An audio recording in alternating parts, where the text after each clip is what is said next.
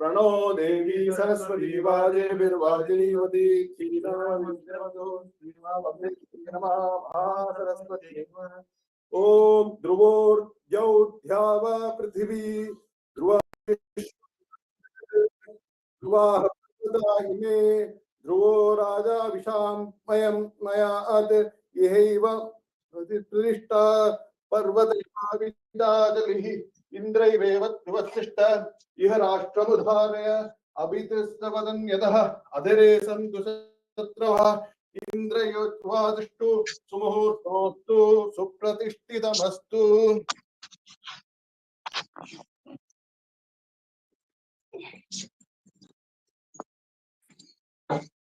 प्रातरग्निं प्रातरिन्द्रकं हवामहे प्रातर्मित्रावरुणा प्रातर्श्वा प्रातर्भगं भूषणं ब्रह्मणस्पतिं सोममुदरुद्रकं हुवेम प्रातर्चिरम्भकमुग्रकं हुवेम वयं पुत्रमदिदेव्यो विधत्ता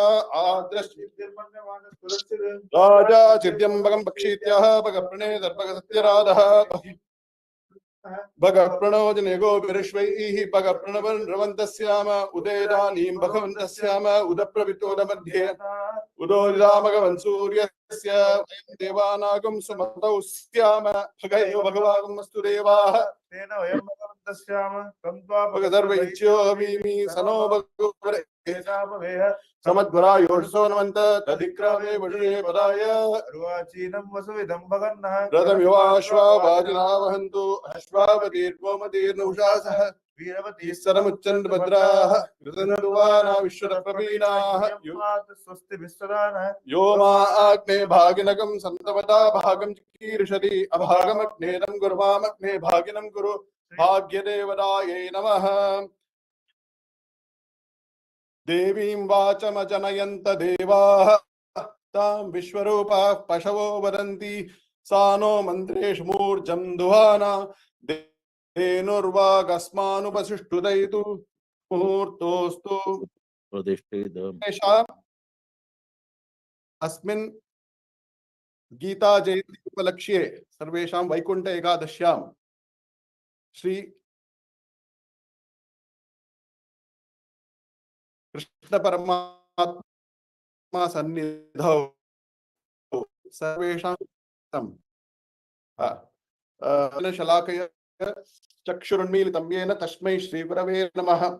महादेव समारम्भां शंकराचार्य मध्यमाम् अस्मदाचार्यपर्यन्तां वन्दे गुरुपरम्पराम्। अस्मत्सद्गुरुचरणारविन्दाभ्यां नमः। अपार करुणा सिन्धुं ज्ञानदं शान्तरूपिणं श्रीचन्द्रशेखर गुरुं प्रणमामि मुदानु। भारती करुणापात्रं भारती पदभूषणं भारती परमारूढं भारती तीर्थमाश्रये।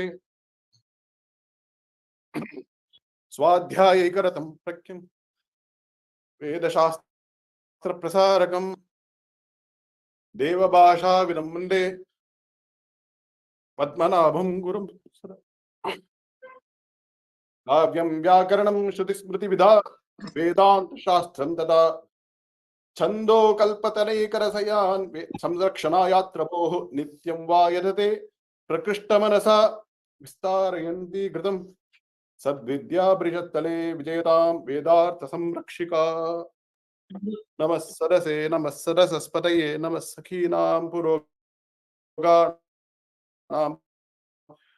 चक्षुषे नमो दिवे नमः पृथिव्यै ओम सर्वेभ्यो नमो नमः। எல்லாருக்கும் வணக்கம், सबको स्वागत, welcome to one and all on this very auspicious Vaikuntha Ekadashi occasion, on this very auspicious Shrimad-Bhagavad-Gita Jayanthi. Last 4 decades we have been conducting as SADVIDYA PRATISHTANAM, we have been conducting Akhanda Gita Parayanam.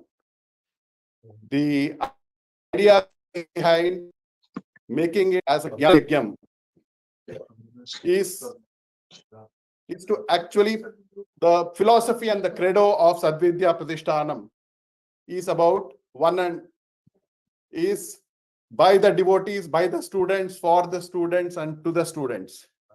So while we are looking at various experts and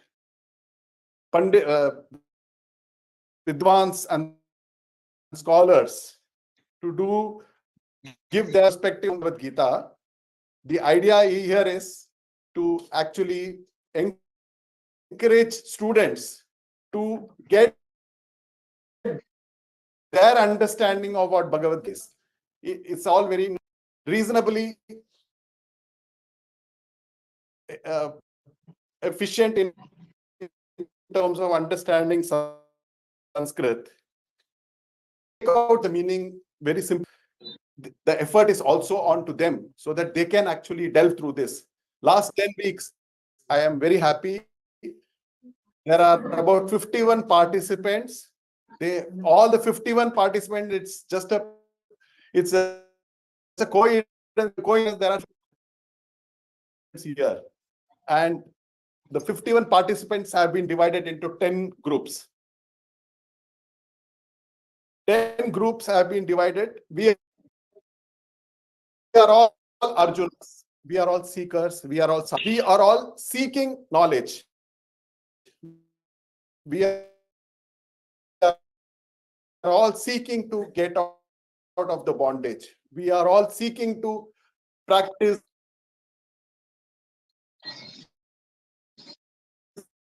into 10 groups.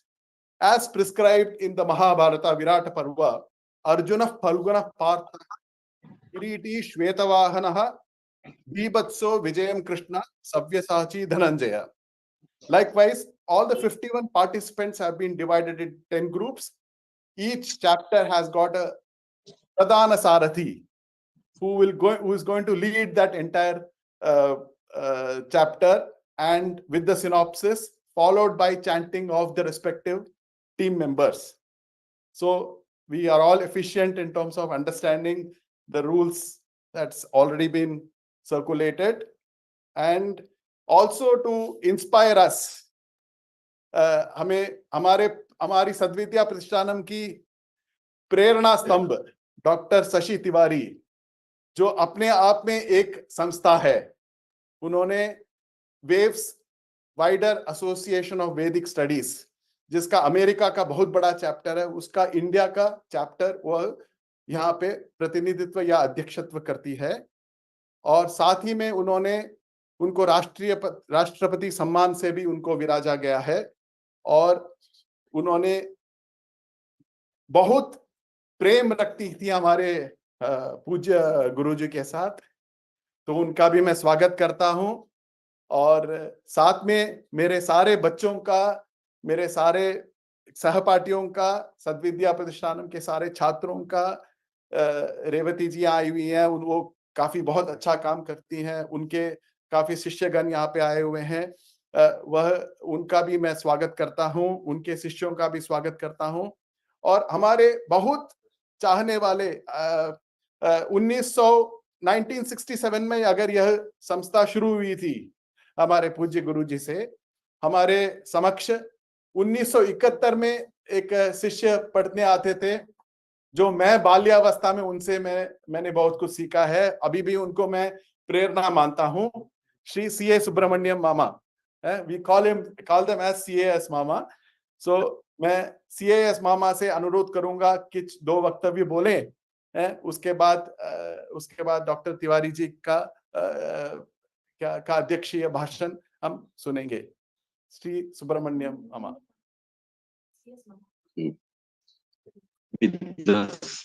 विद्वचनेः विराजिते अस्मिन् सदसि अहं यथा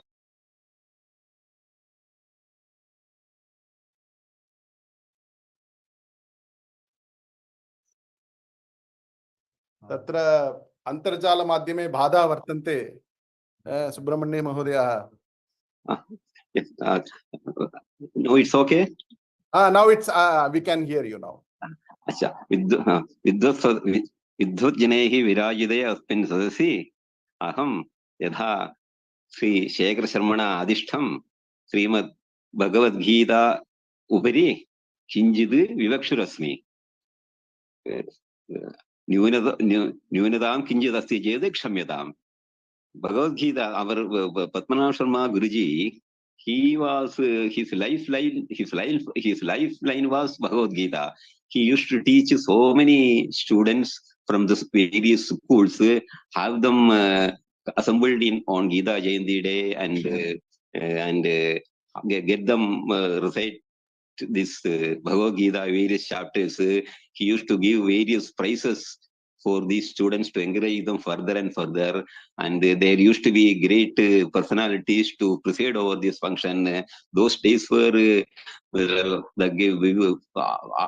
we disciples to him were eagerly waiting for this day to enjoy that, to drink that nectar of Gita Rasam flowing from the mouths of his various shishyas, and so many days went away like that. No, Gita was to say is that is Gita is primarily, we can say from the first sloka itself, there is Dharma Kshetre, Guru Kshetre, Samaveda, Yusaha, Mamaka, Pandava, Sheva, Kima, Kurvata, Sanjaya, that Dhritarashtra asked. Dhritarashtra means Rashtram Ve Bharaha, it says in Vedas. There is also this Rashtra is also called Bharaha, that is its weight also there. So Dhritarashtra is a weight. Why he said what he asked his question is Dharma Kshetre, Guru Kshetre. Kshetram, our body is called one Kshetram. In the Kshetram, Dharma is that measuring road for one's Nishrayasam, Shreyas. So he asked Mamagaha Pandava Sheva. Mamagaha means my sons. That is, he has got that attachment for so many his sons and his country, etc.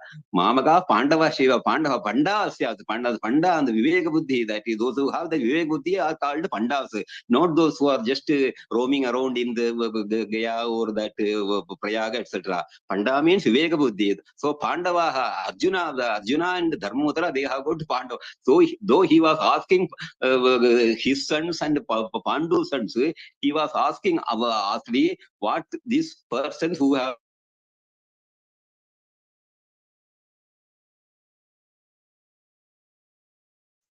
mind and those who are having that Vivek Buddhi. So the entire Bhagavad Gita is concerning with this only, how to get out of this attachment to various worldly things, because we came alone and we'll go alone also. We should not entirely get entangled in more and more karmas. We have been coming through so many innumerable anadividya vasanya aneka we have been taking so many births in order, and this is the best time for us to This meeting is being recorded. The Bhagavad Vijnanam and you have to understand Bhagavad Gita, and Gita has given three options, that is Karma Yoga, those who are worldly attached initially, then go to Bhakti Yoga, then Jnana Yoga. All those, most of you are already aware of all these things. I don't want to take more and more time by speaking on it.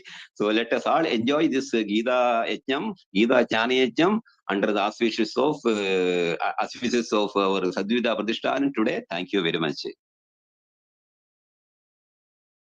धन्यवादः सुब्रह्मण्य महोदय सुदिनं भवतः।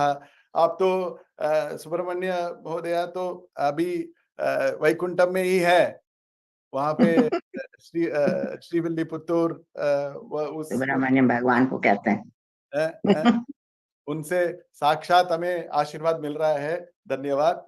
और अभी हमारे समक्ष doctor शशि तिवारी, जो हमारे बहुत परम घनिष्ठ मार्गदर्शी हैं और संस्कृत और वेद के संदर्भ में, वेद के क्षेत्र में वह सुपरिचित हैं। उनके मार्गदर्शन से मैं बहुत कुछ सीखता रहता हूं। हफ्ते में एक दिन मैं उनसे बात करके कुछ ना कुछ सीख ही लेता हूं उनसे। तो मैं डॉक्टर तिवारी जी से प्रार्थना करूंगा कि वह अंग्रेजी, इंग्लिश एंड हिंदी में मिक्स करके अपना प्रेरणा वक्तव्य दे दें। डॉक्टर तिवारी, नमो नमः। गुरुर् ब्रह्मा गुरुर्विष्णु गुरुर्देवो महेश्वरः गुरुर् साक्षात् परब्रह्म तस्मै श्री गुरुवे नमः। श्री गुरुभ्यो नमः। सर्वेभ्यो नमो नमः। सद्विद्या प्रतिष्ठानस्य माननीय अध्यक्ष महोदया श्री शेखर शर्मा महाभागा, अत्र उपस्थिताः सर्वे छात्राः, सम्मान्याः अतिथिश्च, सर्वप्रथमं भवतीभ्यः मम अभिवादनम् अभिनंदनम. Welcome to all who are present here on the occasion of Gita Jayanti celebrations of SADVIDYA Pratishthanam.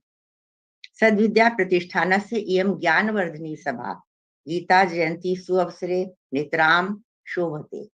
वयं धन्याः ये संस्कृतं पठन्ति, ये संस्कृतं जानन्ति, ये गीतां पठन्ति, ये गीतां गायन्ति, रामायणं जानन्ति. अस्माकम् इमे गौरवग्रन्थाः सन्ति, भारतस्य प्रतिष्ठा सन्ति. तथैव कथ्यते विना वेदं विना गीतां विना रामायणीं कथां विना कविं कालिदासं भारतं भारतं नहि. अपि च अन्यत्रापि उक्तम् एकं शास्त्रं देवकी पुत्र गीतम् एको देवो देवकी पुत्र एव एको मंत्रस्तस्य नामानि चानि कर्माणि चापि अस्य देवस्य सेवा. अतएव गौरवास्पदे गीता शास्त्रमेव अस्ति पठनीयं करणीयम्. इदं गीता शास्त्रं समस्त वेदार्थ सार संग्रह भूतम् अस्ति. इदं तु सर्वोपनिषदो महत् अमृतं विद्यते. गीतायाः महात्म्यं विद्यते यत् स साक्षात् भगवता श्री कृष्णेन उपदिष्टा गीता च. अस्मात् एव कारणात् सा उपनिषद इति संज्ञाम् अपि विधीयते. धर्मक्षेत्रे कुरुक्षेत्रे समुपस्थितयोः कौरव पाण्डवयोः सेनयोः अन्तराले किं कर्तव्य विमूढस्य कुन्तीपुत्रस्य अर्जुनस्य मोहान्धकारं निरस्य सन्मार्ग प्रवर्तये इदम् आध्यात्म साधकं गीता ज्ञानामृतम्. तथैव अद्यापि समुद्विग्नानां जनानां संताप हारकं भवति. इदं गीता ज्ञानम्. गीता अध्यात्म शास्त्रम् कथ्यते. गीता अस्ति मानव जीवनस्य पथ प्रदर्शका शास्त्रम् यत् सततं सन्मार्गं प्रदर्शयति, उद्विग्नानां जनान् रमयति, जीवनस्य कर्तव्य मार्गम् उपदिशति. एवं च सर्वेषां शास्त्राणां सारभूता नवनीतकल्पा रसदा सुखदा कर्तव्य पथ प्रदर्शिका गीता सुगीता सर्वशास्त्रमयी प्रतिपादिता. गीता अतएव सर्वाणि शास्त्राणि अतिशेते. अस्याः सम्यक् अध्ययने श्रवणे मनने च कृते अन्य शास्त्राणाम् आध्यात्म अध्ययनादिकस्य आवश्यकता न भवति. अतएव कथ्यते गीता सुगीता कर्तव्या कि मन्यैः शास्त्र विस्तरैः या स्वयं पद्मनाभस्य मुख पद्मात् विनिसृतः. सद्विद्या प्रतिष्ठानं गीताया अध्ययने नैकान् जनान् प्रेरयति. अतो इदं यथार्थतः सद्विद्यायाः अधिष्ठानम् अस्ति. अस्य संस्थापकाचार्यः श्रीमन्तः पद्मनाभ शास्त्री वर्यः मम पूज्याः गुरुवराः एव. श्री गीता जयंती महोत्सवे अहं प्रार्थये अस्य प्रगतिः प्रसिद्धिश्च. श्रीमन्तः अध्यक्ष महोदयाः अन्य विद्वांसः च मम धन्यवादार्याः. कुछ शब्द अलग से पद्मनाभ शास्त्री जी के लिए. मुझे उनका स्नेह बहुत अधिक मिलता रहा. I got affection all the time. Whenever I will visit Bharati Vidya Bhavan, he will know and he will call me. And he has started Gita Pariksha in my college through me from the last 20-25 years. Whenever there is a competition, he will call me. When there is a celebration, he will call me and make me guest of the school. And so it was a nice meeting and learning process whenever I was with him, with Guruji. We used to say Shastriji to him at that time. So it is a pleasant memory at this moment. And Gita Jayanti is a very great celebration. Today, Gita was given to Arjun on the first day of Kaurav Pandava's battlefield. It was the first day of battle, and it was the day when Gita was sang by Shri Krishna Bhagwan. One thing you must be knowing, and I will even repeat it, that in Gita, everywhere Shri Bhagwan was, it is written. While in Mahabharata, he is called Shri Krishna was, but in Gita, it is Shri Bhagwan was. And because of this, it is called a Upanishad, because Upanishad is Ved mantra, are those which are revealed by rishis, which are revealed by God himself. Brahma, so that is the reason Gita has the recognition of a Upanishad, as well as its shlokas are called mantras also. It is very interesting and notable thing that its shlokas are called mantras because they are revealed by Bhagwan Shri Krishna. So this is very important point I wish to discuss here. And secondly, I noticed that why it is so important, Gita is so important. You will see that everywhere Shri Krishna says that it is Dharma Yuddha, Dharma Yuddha, Dharma Sangram, Dharma युद्ध तो कह ही रहे हैं वो, धर्म संवाद भी कह रहे हैं, और अर्जुन अपने को धर्म विमूढ़ चेता कह रहा है। और शुरू अभी सुब्रमण्यम जी ने सुनाया, धर्म क्षेत्र कुरुक्षेत्र से हो रहा है, कुरुक्षेत्र को भी धर्म क्षेत्र कहा जा रहा है। तो सर्वत्र धर्म की चर्चा हो रही है, और विष्णु का अगर अवतार है भगवान श्री कृष्ण, तो उनका अवतार का उद्देश्य क्या है? उन्होंने स्वयं गीता में कहा, यदा यदा ही धर्मस्य ग्लानिर्भवति भारत अभ्युत्थानम अधर्मस्य तदात्मानं सृजाम्यहम् परित्राणाय साधूनां विनाशाय च दुष्कृतां धर्म संस्थापनार्थाय संभवामि युगे युगे. Then again he says dharma संस्थापनार्थाय. So धर्म is a sustaining aspect जो दुनिया को बचाता है, बिगड़ती हुई चीजों को ठीक करता है. तो भगवान ने धर्म का उपदेश देने के लिए गीता को माध्यम बनाया. ये धर्म हम सब लोगों के लिए द्वापर युग में ये उपदेश दिया गया, लेकिन कलयुग में हम सब मनुष्यों पर ये लागू होता है, हमें उसका पालन करना होता है. और जैसा कि बताया गया अभी थोड़ी देर पहले हमारे विद्वान वक्ता के द्वारा कि कर्म करने का उपदेश दिया गया, निष्काम कर्म योग का उपदेश. तो आज बच्चों के द्वारा और सभी भक्तों के द्वारा और साधुओं के द्वारा और प्रतिष्ठान से संपर्क में रहने वाले सब लोगों के द्वारा गीता का पारायण होगा, और पहले भी होता रहा, मुझे पता लगा. और बहुत सुंदर तरीके से शेखर शर्मा जी ने उसको बांटा है, वर्गों में बांटा है, फिर अध्यायों में बांटा है, और अभी उसका यहाँ पर लोग उसको प्रस्तुत करेंगे, तो हम सब उसको सुनेंगे और उससे लाभ प्राप्त करेंगे. इन्हीं शब्दों के साथ मैं अपनी बात को समाप्त करती हूँ और आप सबको अभिवादन करती हूँ. नमस्ते. धन्यवादाः कृतकृतार्थः वयं सर्वे. धन्यवादाः doctor Tiwari. Now we are exactly dot on time, so we will begin with the Gita chanting. We will start, as you all know, we will start with the Gita Dhyana Shloka, and each chapter will be preceded by a synopsis by that particular group for 3 minutes. Your voice is very slow. Very slow. Yeah, is it clear now? Now it is clear. So please keep. Yes. No. So we will have those specific groups to actually do the synopsis and the vyakhyan, followed by the chanting. So we will begin with the Gita Dhyana Shloka, Shrimad-Bhagavad-Gita Dhyana Shloka by Kumari Isha. Shekhar ji, should we not have a proper sankalpam also for starting this Gita? Yes, you can start. You can start. Yes.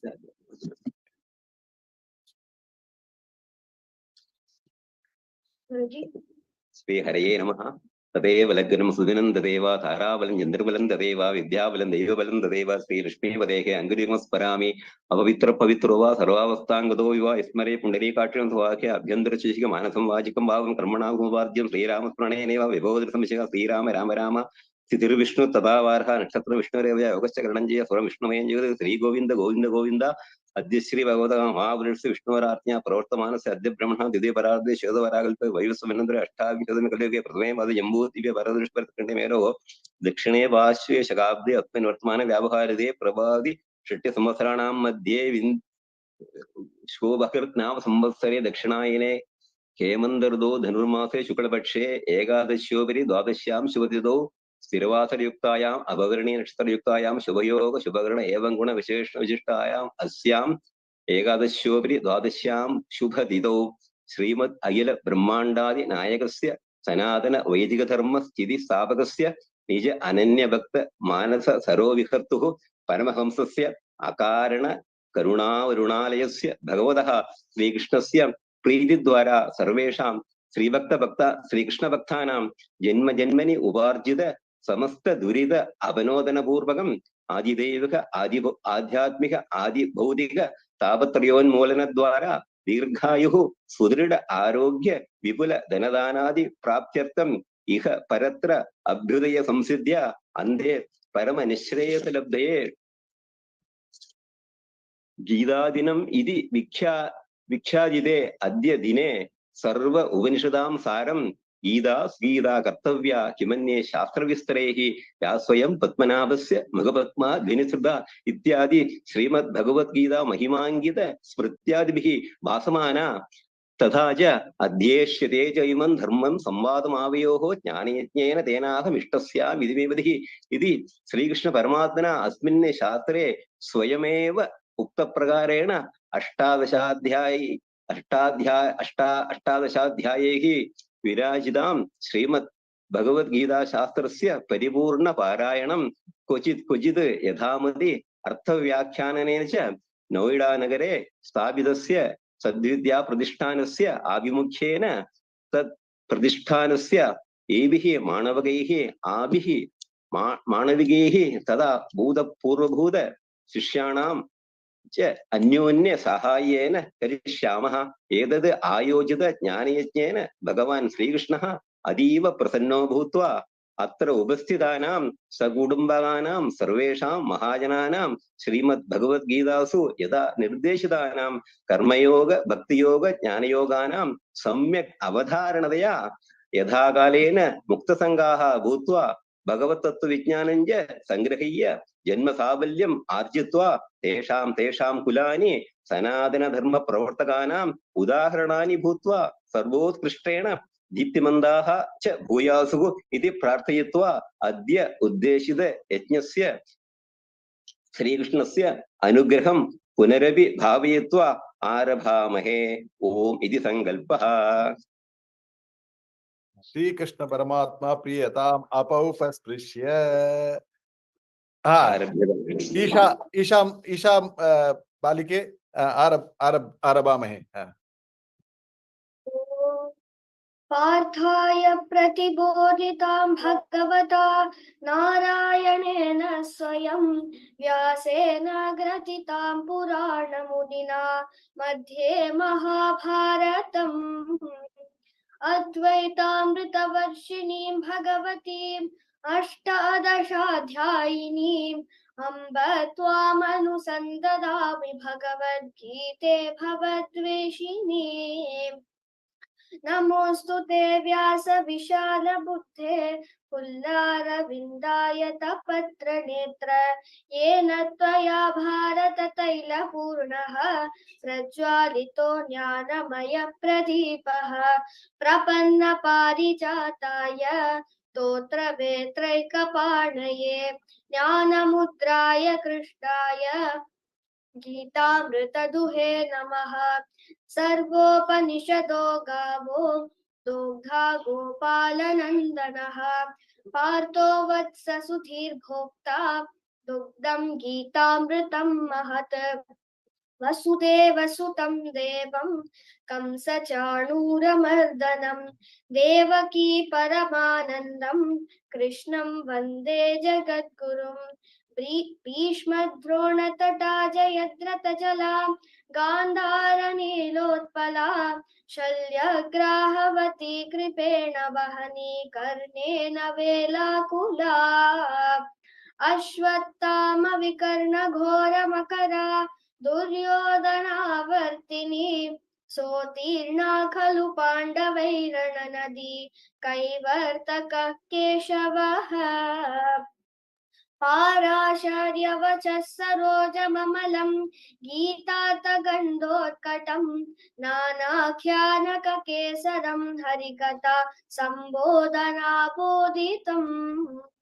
लोके सज्जन षट्पदैरहरहः पेपीयमानं मुदा भूयात् भारत पङ्कजं कलिमल प्रध्वंसिन श्रेयसे मूकं करोति वाचालं पङ्गुं लङ्घयते गिरिं यत्कृपातमहं वन्दे परमानन्दमाधवम् यं ब्रह्मा वरुणेन्द्ररुद्रमरुतः स्तुन्वन्ति दिव्यैस्तवैः वेदैः साङ्गपदक्रमोपनिषदैः गायन्ति यं सामगाः ध्यानावस्थित तद्गतेन मनसा पश्यन्ति यं योगिनो यस्यां तन्न विदुः सुरासुरगणा देवाय तस्मै नमः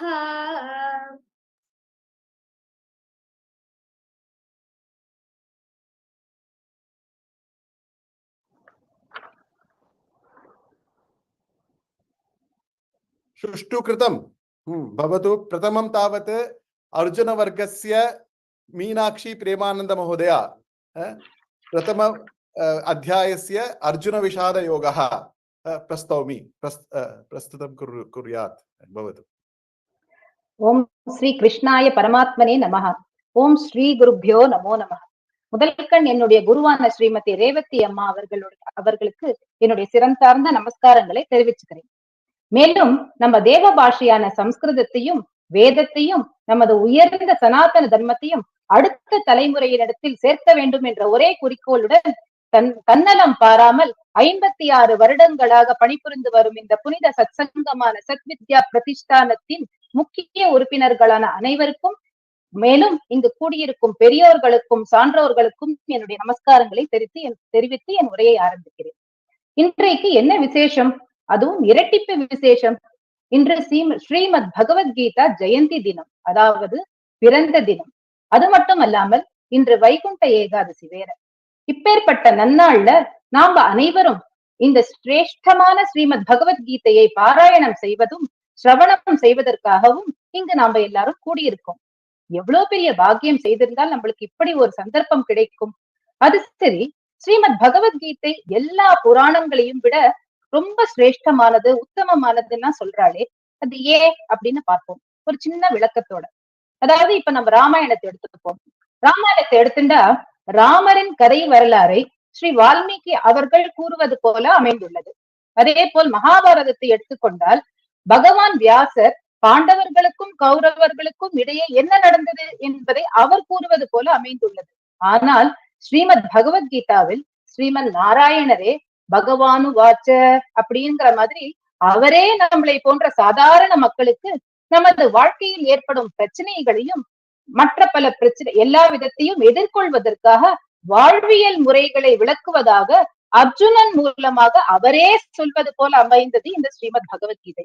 அப்படி இருக்க அது மிகவும் சிரேஷ்டம் தானே. இந்த ஸ்ரீமத் பகவத்கீதை வேதத்தின் சாரமாகும். இதில் ஸ்ரீ கிருஷ்ணருக்கும் அர்ஜுனருக்கும் இடையே நடக்கும் சம்பாஷணையாக 700 ஸ்லோகங்கள் அடங்கிய 18 அத்தியாயங்கள் உள்ளது. இதை நாம இப்போ ஒரு அத்தியாயமா பார்க்க போறோம். முதல் அத்தியாயம், அதாவது அர்ஜுன விஷாத யோகம். விஷாதம் அப்படின்னா என்னன்னா சோகம், கவலை, துயரம், அந்த துயரத்தினால் ஏற்படும் ஒரு குழப்பம் அப்படின்னு பொருள் வைத்துக் கொள்ளலாம். அப்போ அர்ஜுனனுக்கு ஏன் சோகம் ஏற்பட்டது, என்ன குழப்பம் அவருக்கு ஏற்பட்டது அப்படின்னு நம்ம பார்க்க போறோம் இந்த அத்தியாயத்துல. இந்த அத்தியாயத்துல மொத்தமா 47 ஸ்லோகம் இருக்கு.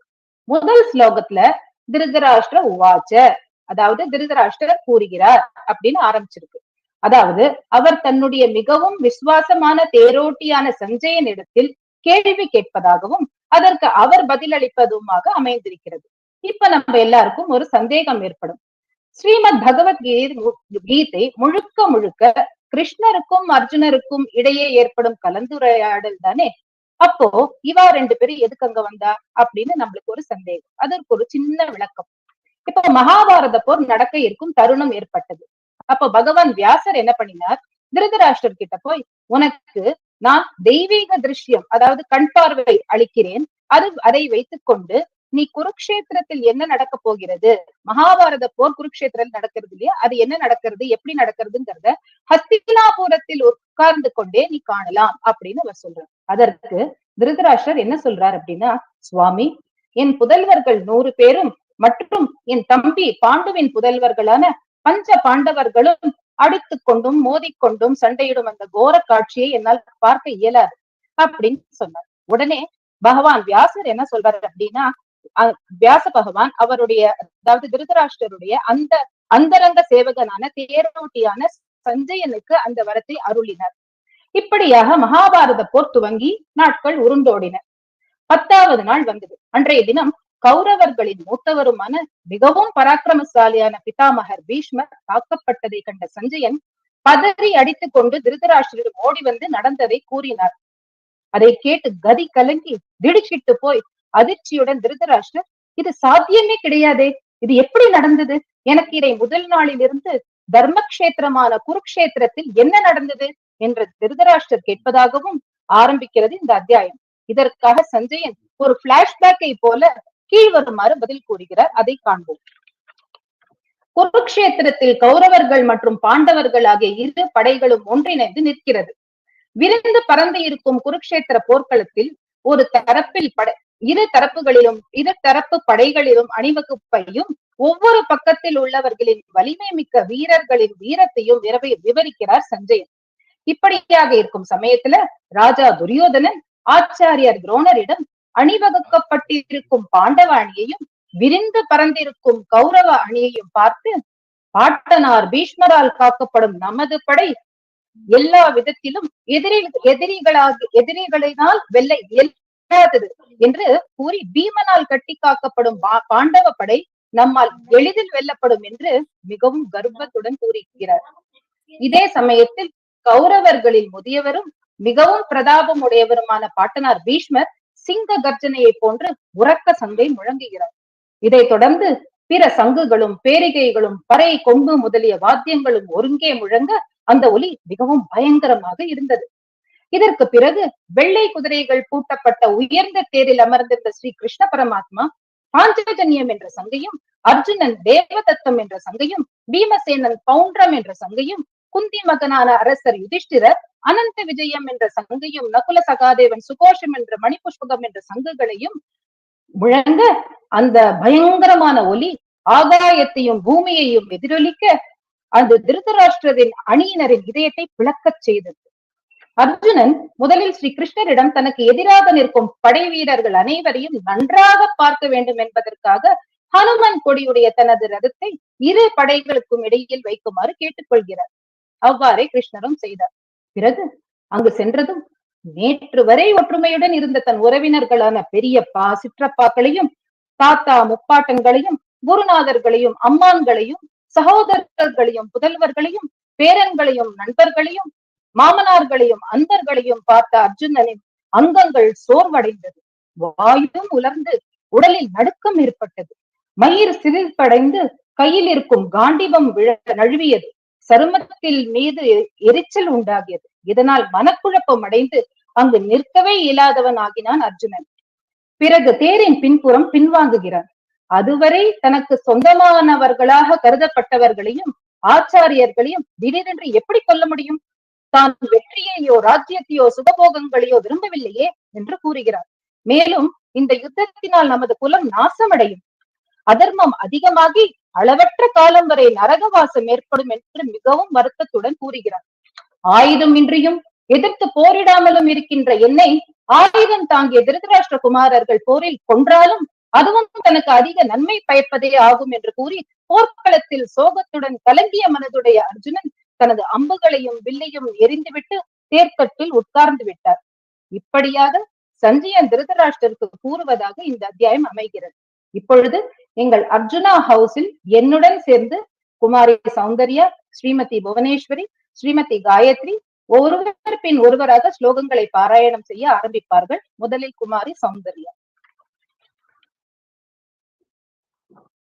ॐ पूर्णमदः पूर्णमिदं पूर्णात् पूर्णमुदच्यते पूर्णस्य पूर्णमादाय पूर्णमेवावशिष्यते वसुदेवसुतं देवं कंसचाणूरमर्दनं देवकी परमानन्दं कृष्णं वन्दे जगद्गुरुं नारायणं नमस्कृत्य नरं चैव नरोत्तमं देवीं सरस्वतीं व्यासं उदयमुदीरयेत्। ॐ श्री परमात्मने नमः। अथ प्रथमोऽध्यायः अर्जुन विषादयोगः। धृतराष्ट्र उवाच धर्मक्षेत्रे कुरुक्षेत्रे समवेतायुयुत्सवः मामकाः पाण्डवाश्चैव किमकुर्वत सञ्जय धर्मक्षेत्रे कुरुक्षेत्रे समवेतायुयुत्सवः मामकाः पाण्डवाश्चैव किमकुर्वत सञ्जय सञ्जय उवाच दृष्ट्वा तु पाण्डवानीकं व्यूढं दुर्योधनस्तदा आचार्यमुपसङ्गम्य राजा वचनमब्रवीत् पश्यैतां पाण्डुपुत्राणाम् आचार्यमहतीं चमुं व्यूढां द्रुपदपुत्रेण तव शिष्येन धीमता अत्र शूरा महेश्वासा भीमार्जुनसमायुधि युयुधानो विराटश्च द्रुपदश्च महारथः धृष्टकेतुश्चेकितानः काशीराजश्च वीर्यवान् पुरुजित् कुन्तिभोजश्च शैब्यश्च नरपुङ्गवः युधामन्युश्च विक्रान्त उत्तमौजाश्च वीर्यवान् सौभद्रो द्रौपदेयाश्च सर्व एव महारथाः अस्माकं तु विशिष्टाये तान्निबोधद्विजोत्तम नायका मम सैन्यस्य संज्ञार्थं तान् ब्रवीमि ते भवान् भीष्मश्च कर्णश्च कृपश्च समितिञ्जयः अश्वत्थामा विकर्णश्च सौमदत्तिस्तथैव च अन्ये च बहवः शूरा मदर्थे त्यक्तजीविताः नानाशस्त्रप्रहरणाः सर्वे युद्धविशारदाः अपर्याप्तं तदस्माकं बलं भीष्माभिरक्षितं पर्याप्तं त्विदमेतेषां बलं भीमाभिरक्षितम् अनयेषु च सर्वेषु यथा भागम् अवस्थिताः भीष्ममेवाभिरक्षन्तु भवन्तः सर्व एव हि तस्य सञ्जनयन् हर्षं कुरु वृद्धः पितामहः सिंहनादं विनद्योच्चैः शङ्खं दद्मौ प्रतापवान् ततः शङ्खाश्च भैर्यश्च पणव आणक गोमुखाः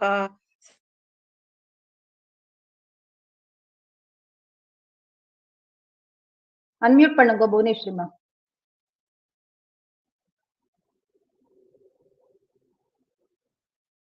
சௌந்தர்யா. ततः शङ्खाश्च भैर्यश्च पणवानक गोमुखाः सहसैवाभ्यहन्यन्त स शब्दः तुमुल अभवत् ततः श्वेतैर्हयैर्युक्ते महति स्यन्दने स्थितौ माधवः पाण्डवश्चैव दिव्यौ शङ्खौ प्रदध्मतुः पाञ्चजन्यं हृषीकेशः देवदत्तं धनञ्जयः पौण्ड्रं दद्मौ महाशङ्खं भीमकर्मा वृकोदरः अनन्तविजयं राजा कुन्तीपुत्रो युधिष्ठिरः नकुलः सहदेवश्च सुघोषमणिपुष्पकौ काश्यश्च परमेश्वासः शिखण्डी च महारथः धृष्टद्युम्नो विराटश्च सात्यकिश्च अपराजितः द्रुपदो द्रौपदेयाश्च सर्वशः पृथिवीपते सौभद्रश्च महाबाहुः शङ्खान् दद्मौ पृथक् पृथक् सघोषो धार्तराष्ट्राणां हृदयानि व्यदारयत् नभश्च पृथिवीं चैव तुमुलः व्यनुनादयन् अथ व्यवस्थितान् दृष्ट्वा धार्तराष्ट्रान् कपिध्वजः प्रवृत्ते शस्त्रसम्पाते धनुरुद्यम्य पाण्डवः ऋषिकेशं तदा वाक्यम् इदमाह महीपते अर्जुन उवाच सेनयोरुभयोर्मध्ये रथं स्थापय मे अच्युत यावदेतान् निरीक्षेऽहं योद्धुकामान् अवस्थितान् कैर्मया सह योद्धव्यम् अस्मिन् रणसमुद्यमे योत्स्यमानानवेक्षेऽहं ययेतेऽत्र समागताः धार्तराष्ट्रस्य दुर्बुद्धेः युद्धे प्रियचिकीर्षवः संजय उवाच एवमुक्तो हृषीकेशः गुडाकेशेन भारत सेनयोरुभयोर्मध्ये स्थापयित्वा रथोत्तमम्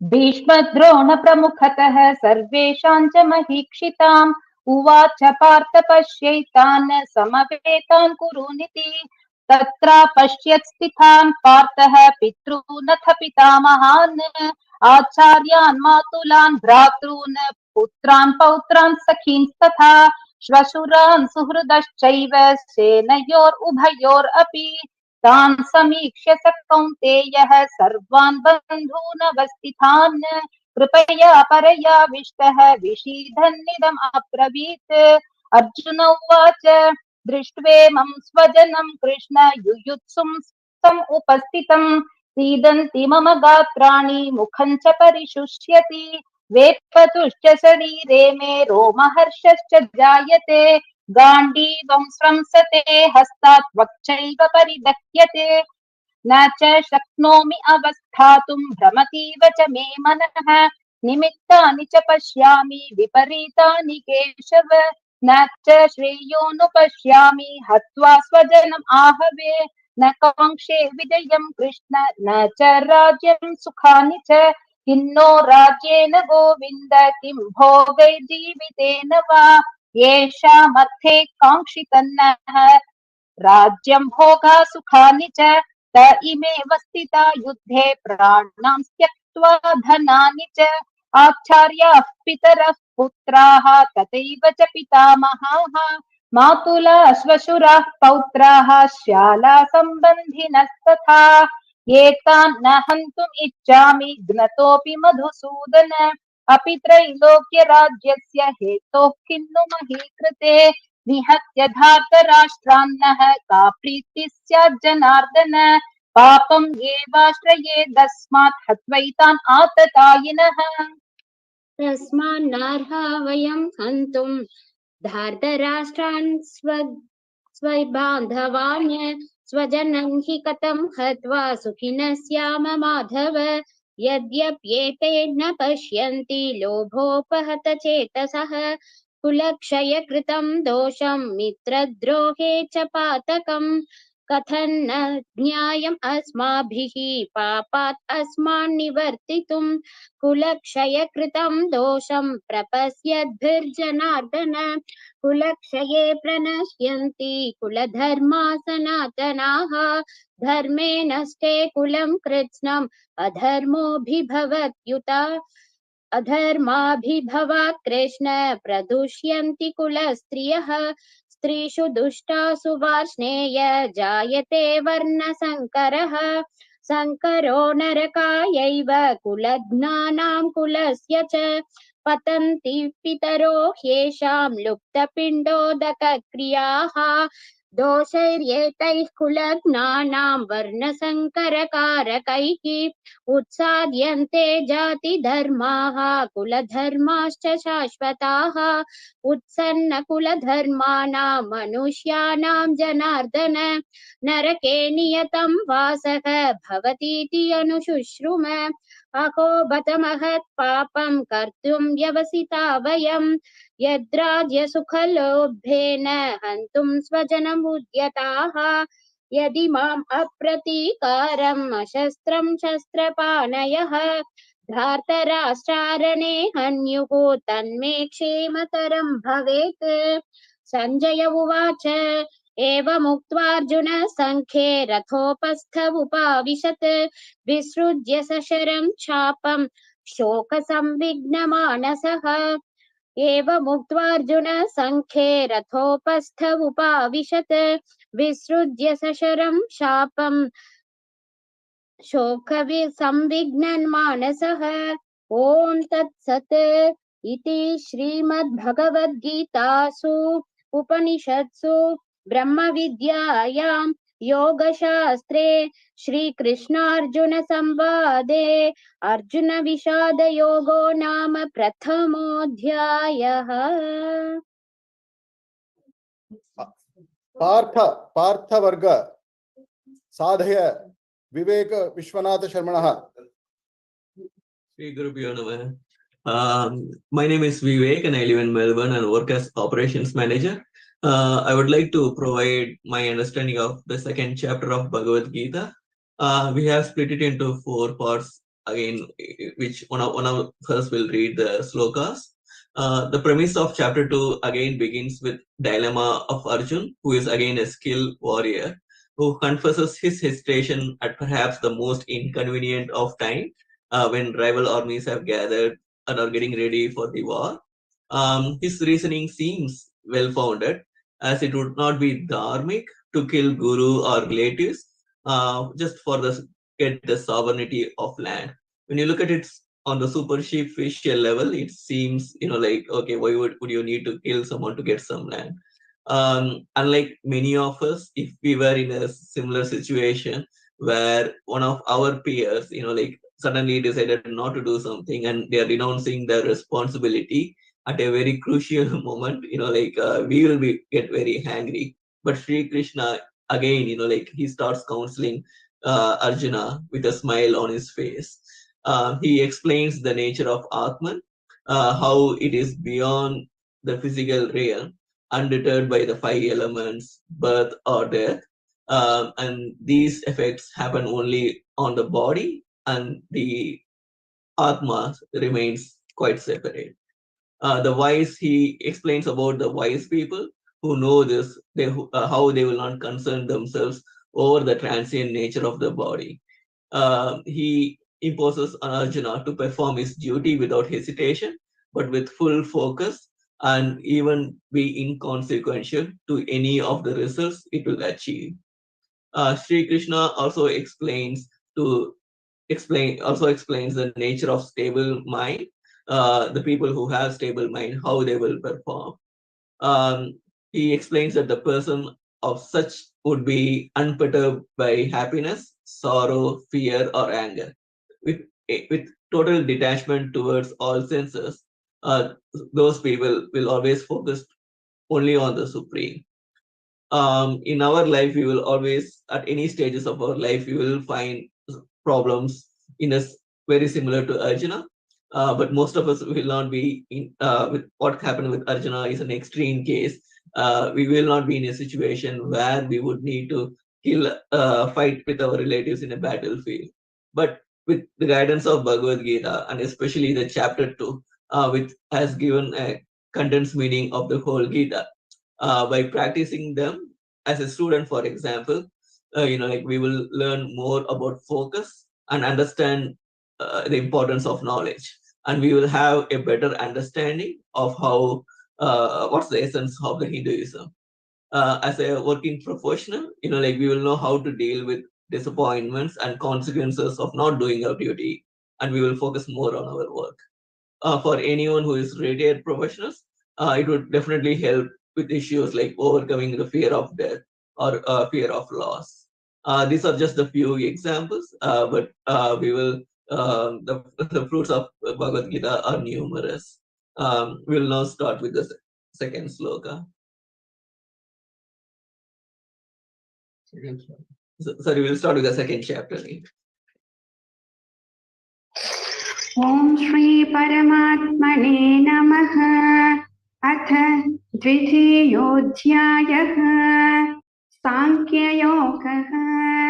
सञ्जय उवाच तं तथा कृपयाविष्टम् अश्रुतो नाकुलेक्षणम् विषेधन्तमिदं वाक्यम् उवाच मधुसूदनः श्रीभगवानुवाच कुतस्माकश्मलमिदं विषमे समुपस्थितम् अनार्यजुष्टमस्वर्ग्यम् अकीर्तिकरमर्जुन क्लैप्यं मास्मगमः पार्थ नैतत्त्वय्युपपद्यते क्षुद्रं हृदय दौर्बल्यं त्यक्त्वोत्तिष्ठ परं तप अर्जुन उवाच कथं भीष्ममहं संख्ये द्रोणं च मधुसूदन इषुभिः प्रतियोत्स्यामि पूज्यार्हा परिसूदन गुरून् हत्वा हि महानुभावान् श्रेयो भोक्तुं वैश्यमभीकलोके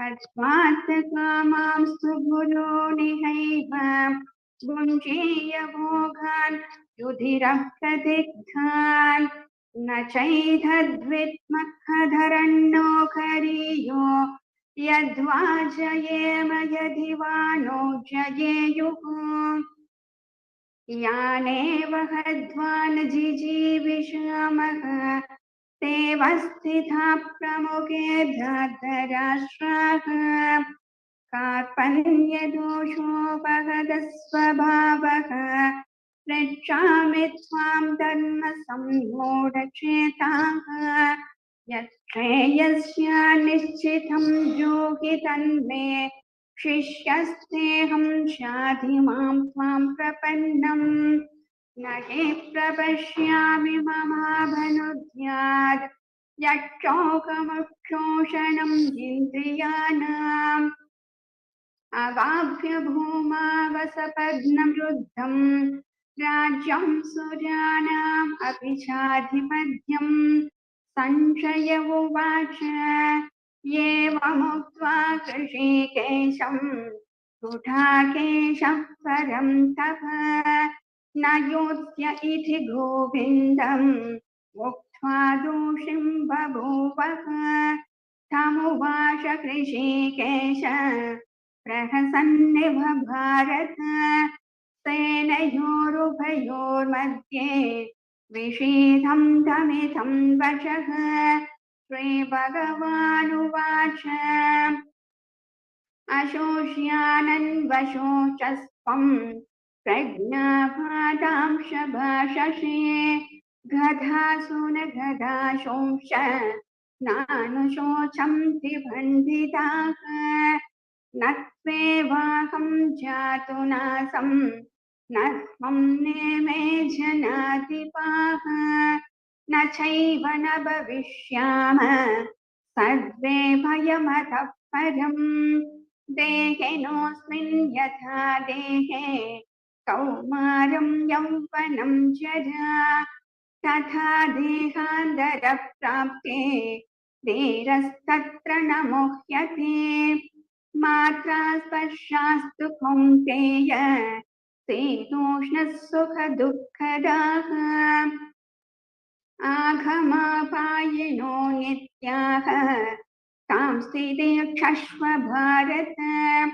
यं हि न व्यधयन्त्येते पुरुषं पुरुषर्षभ समदुःखसुखं धीरं सोऽमृतत्वाय कल्पते नासतो विद्यते भावो नाभावो विद्यते सतः उभयोरपि दृष्टोऽन्तः वनयो तत्त्वदर्शिभिः अविनाशि तु तद्विद्धि येन सर्वमिदं ततं विनाशमव्ययस्यास्य न कश्चित् कर्तुमर्हति अन्तवन्त इमे देहा नित्यस्योक्ता शरीरिणः अनाशिनो प्रमेयस्य तस्माद्युध्यस्व भारत ययेनं वेत्ति हन्तारं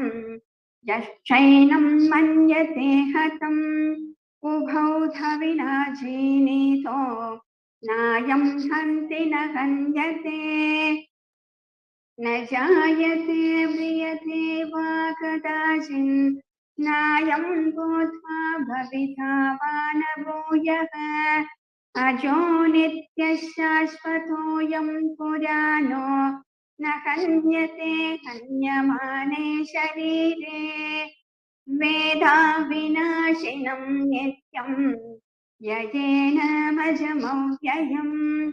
कथं सम्पुरुषः पार्थ कं घातयति हन्तिकम् वासांसि जीर्णानि यथा विहाय नवानि गृह्णाति नरोपराणि तथा शरीराणि विहाय जीर्णानि अन्यानि संयाति नवानि देहि नैनं चिन्तन्ति शस्त्राणि नैनं दहति भावकः न चैनं क्लेदयन्त्यापो न शोषयति मारुतः अच्छेद्योऽयमताह्योऽयम् अक्लेद्यो शोष्य एव च नित्यः सर्वगतस्थानो रक्षोलोऽयं सनातनः अव्यक्तोऽयमचिन्त्योऽयम् अविकार्योऽयमुच्यते तस्मादेवं विदित्वैनं नानुशोचितुमर्हसि अथ चैनं नित्यजातं नित्यं वा मन्यसे मृतं तथा वित्वं महाबाहो नैवं शोचितुमर्हसि जातस्य हि ध्रुवो मृत्यो ध्रुवं जन्म मृतस्य च तस्मादपरिहार्येते न त्वं शोचितुमर्हसि अव्यक्तादीनि भूतानि व्यक्तमध्यानि भारत अव्यक्तानि धनान्येव तत्र का परिदेवना आश्चर्यवत् पश्यति कश्चिदेनम् आश्चर्यवत् वदति तदैव चान्यः आश्चर्यवश्चैनमन्यः शृणोति श्रुत्वाप्येनं वेद नश्चैव कश्चित् देहे नित्यमवध्योऽयं देहे सर्वस्य भारत तस्मात् सर्वाणि भूतानि न त्वं शोचितुमर्हसि स्वधर्ममपि चावेक्षण विकम्पितुमर्हसि धर्मायादि युद्धो श्रेयो अन्यक्षत्रियस्य न विद्यते यदुच्छया चोपपन्नं स्वर्गद्वाराम् अपावृतं सुखिनः क्षत्रिया पार्थ लभन्ते युद्धमीदृशम् अत चेत्त्वामिमं धर्म्यं संग्राम न करिष्यसि ततः स्वधर्मकीर्तिं च हित्वा पापम् अवाप्स्यसि अकीर्तिं चापि भूतानि कथयिष्यन्ति ते व्ययाम् सम्भावितस्य चाकीर्तिं मरणादतिरिच्यते भयाद्रणदुपरन्तं मत्स्यन्ते त्वां महारथाः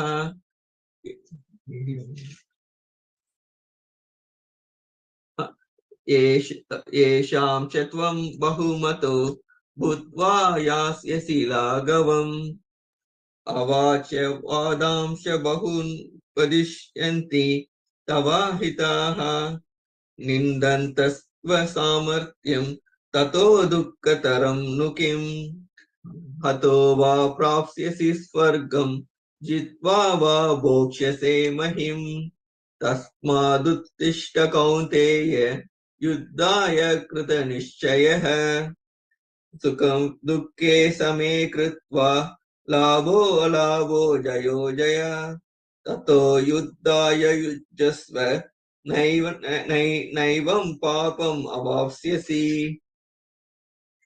एषा ते विता साङ्ख्ये बुद्धिर्योगे त्विमां शृणु बुद्धया युक्तो यया पार्थ कर्मबन्धं प्रहास्यसि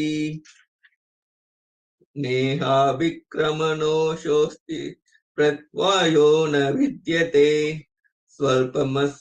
स्वल्पमप्यस्य धर्मस्य त्रायते महतो भयात् व्यवसायात्मिका बुद्धिः केह कुरु नन्दनः बहुशाखाह्यानाश्च बुद्धयो व्यवसायिनाम् यामिमां पुष्पिपदां वाचं प्रवदन्त विपश्चितः वेदवादरतः पार्थ नान्यतस्थितिवादिनः कामात्मानः स्वर्गपरा जन्म कर्म फलप्रदां क्रिया विशेष बहुलां भोगैश्वर्यं गतिं प्रति भोगैश्वर्य प्रगस्तानां तयावकृत चेतसां व्यवसायात्मिक बुद्धिः समादौ न विलीयते त्रयगुणा विषया वेद विस्तरै गुणयो भवार्जुन निर्वर्तवो नित्यसत्त्वस्तो निर्योगक्षेम आत्मवान् यवानर्थ उदवानि सर्वद संबुलुदोदः तवान् सर्वेषु वेदेषु ब्राह्मणस्य विजानद कर्मण्येवाधिकारस्ते मा बलेषु कदाचन मा कर्मबलहेतुर्भूर्मादे संगो अस्तव कर्मणि योगस्थ गुरु कर्माणि संगम त्यावा धनंजय सिद्ध्योः समभूत्वा समत्वं योग उच्यते दुरेण हयवरं गर्भ बुद्धियोगाद्धनञ्जयः बुद्धौ शरणमस्विना कृपाणा बलहेतवः बुद्धियुक्तो जहादीह उव शुकृत दुष्कृते तस्माद् योगाय यद्वस्य योग कर्म सौशलं कर्मजं बुद्धिदाहि बलं त्याग मनीषिणः जन्म बंध विनिर्मुक्ता पदं कच्चन ज्ञानमयं यादे मोहकलिं बुद्धिर्विषयत्रिष्यति तदा गन्धासि निर्वेदं श्रोदत्यस्य स्मृतिस्य श्रुति विप्रतिपन्नादे यदा स्थायस्ति निश्चला समादवाचला बुद्धि तदा योगमाप्यसि स्थितप्रज्ञस्य लक्षणम् अर्जुन उवाच स्थितप्रज्ञस्य का भाषा समाधिस्तस्य केशव स्थितधीः किं प्रभाषेत किमासीत व्रजेत किम् श्रीभगवानुवाच प्रजहाति यदा कामान् सर्वान् पार्थमनोगतान् आत्मन्येवात्मना तुष्टः स्थितप्रज्ञस्तदोच्यते दुःखेष्वनुदिग्मनाः सुखेषु विगतस्पृहः वीतरागभयक्रोधः स्थितधीर्मुनिरुच्यते यः सर्वत्रानभिस्नेहः तत्तत्प्राप्य शुभाशुभं नाभिनन्दति न द्वेष्टि तस्य प्रज्ञा प्रतिष्ठिता यदा संहरते चायं कूर्मोऽङ्गानीव सर्वशः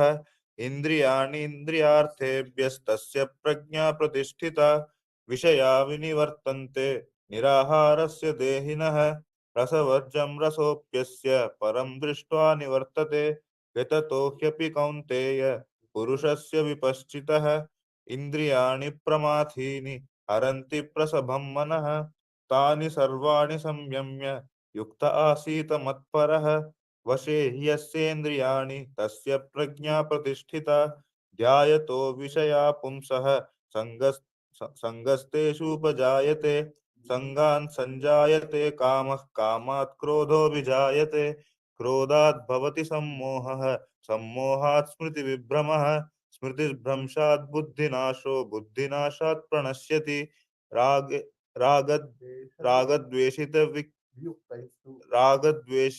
वागद्वेषवियुक्तैस्तु विषयानिन्द्रियैश्चरन् आत्मन्वश्यैर्विधेयात्मा प्रसादमधिगच्छति प्रसादे सर्वदुःखानां हानिरस्योपजायते प्रसन्नचेतसो ह्याशु बुद्धिः पर्यवतिष्ठते नास्ति बुद्धिरयुक्तस्य न चायुक्तस्य भावना न चाभावयतश्शान्तिरशान्तस्य कुतः सुखम् इन्द्रियाणां हि चरतां यन्मनोनुविधीयते तदस्य हरति प्रज्ञा वायुर्नावमिवाम्भसि तस्माद्यस्य महाबाहो निगृहीतानि सर्वशः इन्द्रियाणीन्द्रियार्थेभ्यस्तस्य प्रज्ञा प्रतिष्ठिता या निशा सर्वभूतानां तस्यां जागर्ति संयमी यस्यां जाग्रति भूतानि सा निशा पश्यतो मुनेः आपूर्यमाणमचलप्रतिष्ठं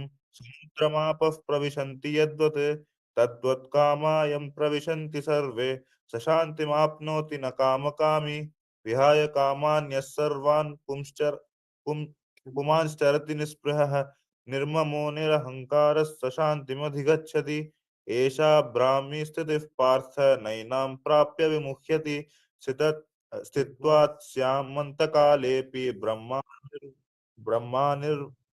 ब्रह्मानिर्वाणमृच्छति एषा ब्राह्मी स्थितिः पार्थ नैनां प्राप्य विमुह्यति स्थित्वास्यामन्तकालेऽपि ब्रह्मानिर्वाणमृच्छति ॐ तत्सदिति श्रीमद्भगवद्गीतासु उपनिषत्सु ब्रह्मविद्यायां योगशास्त्रे श्रीकृष्णार्जुनसंवादे सांख्ययोगो नाम द्वितीयोऽध्यायः। किरीटी वर्गः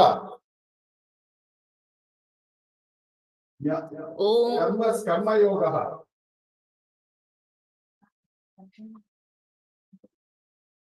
ॐ श्री परमात्मने नमः।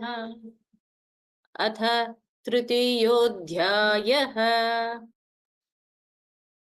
The synopsis, Lakshanya, are you there?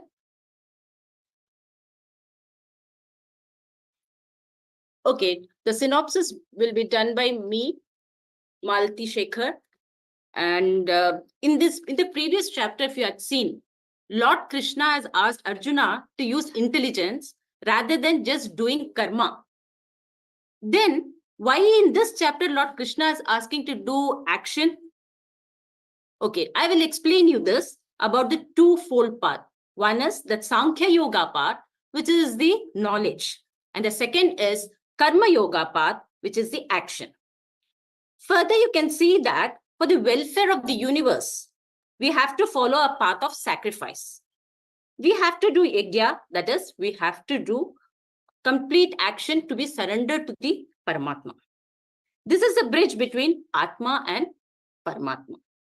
Then let us ask, what is Karma Yoga then? To escape from rebirth, अर्थात आवागमन के चक्र से बचने के लिए हमें कर्म अर्थात कार्य करना बहुत जरूरी होता है। हर व्यक्ति के लिए उसका नियमित कार्य होता है। और अब बताओ कि छात्रों का आजकल बच्चे पढ़ने के बजाय कुछ और चीजों में लग जाते हैं, तो उनका बेसिक कार्य क्या होता है? छात्रों का कार्य होता है मन लगा के पढ़ना, लगन से और निष्ठा के साथ एकाग्रित होके पढ़ना होता है। क्या ये इस प्रकार बच्चे कार्य करते हैं? नहीं। ये संसार का कई डाइवर्शंस है और कई शॉर्टकट। ऊपर से मन चंचल भी है। इसीलिए कृष्णा कहते हैं मनुष्य को अपनी इंद्रियों को वश में रखना बहुत जरूरी है। इंद्रियां क्या क्या है? ये है काम, क्रोध, मोह और लोभ। फल की इच्छा किए बिना हमें अपना कर्म करना बहुत अनिवार्य बन जाता है। यह अवश्य कठिन है, पर असंभव और किए बिना रह नहीं सकते ऐसा कहा नहीं जा सकता। ये हमें तब हो पाएगा जब हम पूरी तरह से समर्पण कर पाएंगे। प्रश्न है, शायद अर्जुन के मन में म्यूटेड है लक्षण्या। सॉरी, शायद अर्जुन के मन में भी मोह था। और I am not able to hear you Lakshanya. We are hearing more. और शायद अर्जुन के मन में अपने प्रति मोह के कारण वो युद्ध नहीं लड़ना चाहते थे। ठीक इसी दुविधा के समाधान कृष्ण अर्जुन को देते हुए कहते हैं, तुम एक क्षत्रिय हो और क्षत्रिय का कार्य निभाना बहुत अनिवार्य है। ये तुम्हारा कार्य है। कर्म करो और परमात्मा को अर्पण कर दो। कर्म, इसके फल के आसक्ति के बिना आपको काम करना बहुत जरूरी हो जाता है। इसीलिए कहा गया है, नेकी करो कुएं में डालो। क्या ये सब कुछ लोग न चाहते हुए भी क्यों इस भ्रम में पड़ जाते हैं? मन मारकर कार्य क्यों करते रहते हैं? अज्ञान ही इसका मूल कारण है। जिस प्रकार धुआं अग्नि को ढक देता है, जब हम हवन करते हैं तो जब अग्नि रहती है लेकिन पूरा घर धुएं से भर जाता है, और वैसे ही धूल आईना को भी ढक लेता है। उसी प्रकार काम, क्रोध, मोह, लोभ जैसे इंद्रियों का विकार हम ना चाहते हुए भी हम गलत कार्य करने में लग जाते हैं। मनुष्य शीघ्र फल प्राप्त करना चाहता है, वो मेहनत नहीं करना चाहता है। ऐसे गलत रास्ते अपनाते अपनाते उसका मन भटक जाता है। भटके मन को नियंत्रित कैसे करना चाहिए? मन को नियंत्रित करने के लिए बुद्धि अर्थात विवेक का सहारा बहुत अनिवार्य हो जाता है। विवेक से इंद्रियों को वश में लाकर नियमित कार्य करना सभी का कर्तव्य बन जाता है, और यह कार्य बिना फल की आसक्ति से संपूर्ण कर और ईश्वर को अर्पण करना बहुत अनिवार्य है। हमारे मार्ग में कौन सा प्रशस्त कर सकता है देह तक पहुंचने के लिए? Lord Krishna says it is a principle nature of the people to follow a leader. आजकल बच्चे फॉलो करते हैं ना, यूट्यूब या इंस्टा में देख के किसी को देख ले हैं कि इसने ऐसा किया वैसा किया, तो वो खुद करना चाहिए। So they take somebody as the leader and then started following them to achieve their goal. But इस सब का डाइवर्शन से कैसे हम अलग बना सकते हैं अपने जीवन को? इसका अध्ययन का जो उद्देश्य ही है, श्री कृष्ण इस अध्याय का उद्देश्य ही श्री कृष्ण अर्जुन के माध्यम से प्रस्तुत करते हैं। प्रकृति is made up of three forces. One is that is the three forces are basically the three gunas: tamas guna, rajas guna and sattva guna. With vivek we have to control our tamas and rajas force, develop our sattva guna and perform the work. Now sincerely we have to perform the work without expecting any fruit out of it, with Shraddha Bhakti. Okay. Now I will give you an example. Lakshanya, can you give an example? Yes. मेरे को एक example अभी मेरे मन में आया। जैसे प्यास का कई परत है, इंद्रिय नाम परत ने आत्मा, मन और बुद्धि के देख रखा है। इस परत से बचने के लिए हम मन और विवेक अर्थात बुद्धि का सहारा लेना चाहिए। इस काम, क्रोध, मोह, लोभ रूपी परत को विवेक से बचकर उन पर नियंत्रण प्रयत्न कर हमें अपने कार्य को संपन्न कर सकते हैं।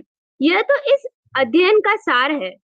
Yeah, it is very correct, child, that ये इस अध्याय का सार ही भक्ति और कार्य से जुड़ा हुआ है। Shall we start the reciting, Lakshanya? Yes. ओम श्री परमात्मने नमः। अथ तृतीयोऽध्यायः। अर्जुन उवाच ज्यायसि चेत् कर्मणस्ते मता बुद्धिर्जनार्दन तत्किं कर्मणि घोरे मां नियोजयसि केशव। व्यामिश्रेणेव वाक्येन बुद्धिं मोहयसीव मे तदेकं वद निश्चित्य येन श्रेयोऽहमाप्नुयाम्। श्री भगवान उवाच लोकेऽस्मिन् द्विविधा निष्ठा पुरा प्रोक्ता मया नघ ज्ञानयोगेन सांख्यानां कर्मयोगेन योगिनां न कर्मणामनारम्भां नैष्कर्म्यं पुरुषोऽश्नुते न च सन्न्यसनादेव सिद्धिं समधिगच्छति। न हि कश्चित् क्षणमपि जातु तिष्ठत्य कर्मकृत् कार्यते ह्यवशः कर्म सर्वप्रकृतिजैर्गुणैः कर्मेन्द्रियाणि संयम्य य आस्ते मनसा स्मरन् इन्द्रियार्थान् विमूढात्मा मिथ्याचार स उच्यते। यस्मिन्द्रियाणि मनसा नियम्यारभतेऽर्जुन कर्मेन्द्रियै कर्मयोगम् असक्तः स विशिष्यते। नियतं कुरु कर्म त्वं कर्म ध्यायोऽख्य कर्मणः शरीरयात्रापि च ते न प्रसिद्ध्यैत्य कर्मणः। यज्ञार्थात् कर्मणो यन्त्र लोकोऽयं कर्म बन्धनः तदर्थं कर्म कौन्तेय मुक्तः सङ्गसमाचर। सह यज्ञा प्रजा सृष्ट्वा पुरोवाच प्रजापतिः अनेन प्रसविष्यद्वम् एष वो स्पृष्ट कामधुक्। देवान् भावयतानेन ते देवा भावयन्तु वः परस्परं भावयन्तः श्रेयः परमवाप्स्यत्। इष्टान् भोगानि वो देवा दास्यन्ते यज्ञभाविताः तैर्दत्तान प्रदानेभ्यो यो भुङ्क्ते स्तेन एव सः। यज्ञशिष्टस्य नः सन्तो मुच्यन्ते सर्वकिल्बिषैः भुञ्जते ते त्वगं पाप ये पचन्त्यात्मकारणात्। अन्नात् भवन्ति भूतानि पर्जन्यादन्न सम्भवः यज्ञात् भवति पर्जन्यो यज्ञकर्म समुद्भवः। कर्म ब्रह्मोद्भवं विद्धि ब्रह्माक्षर समुद्भवम् तस्मात् सर्वगतं ब्रह्म नित्यं यज्ञे प्रतिष्ठितम्। एवं प्रवर्तितं चक्रं नानुवर्तयति हयः अगायुरिन्द्रियो रामो मोघं पार्थ स जीवति। यस्वात्मरतिरेव स्यात् आत्मतृप्तश्च मानवः आत्मन्येव च सन्तुष्टः तस्य कार्यं न विद्यते। नैव तस्य कृतेनार्तो न कृतेनैव कश्चन न चास्य सर्वभूतेषु कश्चिदार्थवपाश्रयः। तस्मादसक्त सततं कार्यं कर्म समाचर असक्तो क्याचरन् कर्म परमाप्नोति पूरुषः। कर्मणैव हि संसिद्धिम् आस्थिता जनकादयः लोकसङ्ग्रहमेवापि सम्पश्यं कर्तुमर्हसि। यज्ञदाचरत्रिश्रेष्ठ तत्तदेवेतरो जनः स यत्प्रमाणं कुरुते लोकस्तदनुवर्तते। न मे पार्थास्ति कर्तव्यं त्रिषु लोकेषु किञ्चन नानवाप्तमवाप्तव्यं वर्त एव च कर्मणि। यदि ह्ययं न वर्तेयं जातु कर्मण्यतन्द्रितः मम वर्त्मानुवर्तन्ते मनुष्याः पार्थ सर्वशः। उत्सीदेयु इमे लोका न कुर्यां कर्म चेदहं शङ्करस्य च कर्ता स्याम् उपमन्यं इमां प्रजा। सक्ता कर्मण्य विद्वांसो यथा कुर्वन्ति भारत कुर्याद् विद्वान् तथा सक्ता त्रिषु लोकेषु किञ्चन। न बुद्धिभेदं जनयेत् अज्ञायां कर्म संगिनां जोषयेत् सर्वकर्माणि विद्वान् युक्त समाचरन्। प्रकृते क्रियमाणानि गुणे कर्माणि सर्वशः अहंकार विमूढात्मा कर्ताहमिति मन्यते। तत्त्ववित्तु महाभागो गुणकर्म विभागयोः गुणागुणेषु वर्तन्ते इति मत्वा न सज्जते। प्रकृते गुणसम्मूढाः सज्जन्ते गुणकर्मसु तान् कृत्स्नविनोन्मन्नान् कृत्स्नविन्न विचालयेत्। मयि सर्वाणि कर्माणि सन्न्यस्यध्यात्मचेतसा निराशीर्निर्ममो भूत्वा युधस्व विगतज्वरः। ये मे मतमिदं नित्यम् अनुतिष्ठन्ति मानवाः श्रद्धावन्तो अनुसूयन्तो मुच्यन्ते तेऽपि कर्मभिः। ये त्वेदभ्यसूयन्तो नानुतिष्ठन्ति मे मतम् सर्वज्ञानविमूढास्तान् विद्धि नष्टान् चेतसः। सदृशं चेष्टते स्वस्याः प्रकृते ज्ञानवान्मपि प्रकृतिं यान्ति भूतानि निग्रहः किं करिष्यति। इन्द्रियस्येन्द्रियस्यार्थे रागद्वेषौ विवस्थितौ तयोर्नवशमागच्छेतौ हास्य परिपन्थिनौ। श्रेयस्वधर्मो विगुणः परधर्मात् स्वनिष्ठितात् स्वधर्मे निधनं श्रेयः परधर्मो भयावहः। अर्जुन उवाच अथ केन प्रयुक्तोऽयम् पापं चरति पूरुषः अनिच्छन्नपि वाष्णेय बलादिविनियोजितः। श्रीभगवानुवाच काम एष क्रोध एष रजोगुणसमुद्भवः महाशनो महापाप्मा विद्येनामिह वैरिणम् धूमेनाव्रियते वह्निः यथादर्शो मलिन च यतोल्बेनावृतो गर्भः तथा तेनेदमावृतम्। आवृतं ज्ञानमेतेन ज्ञानिनो नित्यवैरिणा कामरूपेण कौन्तेय दुष्पुरेणानलेन च इन्द्रियाणि मनोबुद्धिर् अस्याधिष्ठानमुच्यते एतैर्विमोहयत्येष ज्ञानमावृत्य देहिनम्। तस्मात् त्वम् इन्द्रियाण्यादौ नियम्य भरशर्षभ पाप्मानं प्रजाहिक्येनं ज्ञानविज्ञाननाशनम् इन्द्रियाणि पराण्याहुः इन्द्रियेभ्यः परमं मनः मनसस्तु परा बुद्धिर्यो बुद्धे परसस्तु सः। एवं बुद्ध्वे परं बुद्ध्वा संस्तभ्यात्मानमात्मना जय शत्रुं महाबाहो कामरूपं दुरासदम्। ॐ तत्सदिति श्रीमद्भगवद्गीतासु उपनिषत्सु ब्रह्मविद्यायां योगशास्त्रे श्रीकृष्णार्जुन संवादे कर्मयोगो नाम तृतीयोऽध्यायः।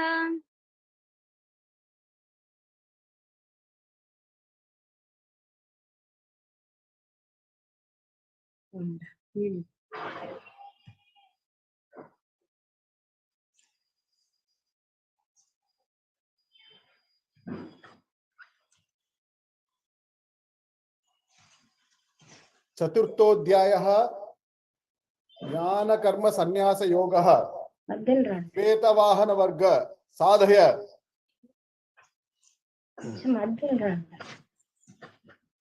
Introduction. The chapter 4 is the continuation of chapter 3, Karma Yoga. Small synopsis.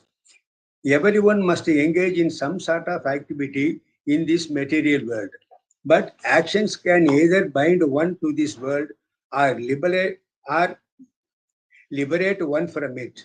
By acting for the pleasure of the Supreme without selfish motives, one can be liberated from the law of karma, action and its outcome, and attain transcendental knowledge of the self and the Supreme. In the fourth chapter, Lord Krishna deals with transcendental knowledge. Transcendental knowledge, the spiritual knowledge of the soul and the God and their relationship, is both purifying and liberating. Such knowledge is the fruit of selfless devotional action, Karma Yoga.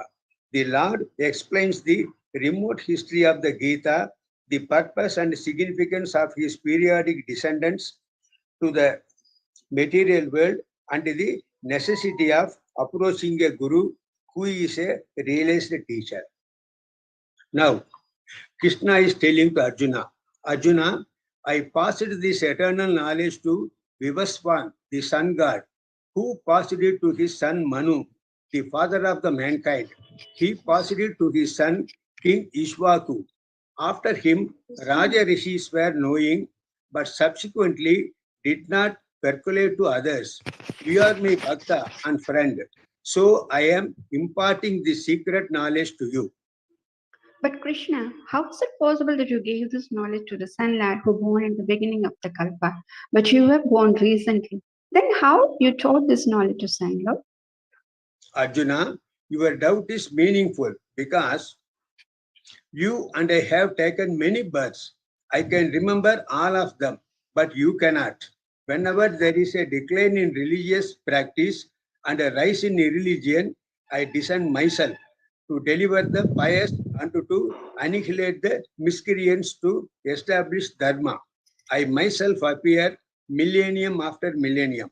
Arjuna, who knows this truth attains me. However, those who desire success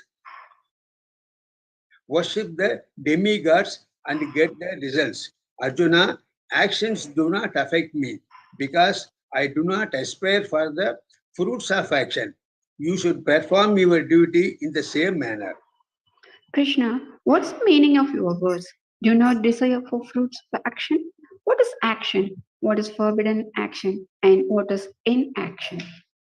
Arjuna, a person who sees inaction in action and action in inaction is a true yogi. One is understood to be in full knowledge, whose every endeavor is devoid of desire for sense gratification.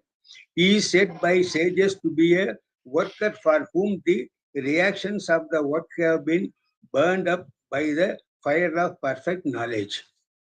But how? The yogi who performs all actions for the welfare of humanity may be seen as doing nothing by those who are materialistic and worldly.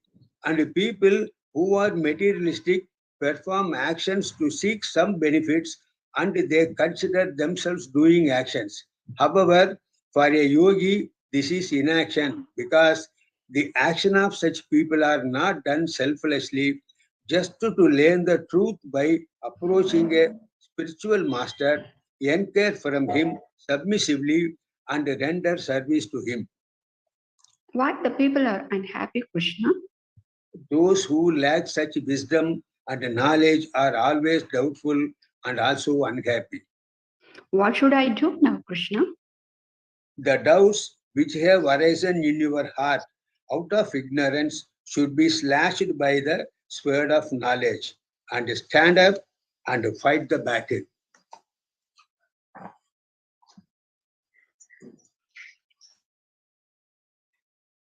Now, sloka recitation. ॐ श्री परमात्मने नमः। अथ चतुर्थोऽध्यायः ज्ञानकर्म संन्यास योगः। श्रीभगवानुवाच इमं विवस्वते योगं प्रोक्तवानहमव्ययम् विवस्वान्मनवे प्राह मनुरिक्ष्वागवे ब्रवीत् एवं परम्परा प्राप्तम् इमं राजर्षयो विदुः सकाले नेह महता योगो नष्टः परन्तप स एवायं मयातीत्य योगः प्रोक्तः पुरातनः भक्तोऽसि मे सखा चेति रहस्यं एतदुत्तमम्। अर्जुन उवाच अपरं भवतो जन्म परं जन्म विवस्वतः कथमेतत् विजानीयाम् त्वमादौ प्रोक्तवानिति।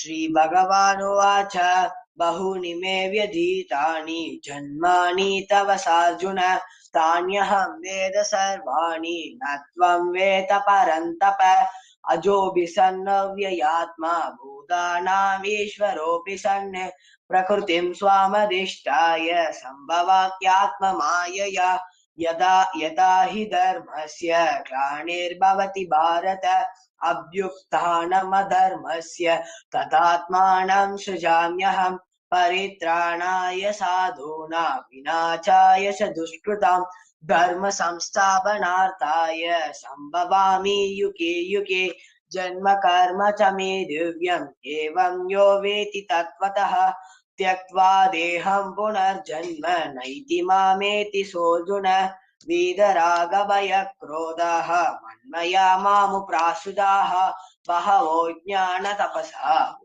मद्भावमागताः ये यथा मां प्रपद्यन्ते तांस्तदैव भजाम्यहम् मम वर्त्मानुवर्तन्ते मनुष्याः पार्थ सर्वशः काङ्क्षतः कर्मणां सिद्धिं यजन्त हि देवताः क्षिप्रं हि मानुषे लोके सिद्धिर्भवति कर्म च साधुर्वर्ण्यं मया सृष्टं गुणकर्म विभागशः तस्य कर्तारमविमां विद्य कर्तारमव्ययम् न मां कर्माणि लिम्बन्ति न मे कर्म बले स्पृहा इति मां योऽपि जानाति कर्मभिर्न स बध्यते एवं ज्ञात्वा कृतं कर्म पूर्वैरविमुमुक्षुभिः गुरुकर्मैव तस्मात् त्वं पूर्वै पूर्वतरं कृतं किं कर्म किमकर्मेति कवयोऽप्यत्र मोहिताः तत्ते कर्म प्रवक्ष्यामि यज्ञात्वा मोक्षसे शुभात्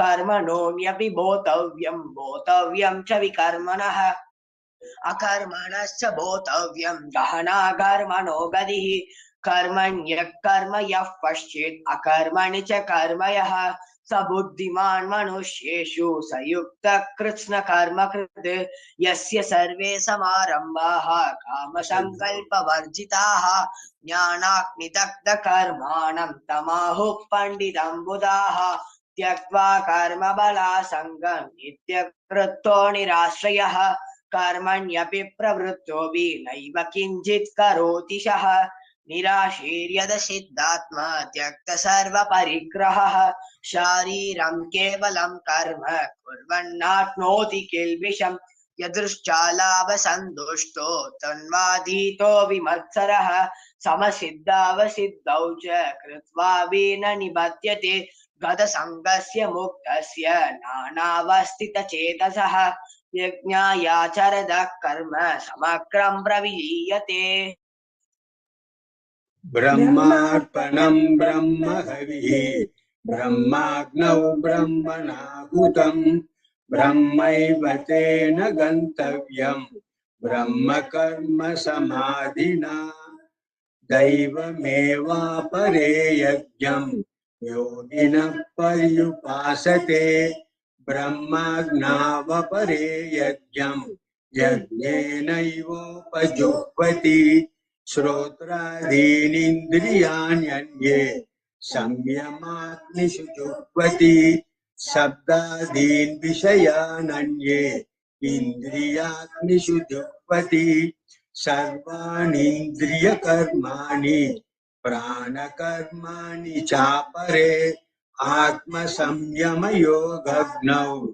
जुह्वति ज्ञानदीपिते द्रव्ययज्ञास्तपो यज्ञाः योगयज्ञास्तथा परे स्वाध्यायज्ञायसज्ञाश्च यतयः संसिदव्रताः अपाने जुह्वति प्राणं प्राणे पानं तथा परे प्राणापानगतिरुद्ध्वा प्राणायामपरायणाः अपरे नियताहाराः प्राणान् प्राणेषु जुह्वति सर्वेऽप्येते यज्ञविदः यज्ञकृतकर्मन्विषाः यज्ञशिष्टामृतभुजः यान्ति ब्रह्म सनातनम् नायं लोकोऽस्य यज्ञस्य कुतान्यः पुरुषोत्तमः यं बहुविधा यज्ञाः वितता ब्रह्मणो मुखे कर्मजान् विद्धिदान् सर्वान् एवं ज्ञात्वा विमोक्ष्यसे श्रेयान् द्रव्यमयात् यज्ञात् ज्ञानयज्ञः परन्तप सर्वं कर्माखिलं पार्थ ज्ञाने परिसमाप्यते तद्विद्धि प्रणिपातेन परिप्रश्नेन सेवया उपदेक्ष्यन्ति ते ज्ञानं ज्ञानिनः सर्वदर्शिनः यज्ञात्वा न पुनर्मोहम् एवं यास्यसि पाण्डव येन भूतान्यशेषेण द्रक्ष्यस्यात्मन्यतोऽसि यपि शेषसि पापेभ्यः सर्वेभ्यः पापकृत्तमः सर्वं ज्ञानप्लवेनैव वृजिनं सन्तरिष्यसि यतैधांसि समिद्धोऽग्निः भस्मसात् कुरुते अर्जुन ज्ञानाग्निः सर्वकर्माणि भस्मसात् कुरुते तथा न हि ज्ञानेन सदृशं पवित्रमिह विद्यते तत्स्वयं योगसंसिद्धः कालेनात्मनि विन्दति श्रद्धावान् लभते ज्ञानं तत्परः संयतेन्द्रियः ज्ञानं लब्ध्वा परां शान्तिम् अचिरानोऽधिगच्छति अज्ञाशास्त्रदानश्च संशयात्मा विनश्यति नायं लोकोऽस्ति न परः न सुखं संशयात्मनः योगसंन्यस्तकर्माणं ज्ञानसञ्चिन्न संशयम् आत्मवन्तं न कर्माणि निबध्नन्ति धनञ्जय तस्मात् ज्ञानसम्भूतं कृष्णं ज्ञानासिनात्मनः चिद्वैनं संशयं योगम् आतिष्ठोत्तिष्ठ भारत ॐ तत्सत् इति श्रीमद्भगवद्गीतासु उपनिषत्सु ब्रह्मविद्यायां योगशास्त्रे श्रीकृष्णार्जुनसंवादे ज्ञानकर्मसन्न्यासयोगो नाम चतुर्थोऽध्यायः। हरिः ओम् श्रीगुरुभ्यो नमः। हरिः ओम्। सुष्ठु पंचमोऽध्यायः कर्मसन्न्यासयोगः। श्वेतवाहनवर्गः साधय। सर्वेभ्यः नमो नमः। श्री गुरुभ्यो नमः। श्रीमद्भगवद्गीतायां कर्मसन्न्यासयोग नाम अध्यायस्य सारांशम् अहं वदामि। Arjuna poses a question to Lord Krishna. Etayorekam shreya kim tanme bruhi. You talked about karma yoga, that is engaging in actions, and you also talked about karma sannyasa, that is renouncing from actions. Which one do you think is better for me?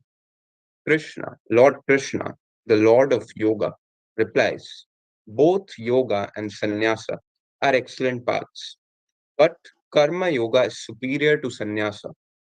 A sannyasi is not affected by the dualities of life, that is raga and dvesha, and gets liberated easily. But you should understand that sannyasa and yoga are not two separate paths. They both of them lead to the same result, same end, and you can attain the same results by clinging firmly to either of them. But the Lord recommends yoga because sannyasa is very difficult to achieve. A yogi doesn't get attached to the fruits of his action, and he dedicates the action to the supreme being, that is Brahma, and doing so gets liberated quickly. That is an Arjuna, being a warrior, has quite a good advantage using that path. So the Lord Krishna recommends Arjuna to follow the path of Karma Yoga. A person engaged in actions without worrying for the results finds peace, unlike others who are bonded by them. When a person receives the true knowledge, that is jnana, of the Supreme, his ignorance, that is ajnana, gets destroyed, and his self is illumined by the sun of jnana.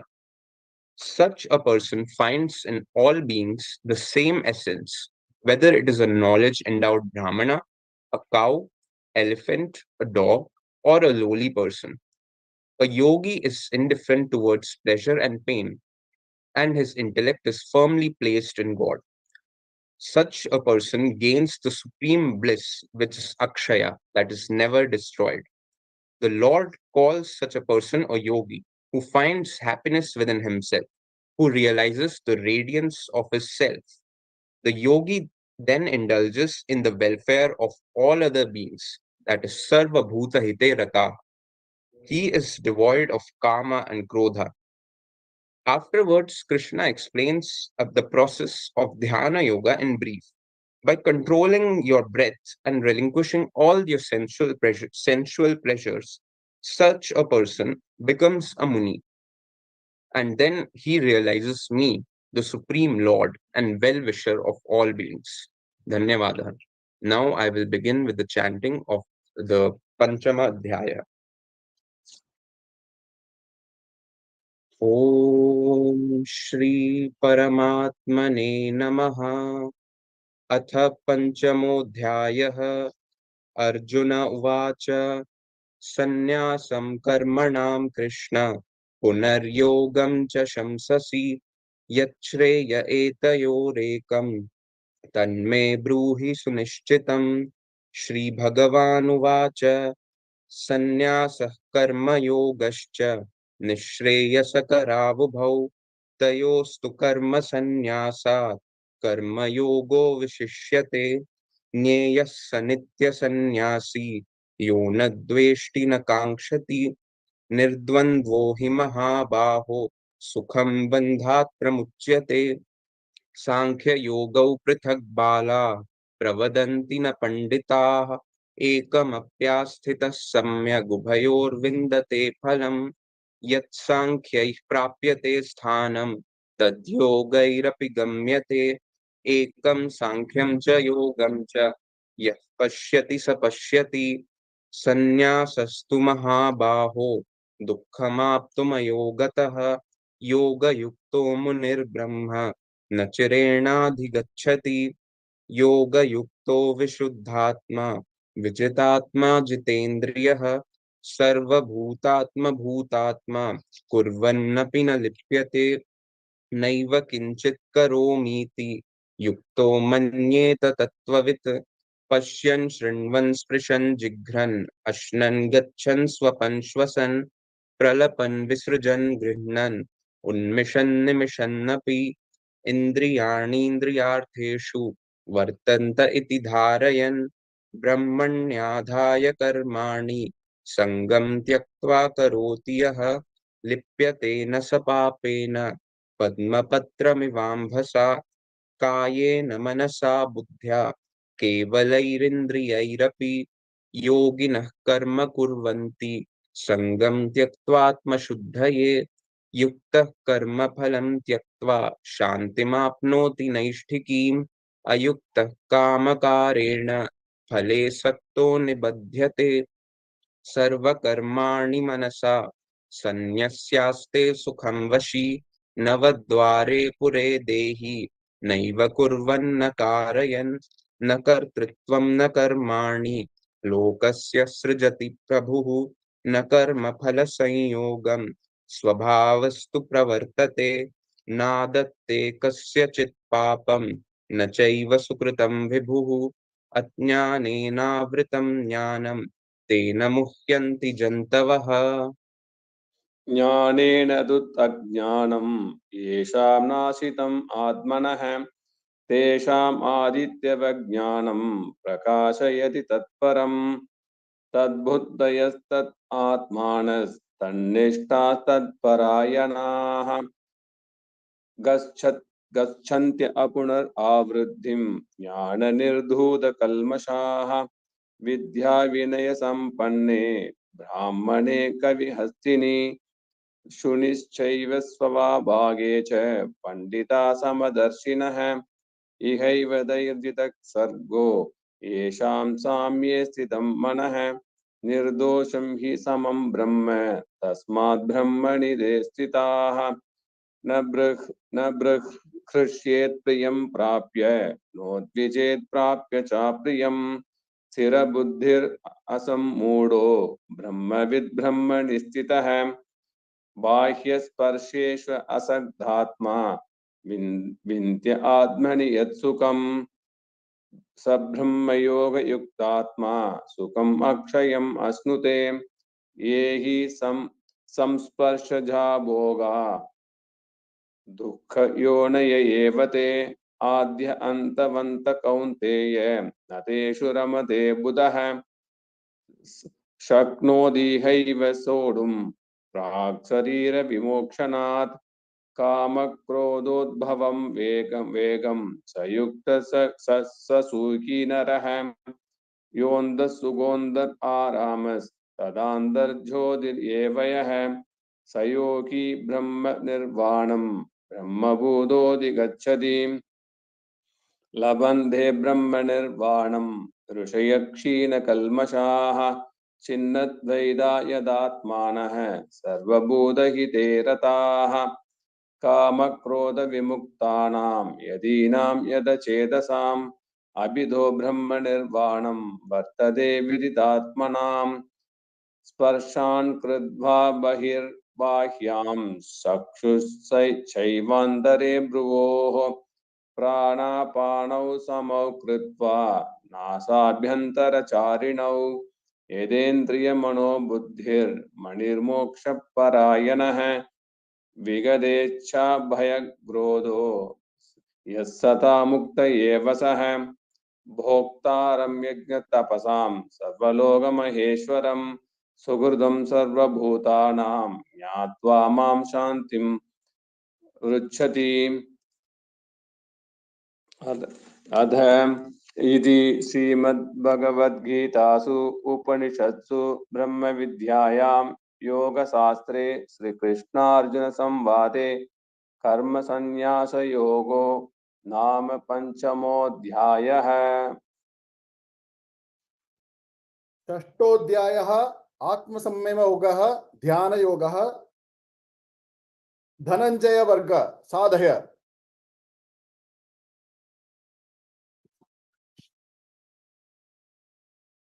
Shri Hariye Namaha. Namaskaram to one and all. Today me, Aparna, and my brother Gokul will present the synopsis of chapter 6, Dhyana Yoga. The 6th chapter of Bhagavad Gita is Dhyana Yoga. It is the continuation of the 5th chapter, where Krishna discusses the qualities of a karma yogi and a karma sannyasi. In this chapter, Krishna reveals the yoga of meditation and how to practice this yoga. He discusses the role of action in preparing for meditation, how performing duties in devotion purifies one's mind and heightens one's spiritual consciousness. He explains in detail the obstacles that one faces when trying to control their mind and the exact methods by which one can conquer the mind. He reveals how one can focus their mind on Paramatma and unite with the God. We will present the synopsis in an interactive format with me playing the part of Arjun and Gokul playing the part of Lord Krishna. Paramatma, who is a yogi and a sannyasi? Just by not doing any Agni Karya, a person cannot become a sannyasi. And just by not doing his duties, a person cannot become a yogi. One who performs his duties without seeking its fruit for his personal enjoyment is a karma sannyasi and a karma yogi.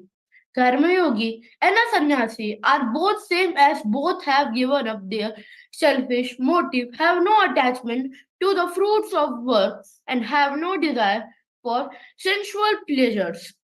This is the first step.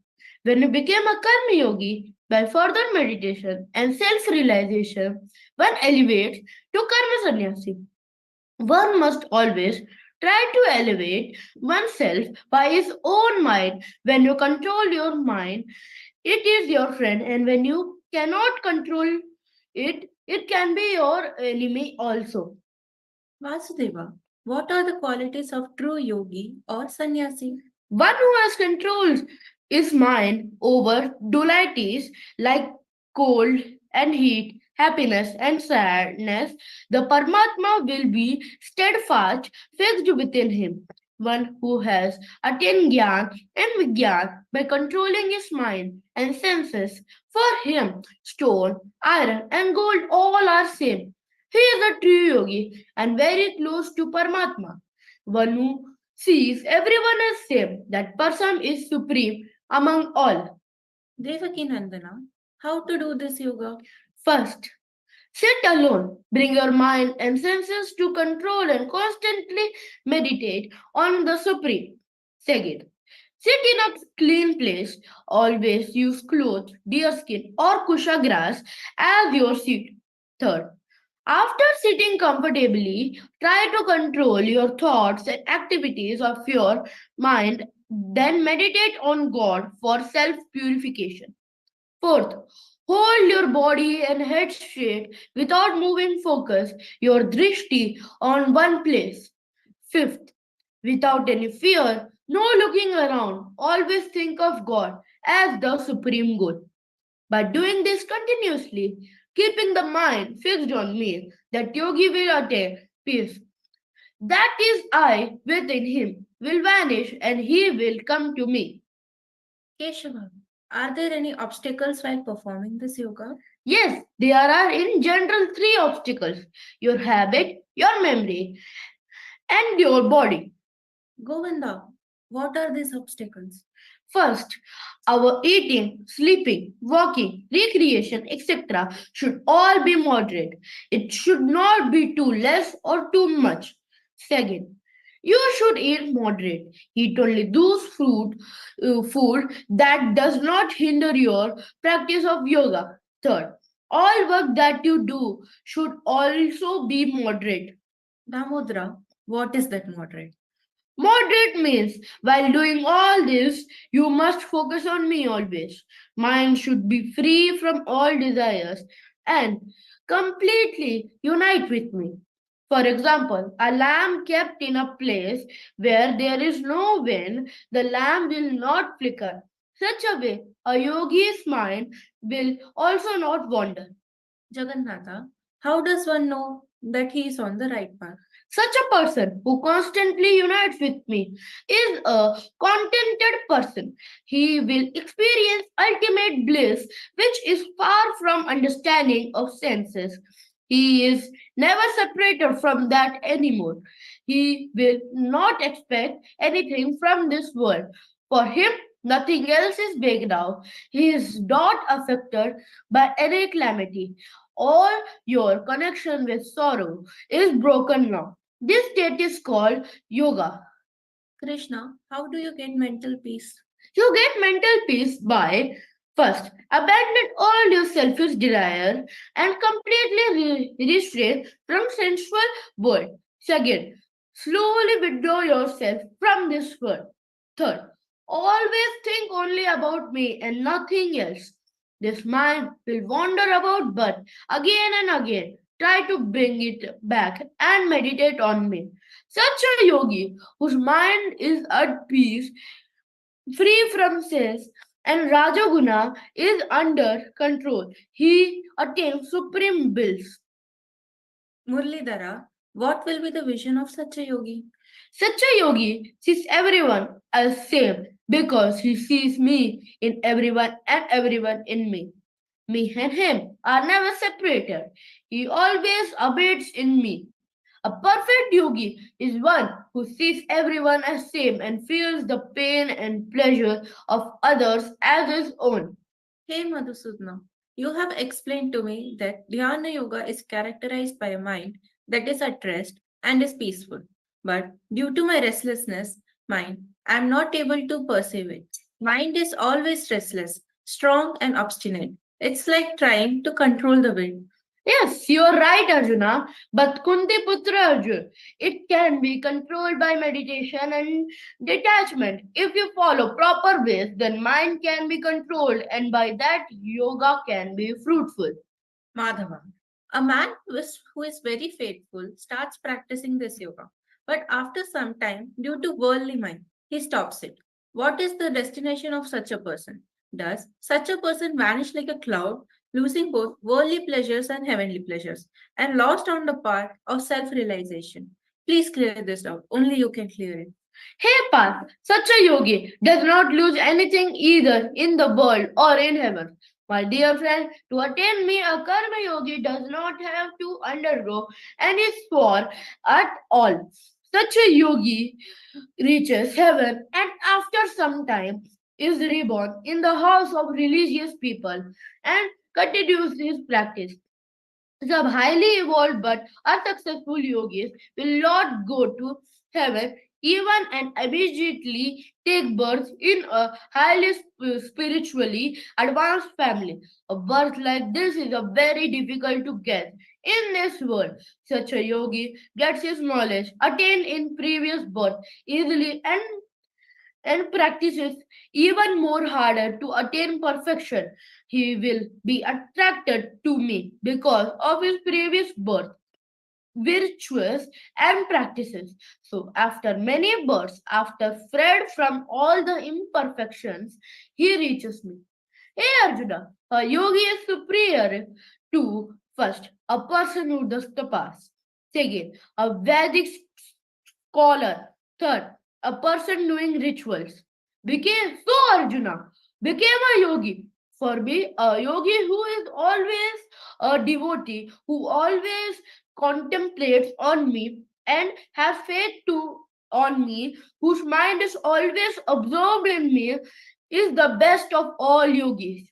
Thus ends the 6th chapter, which explains Atma Samya Yoga, which means a yoga or practice or a way of life where you withdraw your mind from this world and fix it on Paramatma. It is called Dhyana Yoga. Thank you one and all for giving us this wonderful opportunity. Namaskaram. Shri Hare Namaha. Shri गुरुभ्यो नमः। अथ षष्ठोऽध्यायः।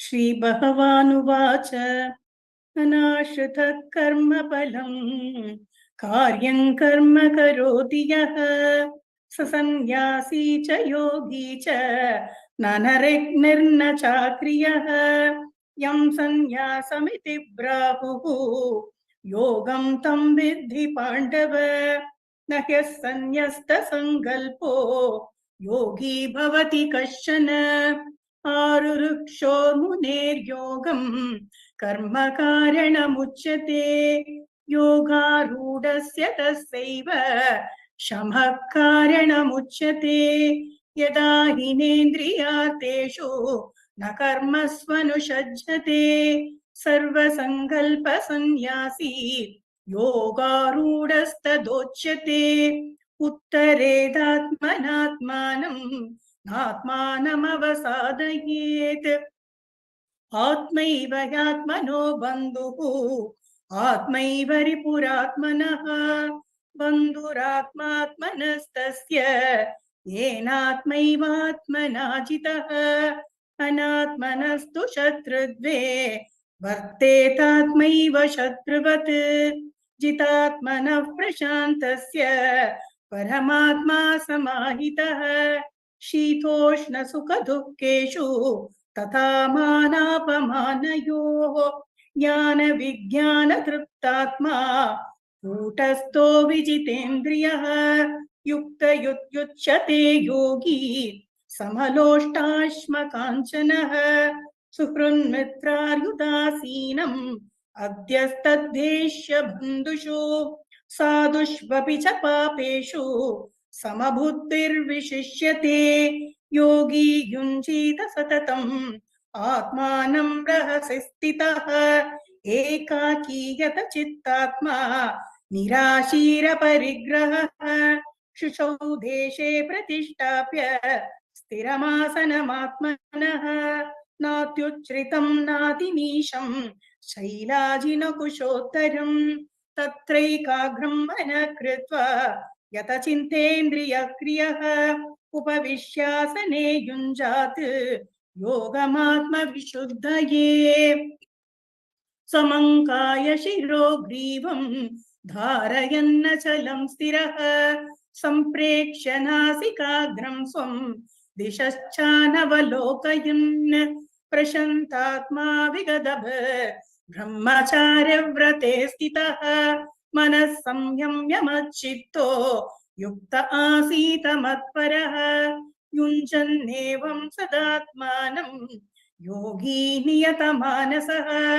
शान्तिं निर्वाणपरमा मत्स्तां स्थामधिगच्छति नात्यस्नतस्तु योगोऽस्ति न चैकान्तमनश्नतः न चादिस्वप्नशीलस्य जाग्रतो नैव चार्जुन युक्ताहारविहारस्य युक्तचेष्टस्य कर्मसु युक्तस्वप्नावबोधस्य योगो भवति दुःखः यदा विनयितं चित्तम् आत्मन्येवावतिष्ठते निःस्पृहः सर्वकामेभ्यो युक्तयुच्यते तदा यथा दीवो निवातस्थो नेङ्गते सोपमा स्मृता योगिनो यतचित्तस्य युञ्जतो योगमात्मनः यत्रो परमते चित्तं निरुद्धं योगसेवया यत्र चैवात्मनात्मानं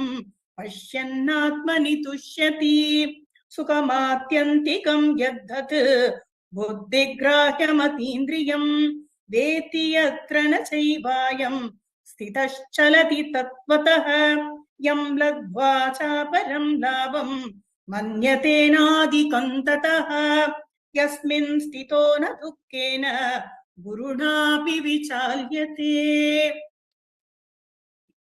तं विद्या दुःखसंयोगं वियोगं योगसंज्ञितं स निश्चयेन योक्तव्यो योगो निर्विण्णचेतसा सङ्कल्पप्रभवान् कामान् त्यक्त्वा सर्वान् शेषतः मनसैवेन्द्रियग्रामं विनियम्य समन्ततः शनैः शनैरुपरमेद् बुद्ध्या धृतगृहीतया आत्मसंस्तम्भन कृत्वा न किञ्चिदपि चिन्तयेत् यतो यतो निश्चरति मनश्चञ्चलमस्थिरं ततस्ततो नियम्यैतत् आत्मन्येव वशं नयेत् प्रशान्तमनसं येनं योगिनं सुखमुत्तमम् उपैति शान्तरजसं ब्रह्मभूतमकल्मषम् युञ्जन्नेवं सदात्मानं योगी विगतकल्मषः सुखेन ब्रह्म संस्पर्शम् अत्यन्तं सुखमश्नुते सर्वभूतस्थमात्मानं सर्वभूतानि चात्मनि ईक्षते योगयुक्तात्मा सर्वत्र समदर्शनः यो मां पश्यति सर्वत्र सर्वं च मयि पश्यति तस्याहं न प्रणश्यामि स च मे न प्रणश्यति सर्वभूतस्थितं यो मां भजन्त्येकत्वमास्थितः सर्वथा वर्तमानोऽपि स योगी मयि वर्तते आत्ममुपम्येन सर्वत्र समं पश्यति योऽर्जुन सुखं वा यदि वा दुःखं स योगी परमो मतः अर्जुन उवाच योऽयं योगस्त्वया प्रोक्तः साम्येन मधुसूदन एतस्याहं न पश्यामि चञ्चलत्वास्थितिं स्थिरां चञ्चलं हि मनः कृष्ण प्रमाथि बलवदृढम् तस्याहं निग्रहं मन्ये वायोरिव सुदुष्करम् श्रीभगवानुवाच असंशयं महाबाहो मनो दुर्निग्रहं चलम् अभ्यासेन तु कौन्तेय वैराग्येन च गृह्यते असंयतात्मना योगो दुष्प्राप इति मे मतिः वश्यात्मना तु यतता शक्यो वाप्तुमुपायतः अर्जुन उवाच अयत् श्रद्धयोपेतो योगाश्चलितमानसः अप्राप्य योग संसिद्धिं कां गतिं कृष्ण गच्छति कश्चिन्नो भयविभ्रष्टः छिन्नाभ्रमिव नश्यति अप्रतिष्ठो महाबाहो विमूढो ब्रह्मणः पति एतन्मे संशयं कृष्ण चेतुमर्हस्य शेषतः त्वदन्यः संशयस्यास्य चेता न ह्युपपद्यते श्रीभगवानुवाच पार्थ नैवेगनामुत्र विनाशस्तस्य विद्यते न हि कल्याणकृत् कश्चिद् दुर्गतिं तात गच्छति प्राप्य पुण्यकतां लोकान् उषित्वा शाश्वती समाः शुचीनां श्रीमतां गेहे योगभ्रष्टोऽभिजायते अथवा योगिनामेव कुले भवति धीमताम् एतद्धि दुर्बलतरं लोके जन्म यदीदृशम् तत्र तं बुद्धिसंयोगं लभते पौर्वदेहिकं यतते च ततो भूयः संसिद्धौ कुरु नन्दन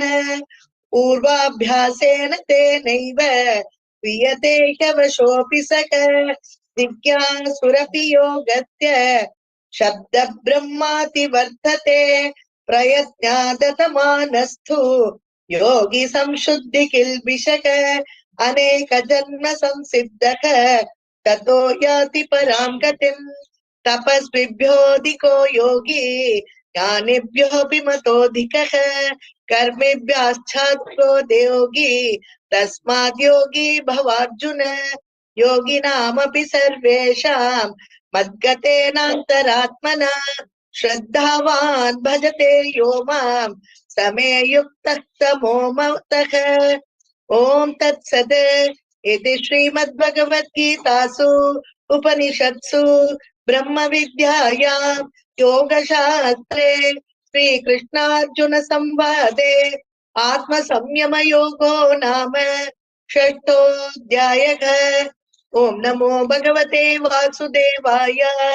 सर्वं श्रीकृष्णार्पणमस्तु। सप्तमोऽध्यायः ज्ञान विज्ञान योगः किरीटी वर्ग साधय। श्री गुरुभ्यो नमः।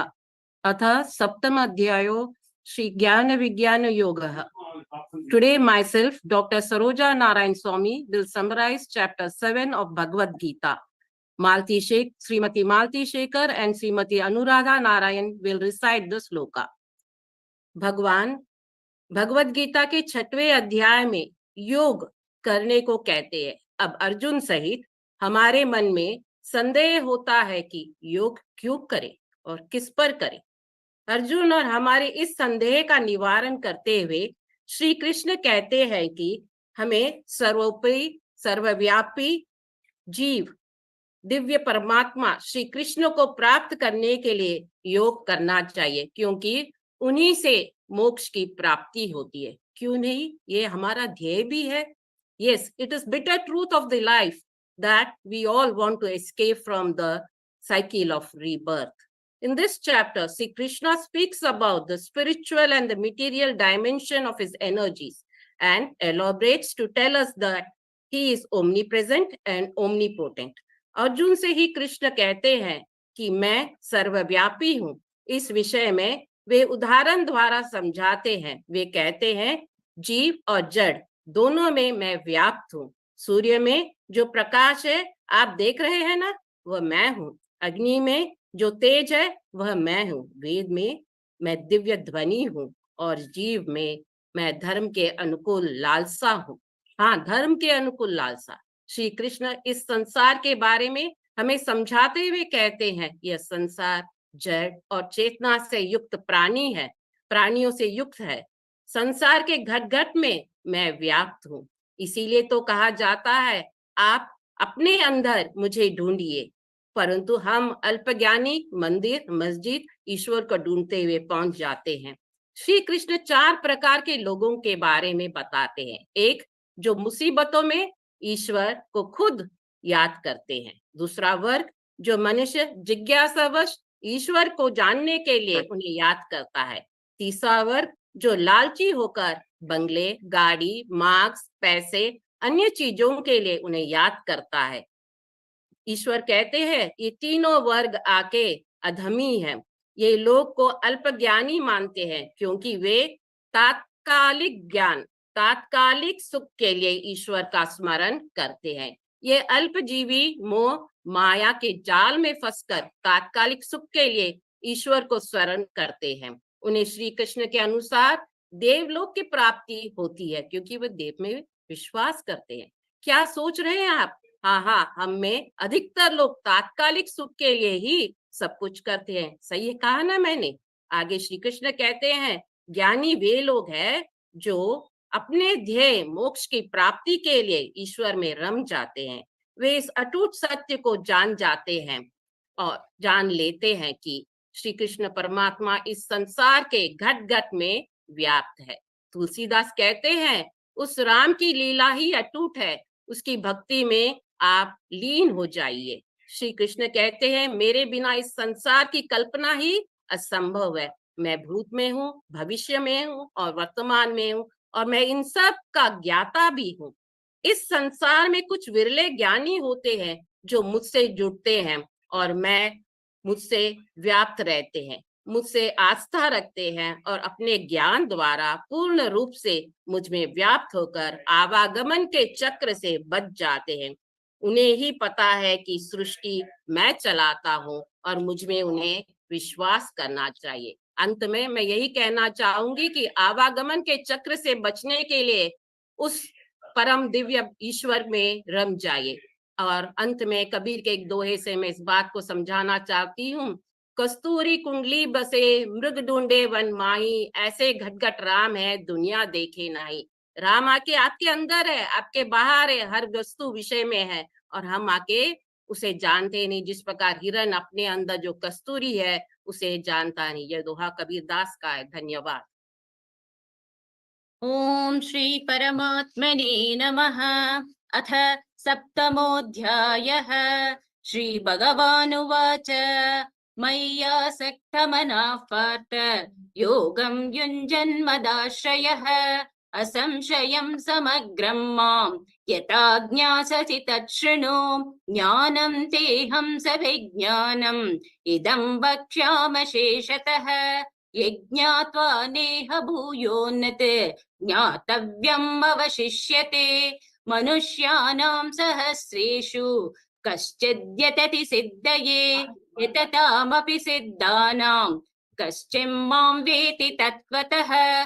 भूमिरापो अनलवायुः कं मनो बुद्धिरेव च अहङ्कारमिति यं मे भिन्ना प्रकृतिरष्टधा। अपरेयत्मितस्वन्यां प्रकृतिविद्धि मे परां। जीवभूतां महाबाहो येदं धार्यते जगत् एतद्योनिनि भूतानि सर्वाणीत्युपधारय। अहं कृष्णस्य जगतः प्रभव प्रलयस्तथा मत्तः परतरं नान्यत् किञ्चिदस्ति धनञ्जय। मयि सर्वमिदं प्रोक्तं सूत्रे मणिगणा इव।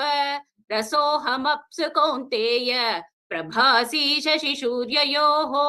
प्रणवः सर्ववेदेषु शब्दके पौरुषं नृषु। पुण्यो गन्धपृथिव्यां च तेजश्चास्मि विभावसौ। जीवनं सर्वभूतेषु तपश्चास्मि तपस्विषु। बीजं मे सर्वभूतानां विद्धि पार्थ सनातनम्। बुद्धिर्बुद्धिमतामस्मि तेजस्तेजस्विनामहम्। बलं बलवतां चाहं कामरागविवर्जितं। धर्मा विरुद्धो भूतेषु कामोऽस्मि भरतर्षभ। ये चैव सात्विका भावा राजसा तामसाश्च ये मत्त ये वेति तान् विद्धि न त्वाहं तेषु ते मयि। त्रिभिर्गुणमयैर्भावैः एभिः सर्वमिदं जगत् मोहितं नाभिजानाति मामेभ्यः परमव्ययम्। दैविक्येषा गुणमयी मम माया दुरत्यया। मामेव ये प्रपद्यन्ते मायामेतां तरन्ति ते। न मां दृष्टृणितो मूढाः प्रपद्यन्ते नराधमाः। मायया प्रहृतज्ञाना आसुरं भावमाश्रितः। चतुर्विधा भजन्ते मां जना सुकृतिनोऽर्जुन। आर्तो जिज्ञासुरर्थार्थी ज्ञानी च भरतर्षभ। तेषां ज्ञानी नित्ययुक्त एकभक्तिर्विशिष्यते। प्रियो हि ज्ञानिनोत्यर्थम् अगं स च मप्रियः। उदारा सर्व एवैते ज्ञानी त्वात्मैव मे मतम्। आस्थितः स हि युक्तात्मा मामेवानुत्तमां गतिम्। बहूनां जन्मनामन्ते ज्ञानवान् मां प्रपद्यते। वासुदेवस्य सर्वमिति स महात्मासु दुर्लभः। कामैस्तैस्तैर्हृतज्ञाना प्रपद्यन्ते न्यदेवताः। तन्तन्नियममास्ताय प्रकृत्या नियता स्वया। यो यो यायान्तनुं भक्तः श्रद्धयार्चितुमिच्छति तस्य तस्याचलां श्रद्धां तामेव विदधाम्यहम्। सतया श्रद्धया युक्तः तस्याराधनमीहते। लभते च ततः कामान् मयैव विहितान् हितान्। अन्तवत्तु भवत्येषान् तद्भवत्यल्पमेधसां देवान् देवयजो यान्ति मद्भक्ता यान्ति मामपि अव्यक्तं व्यक्तिमापन्नं मन्यन्ते मा बुद्धयः परं भावमजानन्तो ममाव्ययमनुत्तमं नागं प्रकाश सर्वस्य योगमाया समावृतः मूढोऽयं नापि जानाति लोको मामजमव्ययम् वेदागं समतीतानि वर्तमानानि चार्जुन भविष्यानि च भूतानि मां तु वेद न कश्चन इच्छा द्वेष समुद्रेण द्वन्द्वमोहेन भारत सर्वभूतानि सम्मोहं सर्गे यान्ति परन्तप येषां त्वन्तगतं पापं ज्ञानानां पुण्यकर्मणां देवद्वन्द्वमोह निर्मुक्ता भजन्ते मा दृढव्रताः जरामरणमोक्षाय मामाश्रित्य यदन्ति ये ते ब्रह्म तद्विदुः कृत्स्नम् अध्यात्मं कर्म चाखिलम् साधिभूतादिदैवं मां साधिज्ञं च ये विदुः प्रयाणकालेऽपि च मान् देवी युक्तश्चेतसः ॐ तत्सदिति श्रीमद्भगवद्गीतासु ब्रह्म विद्यायां योगशास्त्रे श्रीकृष्णार्जुन संवादे ज्ञान विज्ञान योगो नाम सप्तमोऽध्यायः सर्वं श्रीकृष्णार्पणमस्तु। अष्टमोऽध्यायः अक्षर ब्रह्मयोगः। सव्यसाची वर्ग साधय। हरि ओम श्री गुरुभ्यो नमः श्री परमात्मने नमः। Chapter 8, the yoga of the knowledge of the indestructible consciousness. In the previous chapter, that is chapter 7, after hearing Sri Krishna's explanation of how to attain to the eternal, Arjuna has a series of questions. What is Brahma? Adhyatma? What is Karma? What is called as Adibhutam and Adidaivam? He asks, O Madhusudana, what is Adi Yajna? And where is it in the body? And how does one who is on the path of self-realization realize you at the time of leaving the body? In this chapter, Krishna explains the nature of Brahma and answers the various questions that Arjuna has. Sri Krishna explains that there is no doubt that one who fixes his attention on him at the time of leaving the body attains to him. Sri Krishna advises Arjuna to do his actions in the battlefield while keeping his mind fixed on Sri Krishna. Akshara और ब्रह्म दोनों शब्द भगवान के सगुण और निर्गुण दोनों ही स्वरूपों के वाचक हैं तथा भगवान का नाम ओम है। उसे भी अक्षर और ब्रह्म कहते हैं। इस अध्याय में भगवान के सगुण निर्गुण रूप का और ओमकार का वर्णन है, इसलिए इस अध्याय का नाम अक्षर ब्रह्म योग रखा गया है। भगवान को जानने की बात का रहस्य भली भांति न समझने के कारण इस 8वें अध्याय के आरंभ में पहले 2 श्लोकों में अर्जुना उपर्युक्त 7 विषयों को समझने के लिए भगवान से 7 प्रश्न करते हैं। ओम श्री परमात्मने नमः। अष्टमोऽध्यायः। अर्जुन उवाच किं तद ब्रह्म किमध्यात्मं किम कर्म पुरुषोत्तम अधिभूतं च किं प्रोक्तम् अधिदैवम किमुच्यते अधियज्ञः कथं कोत्र देहेऽस्मिन् मधुसूदन प्रयाण काले च कथं ज्ञेयोऽसि नित्यात्मभिः। श्री भगवान उवाच अक्षरं ब्रह्म परमं स्वभावोऽध्यात्ममुच्यते भूतभावोद्भवकरो विसर्गः कर्म संगितः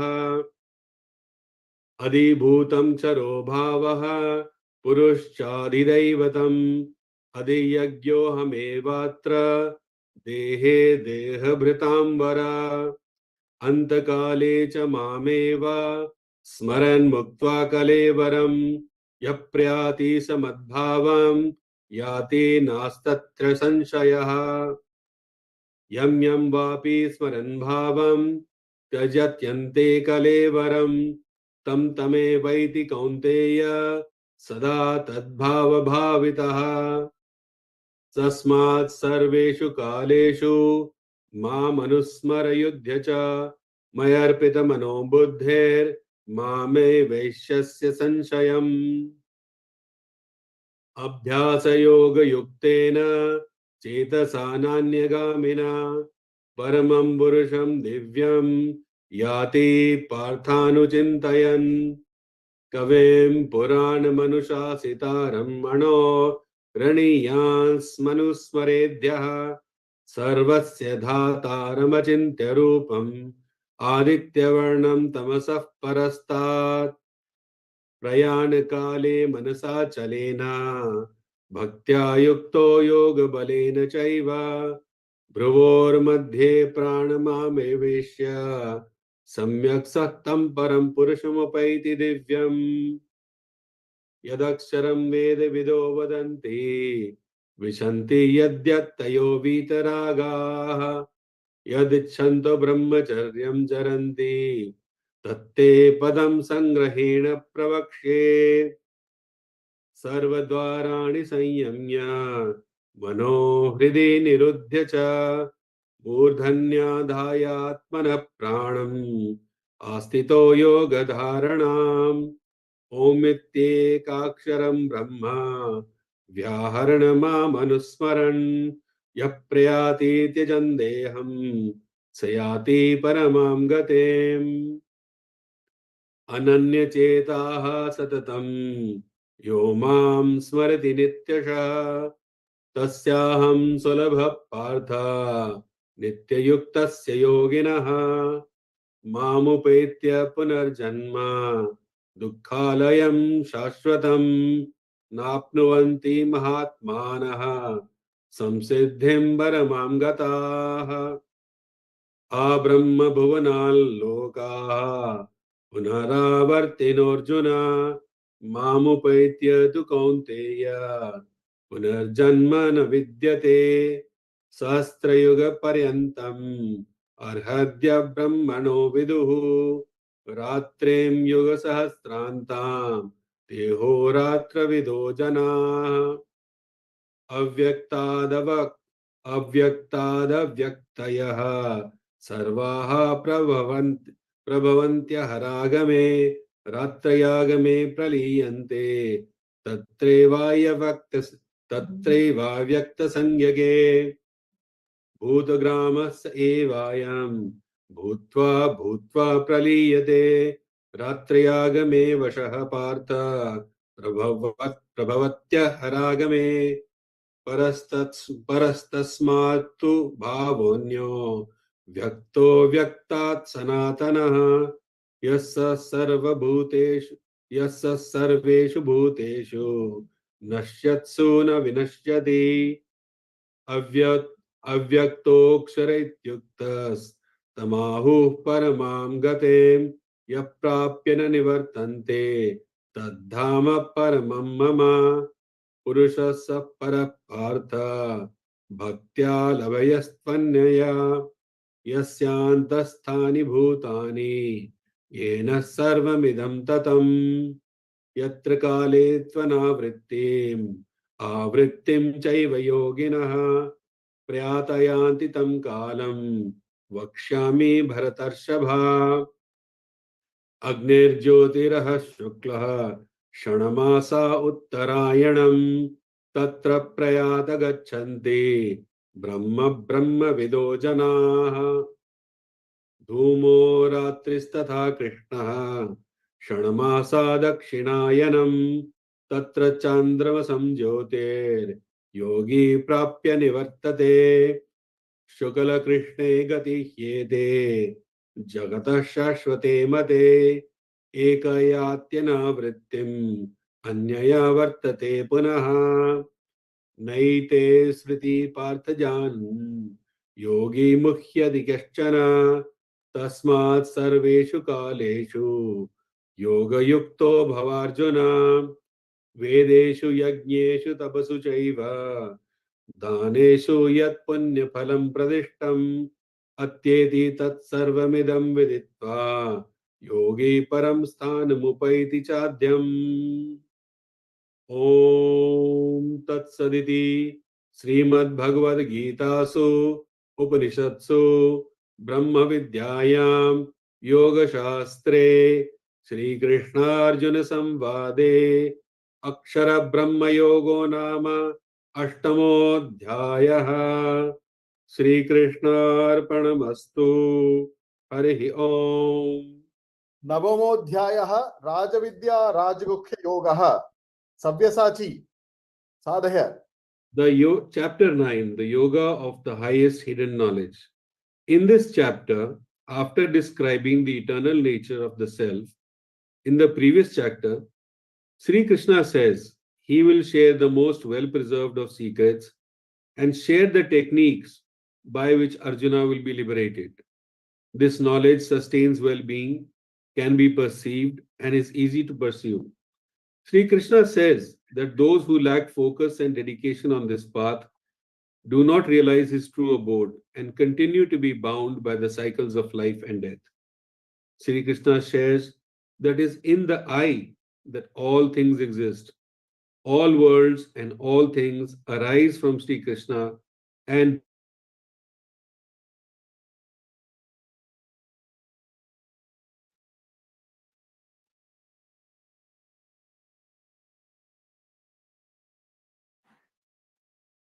They are not hearing. It has become mute. We are not hearing. It has become mute. Good. Oh. Carry on. Should I start again? Yes, carry on, please. Okay. Sri Krishna shares that it is in the I that all things exist. All worlds and all things arise from Sri Krishna and dissolve into him. He sustains all creatures. They all arise and dissolve in him, almost like the waves from the ocean that are created again and again. Sri Krishna is all things, the doer of all actions, and yet is not bound by them. He goes on to say that all those who worship all the divinities, the prayers and offerings reach Sri Krishna ultimately. There is a beautiful sloka that he who offers a leaf, a flower, a fruit, a drop of water with devotion, I shall consume that object of devoted offering into my own self. The Lord says to Arjuna, whatever you do, whatever you eat, whatever you put to use, and whatever you give away, whatever austerities you perform, O son of Kunti, do them as an offering to me.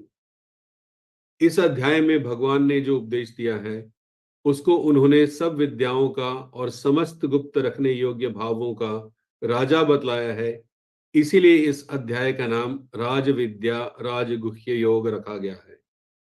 7वें अध्याय में आरंभ किए हुए विज्ञान सहित ज्ञान का सांगोपांग वर्णन न होने के कारण उसी विषय को भली भांति समझाने के उद्देश्य से भगवान इस 9वें अध्याय का आरंभ करते हैं तथा 7वें अध्याय में वर्णित उपदेश के साथ इसका घनिष्ठ संबंध दिखलाने के लिए पहले श्लोक में पुनः उसी विज्ञान सहित ज्ञान का वर्णन करने की प्रतिज्ञा करते हैं। हरि ओम।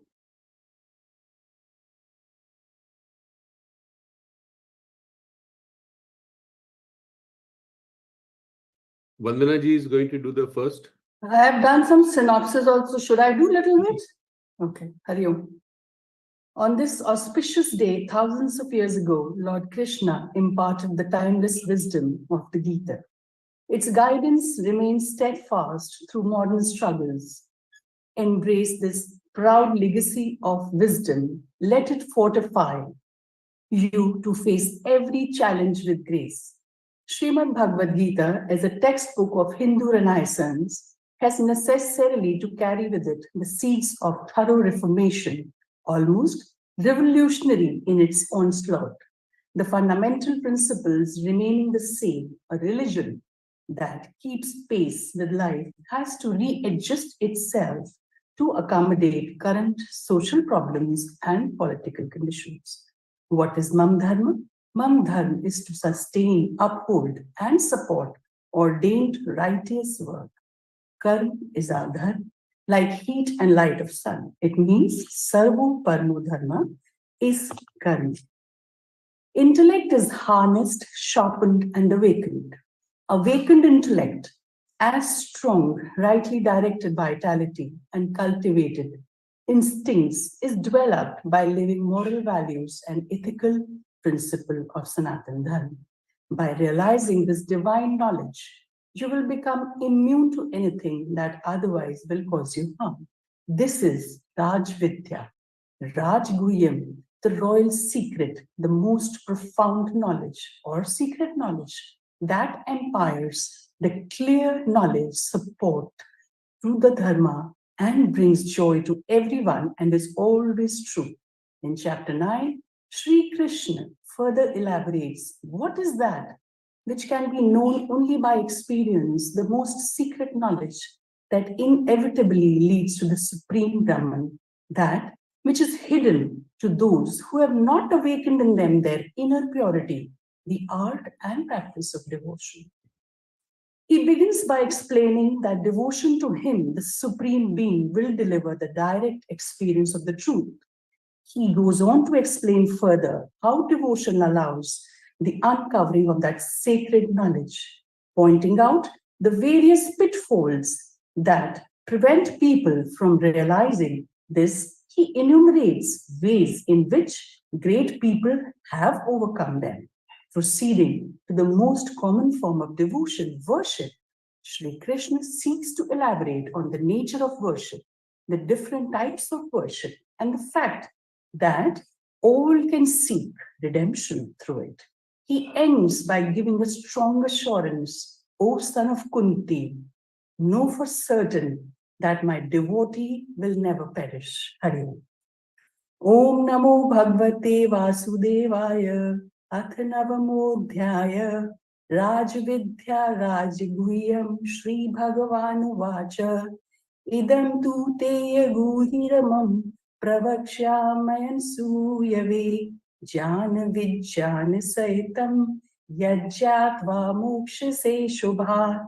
Rajavidya Rajguhyam pavitram idam uttamam pratyakshaavagamam dharmyam susukham kartumavayam akshraddhanaha purusha dharmasyasya parantapa aprapyama nivartante mrityu sansara vartini maya tadnidam sarvam jagat vyaktamurtina matasthani sarva bhutani nachaham teshvavastitah nacha matasthani bhutani pashyame yogameshwaram bhut bhinna cha bhutasto mamatma bhuta bhavana yatha kashthito nityam vayuh sarvatra gomahan tatha sarvani bhutani matasthani iti dharya sarva bhutani kaunteya prakritim yanti mamikam kalpakshe punastani kalpayo visrijamyaham prakritim swam vashtabhya visrijami punaha punaha bhutagramimam kritsram avasham prakrite vashat nachamatani karmani nibridhanti dhananjaya udasin vatasinam asaktam karmasu maya adhyakshena prakriti suyate sacharacharam hetunanena kaunteya jagat viprivatartate avjananti mamura manushim tanumashritam param bhavam ajananto mama bhuta maheshwaram moghasha mogh karmano mukh jana vichetasah rakshasi masurim chaiva prakritim mohanim shritaha महात्मानस्तु मां पार्थ देवीं प्रकृतिम् भजन्तय अनन्यमनसो जात्वा भूतादिम् अव्ययम् सततं कीर्तयन्तो मां यतन्तश्च दृढव्रताः नमस्तश्च मा भक्तया नित्या युक्ता उपासते ज्ञानयज्ञेन चाप्यन्ते यजन्तो मामुपासते एकत्वेन पृथक्त्वेन बहुधा विश्वतो मुखम् अहं कर्तृम् अहं यज्ञः स्वाध्यायमहमौषधम् मन्त्रो अहमेवाज्यम् अहम् अग्निरहं हुतम् पिताहमस्य जगतो माता धाता पितामहः वेदं पवित्रमोङ्कार ऋक्साम यजुरेव च गतिभर्ताः प्रभु साक्षी निवासः शरणं सृहत् प्रभवः प्रलयः स्थान निधानं बीजमव्ययम् तपामयहम् अहं वर्षं निगृहामि उत्सृजामि च अमृतं चैव मृत्युश्च सत् असत् च अहम् अर्जुन श्री गुरुभ्यो नमः हरि ओम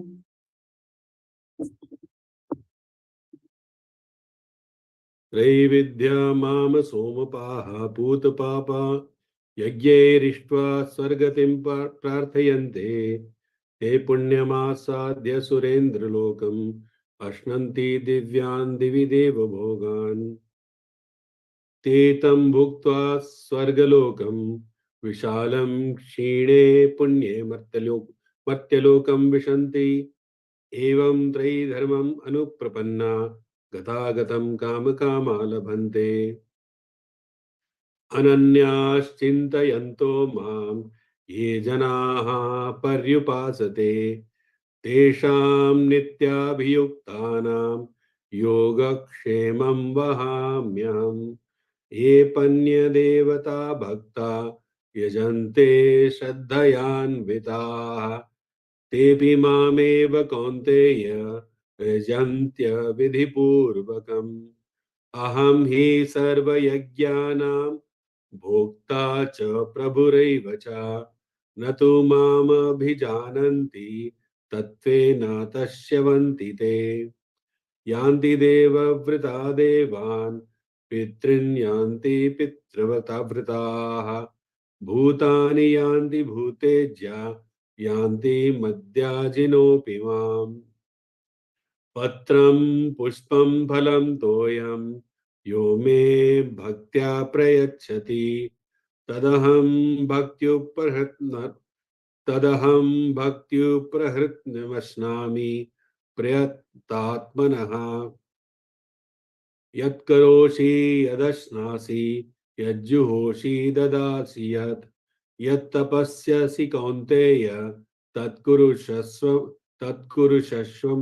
मदर्पणम् शुभाशुभफलैरेवं मोक्ष्यसे कर्मबन्धनैः संन्यासयोगयुक्तात्मा विमुक्तो मामुपैष्यसि समोऽहं सर्वभूतेषु न मे द्वेष्योऽस्ति न प्रियः ये भजन्ति तु मां भक्त्या मयि ते तेषु चाप्म्यहम् अपि चेत् सुदुराचारो भजते मामन्यभाक् साधुरेव समन्तव्यः सम्यक् व्यवस्थितो हि सः क्षिप्रं भवति धर्मात्मा शश्वच्छान्ति निगच्छति कौन्तेय प्रतिजानीहि न मे भक्तः प्रणश्यति मां हि पार्थ व्यपाश्रित्य येऽपि स्युः पापयोन्यः स्त्रियो वैश्यास्तथा शूद्रास्तेऽपि यान्ति परां गतिम् किं पुनर्ब्राह्मणा पुण्या भक्ता राजर्षयस्तथा अनित्यमसुखं लोकम् इमं प्राप्य भजस्व माम् मन्मना भव मद्भक्तो मद्याजी मां नमस्कुरु मामे वैश्यसि युक्तैव महात्मानं मत्परायणः। ओम तत्सदिति श्रीमद्भगवद्गीतासु उपनिषत्सु ब्रह्म विद्यायां योगशास्त्रे श्रीकृष्णार्जुन संवादे राजविद्या राजगुह्य योगो नाम नवमोऽध्यायः। श्रीकृष्णार्पणमस्तु। हरि ओम। अथ दशमोऽध्यायः विभूतियोगः। किरीटिवर्गः साधय। श्री गुरुभ्यो नमः।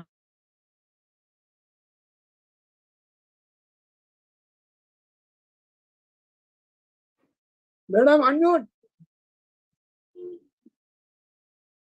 ओम नमो नारायणाय। ओम श्री गुरुभ्यो नमः। ओम श्री परमात्मने नमः। I am going to share the synopsis of chapter 10, which talks about Vibhuti Yoga.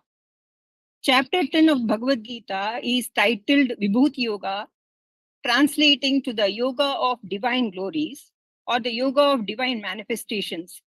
In this chapter, Lord Krishna unveils his divine glories and manifestations to Arjuna, emphasizing the omnipresence and omnipotence of the Supreme Being.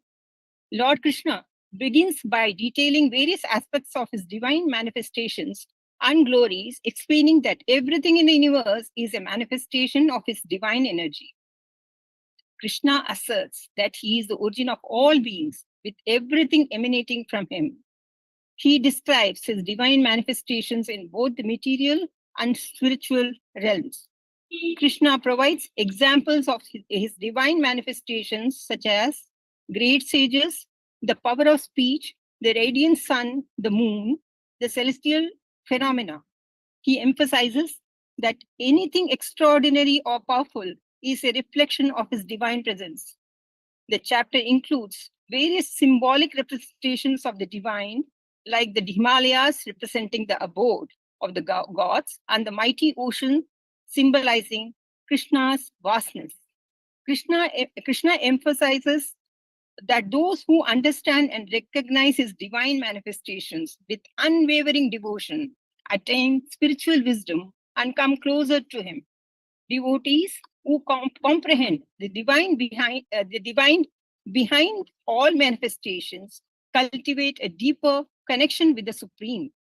Towards the chapter's end, Krishna briefly mentions his universal form, an all-encompassing and awe-inspiring manifestation representing the entirety of the cosmos. The overarching theme of chapter 10 inspires devotion and awareness of the divine presence in all aspects of life.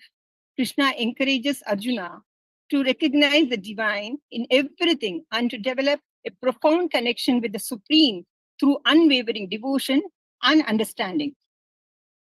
Now over to chapter 10. I am beginning the chanting. Om Shri Paramatmane Namaha. अथ दशमोऽध्यायः श्रीभगवानुवाच भूय एव महाबाहो शृणु मे परमं वचः यत्तेऽहं प्रीयमाणाय वक्ष्यामि हितकाम्यया न मे विदुःसुरगणाः प्रभवं न महर्षयः अहमादिर्हि देवानां महर्षीणां च सर्वशः यो मामजमनादिं च वेत्ति लोकमहेश्वरम् असम्मूढः समर्थ्येषु सर्वपापैः प्रमुच्यते बुद्धिर्ज्ञानमसम्मोहः क्षमा सत्यं दमः शमः सुखं दुःखं भवो भावः भयं च भयमेव च अहिंसा समता तुष्टिः तपोदानं यशो यशः भवन्ति भावा भूतानां मत्त एव पृथग्विधाः महर्षयः सप्त पूर्वे चत्वारो मनवस्तथा मद्भावा मानसा जातः येषां लोक इमा प्रजाः एतां विभूतिं योगं च मम यो वेत्ति तत्त्वतः सोऽविकम्पेन योगेन युज्यते नात्र संशयः।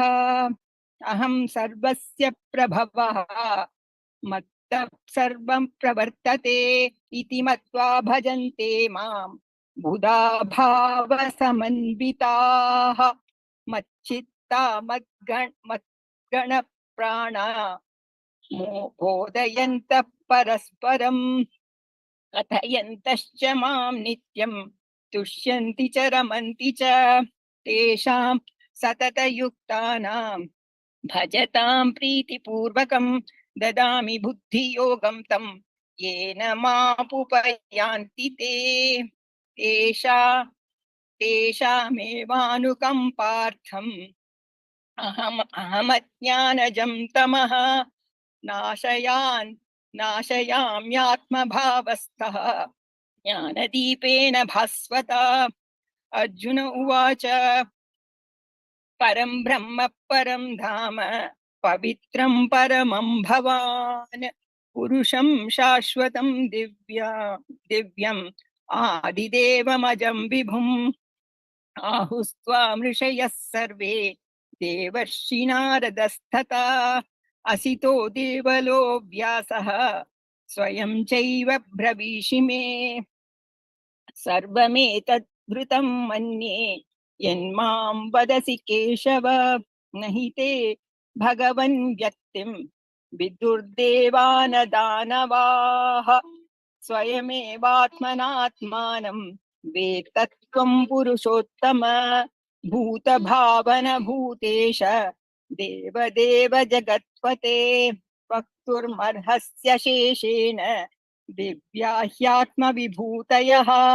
याभिर्विभूतिर्भिर्लोकान् इमां त्वं व्याप्य तिष्ठसि कथं विद्यामहं योगिन् त्वां सदा परिचिन्तयन् केषु केषु च भावेषु चिन्तयोऽसि भगवन्मया विस्तरेणात्मनो योगं विभूतिं च जनार्दन भूयः कथय तृप्तिर्हि शृण्वतो नास्ति मे मृतम्।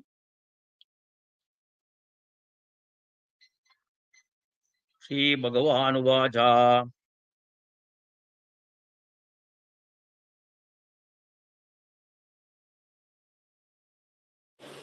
Unmute, please. Ramakrishnan sir, unmute.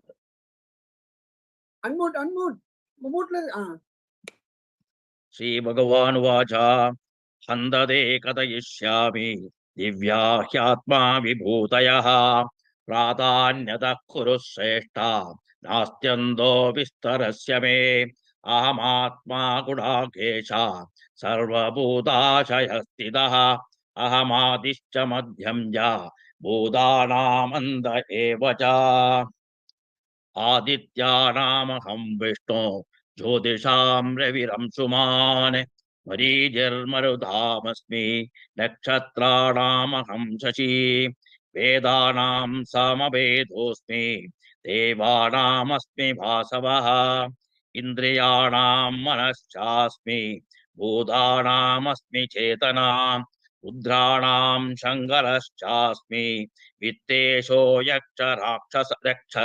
यक्षरक्षसां वसूनां पावकश्चास्मि मेरुः शिखरिणामहं पुरोदसां च मुख्यं मां विद्धि पार्थ बृहस्पतिं सेनानीनामहं स्कन्दः सरसामस्मि सागरः महर्षीणां भृगुरहं गिरामस्म्येकमक्षरम् यज्ञानां जपयज्ञोऽस्मि स्थावराणां हिमालयः अश्वत्थः सर्ववृक्षाणां देवर्षीणां च नारदः गन्धर्वाणां चित्ररथः सिद्धानां कपिलो मुनिः उच्चैश्रवदमश्वानां विद्धि मामृतोद्भवम् ऐरावतं गजेन्द्राणां नराणां च नराधिपम् आयुधानामहं वज्रं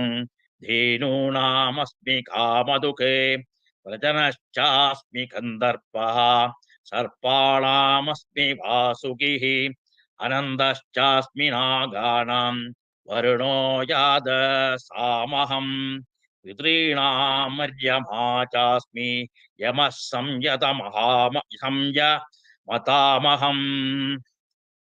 प्रह्लादश्चास्मि दैत्यानां कालः कलयतामहं मृगाणां च मृगेन्द्रोऽहं वैनतेयश्च पक्षिणाम्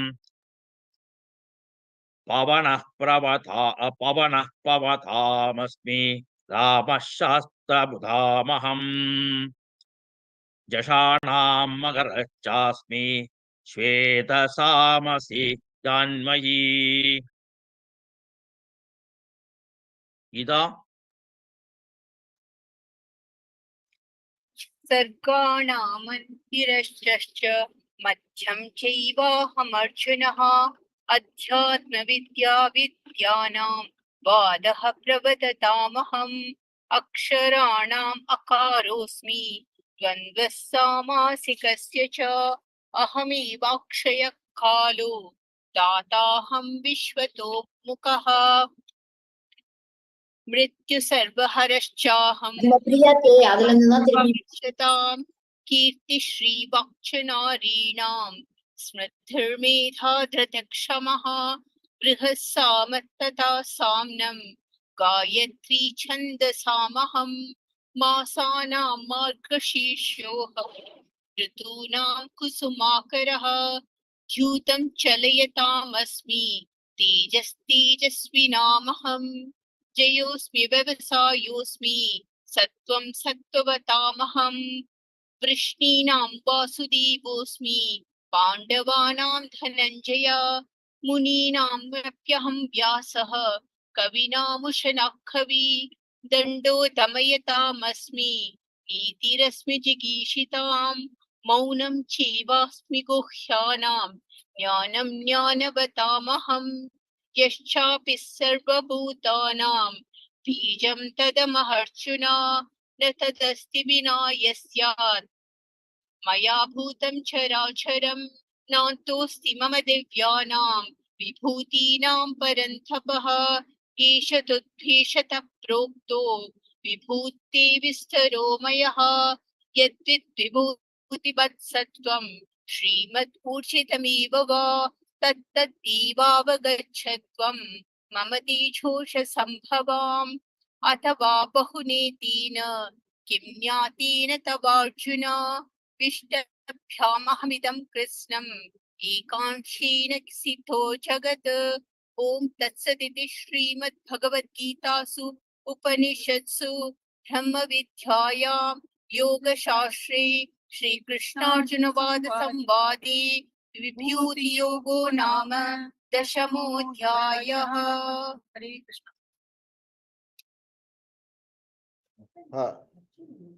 एकादशोऽध्यायः विश्वरूपदर्शनयोगः कृष्णवर्गः साधय। Shri Gurubhyo Namaha. Guruji, can you please share the screen?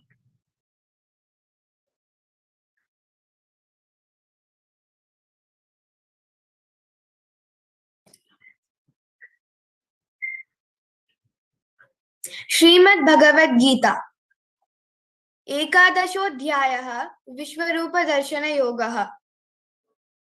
Synopsis. Krishna shows Arjuna a synoptic view of the entire universe.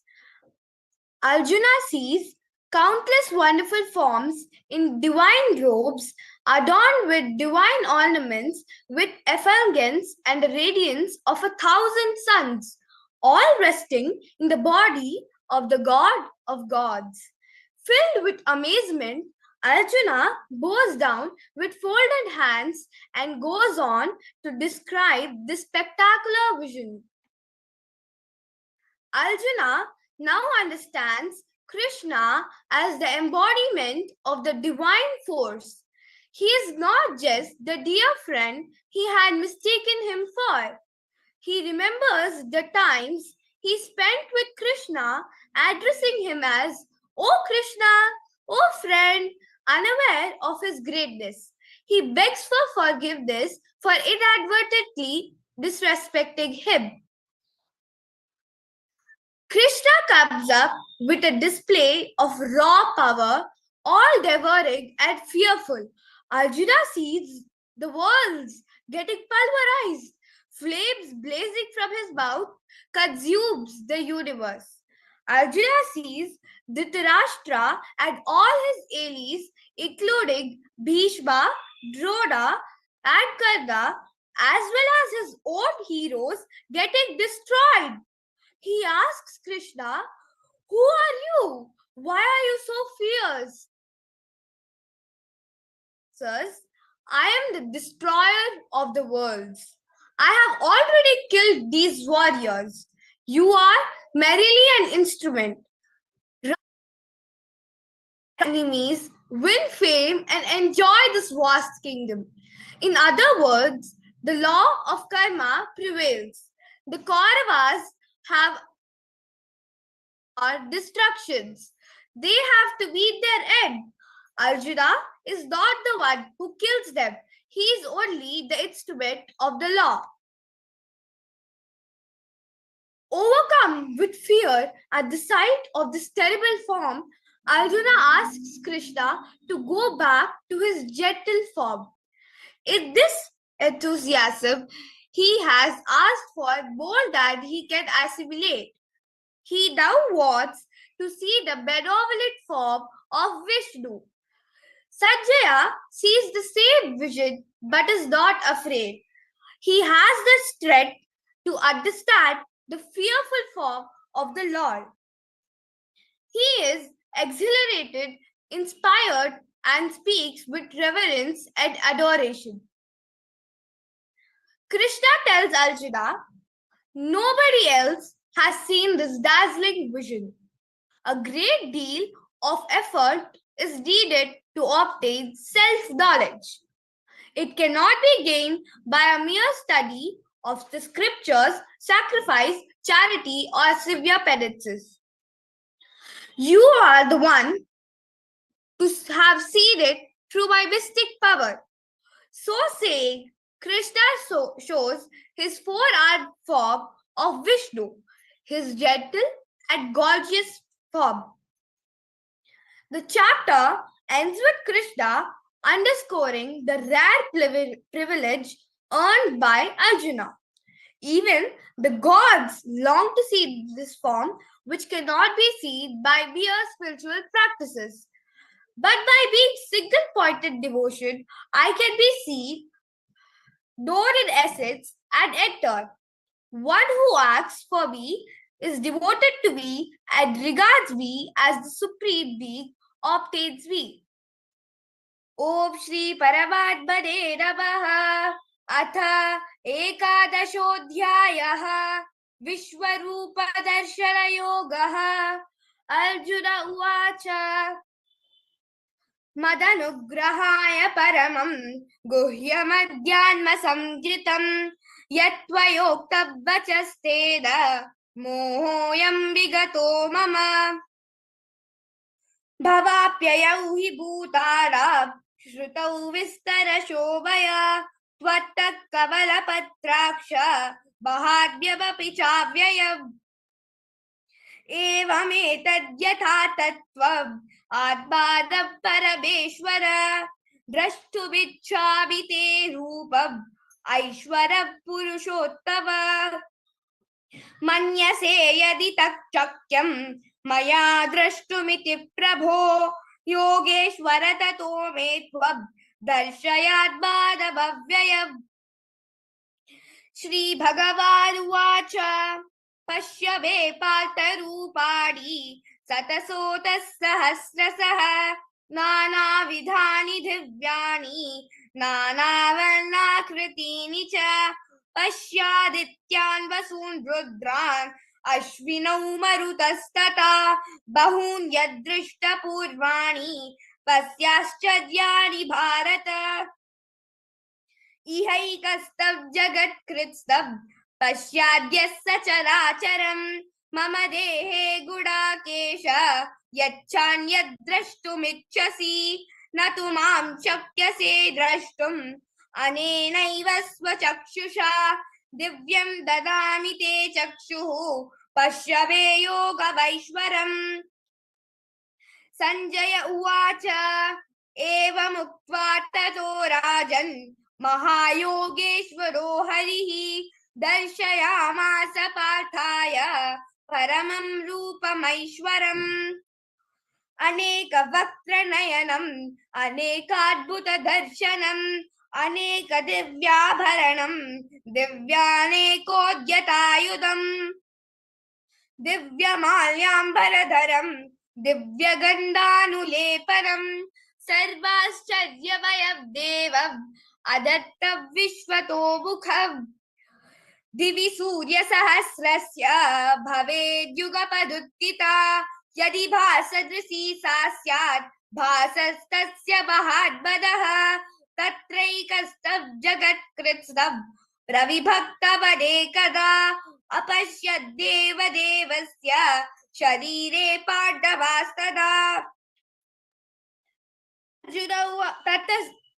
ततः स विस्मयाविष्टो हृष्टरो बाधनञ्जयः प्रणम्य शिरसा देवं कृताञ्जलिरभाषत। अर्जुन उवाच पश्यामि देवांस्तव देवदेहे सर्वांस्तथा भूतविशेषसङ्गान् ब्रह्माण्डमीशं कमलासनस्थं ऋषींश्च सर्वानुरगांश्च दिव्यान्। अनेकबाहूधरवक्त्रनेत्रं पश्यामि त्वां सर्वतोऽनन्तरूपं नान्तं न मध्यं न पुनश्च वादिं पश्यामि विश्वेश्वर विश्वरूप। किरीटिनं गदिनं चक्रिणं च तेजोराशिं सर्वतो दीप्तिमन्तं पश्यामि त्वां दुर्निरीक्षं समन्तात् दीप्तानलार्कद्युतिमप्रमेयम्। त्वमक्षरं परमव्येदितव्यम् त्वमस्य विश्वस्य परं निधानम् त्वमव्ययः शाश्वत धर्मगोप्ता सनातनस्त्वं पुरुषो मतो मे।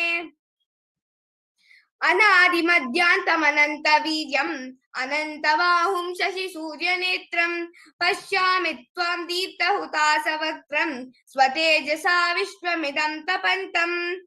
द्यावा पृथिव्योरिदमन्तरं हि व्याप्तं त्वयैकेन दिशश्च सर्वाः दृष्ट्वाद्भुतं रूपमुग्रप्तवेदं लोकत्रयं प्रव्यथितं महान्मन्। अमीहित्वां सुरसङ्घा विशन्ति केचिद्भीता प्राञ्जलयो गृह्णन्ति स्वस्तीत्युक्त्वा महर्षि सिद्धसङ्घाः स्तुवन्ति स्तुतिभिः पुष्कलाभिः। रुद्रादित्या वसवो ये च साध्या विश्वेश्विनौ मरुतश्चोष्मपाश्च गन्धर्वयक्षासुरसिद्धसङ्घा वीक्षन्ते त्वां विस्मिताश्चैव सर्वे। रूपं महत्ते बहुवक्त्रनेत्रं महाबाहो बहुबाहुरुपादं बहुधरष्ट्राकरालं दृष्ट्वा लोका प्रव्यथितास्तथाहं। नभस्पृशं दीप्तमनेकवर्णं व्याप्ताननं दीप्तविशालनेत्रं दृष्ट्वा हि त्वां प्रव्यथितान्तरात्मा धृतिं न विन्दामि समं च विष्णो। दंष्ट्राकरालानि च ते मुखानि दृष्ट्वैव कालानलसन्निभानि दिशो न जाने न लभे च सर्व प्रसीद देवेश जगन्निवास। अमी च त्वां धृतराष्ट्रस्य पुत्राः सर्वे सहैवामणिपालसंज्ञैः भीष्मो द्रोणः सूतपुत्रस्तथासौ सहास्मदीयैरपि योधमुख्यैः। ते त्वरमाणा विशन्ति दंष्ट्राकरालानि भयानकानि केचिद् विलग्ना दशनान्तरेषु उत्तमार्गैः। यथा नदीनां भवहोन्मुखेगा समुद्रमेवाभिमुखा द्रवन्ति तथा तवामि नरलोकवीरा विशन्ति वक्त्राण्यभिविज्वलन्ति। यथा प्रदीप्तं ज्वलनं पतंगा विशन्ति नासाय समृद्धवेगाः तथैव नासाय विशन्ति लोकास्तवापि वक्त्राणि समृद्धवेगाः। लेलिह्यसे ग्रसमानः समन्तात् लोकान् समग्रान् वदनैर्ज्वलद्भिः तेजोभिरापूर्य जगत् समग्रं भासस्तवोग्र प्रतपन्ति विष्णो। आख्याहि मे को भवानुग्ररूपो नमोऽस्तु ते देववर प्रसीद विज्ञातुमिच्छामि भवन्तमाद्यं न हि प्रजानामि तव प्रवृत्तिम्। श्रीभगवानुवाच कालोऽस्मि लोकक्षयकृत् प्रवृद्धो लोकान् समाहर्तुमिह प्रवृत्तः ऋतेऽपि त्वां न भविष्यन्ति सर्वे एव स्थिता प्रत्यनीकेषु योधाः। तस्मात् त्वमुत्तिष्ठ यशो लभस्व जित्वा शत्रून् भुङ्क्ष्व राज्यं समृद्धम्। मयैवैते निहता पूर्वमेन निमित्तमात्रं भव सव्यसाचिन्।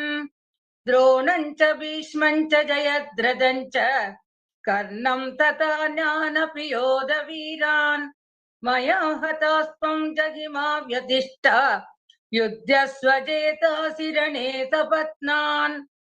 सञ्जय उवाच एतत् श्रुत्वा वचनं केशवस्य कृताञ्जलिर्वेपमानः किरीटी नमस्कृत्वा भूय एवाह कृष्णं सगद्गदं भीतभीतः प्रणम्य।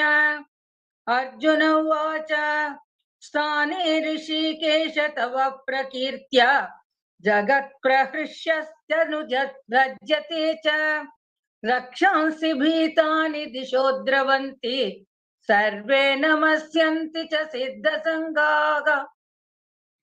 कस्माच्च तेन न मेरन्महात्मन् गरीयसे ब्रह्मणोऽप्यादिकर्त्रे अनन्तदेवेश जगन्निवास त्वमक्षरं सदसत्तत्परं यत् त्वमादिदेवः पुरुषः पुराणः त्वमस्य विश्वस्य परं निदानं वेत्तासि वेद्यं च परं च धाम त्वया ततं विश्वमनन्तरूप।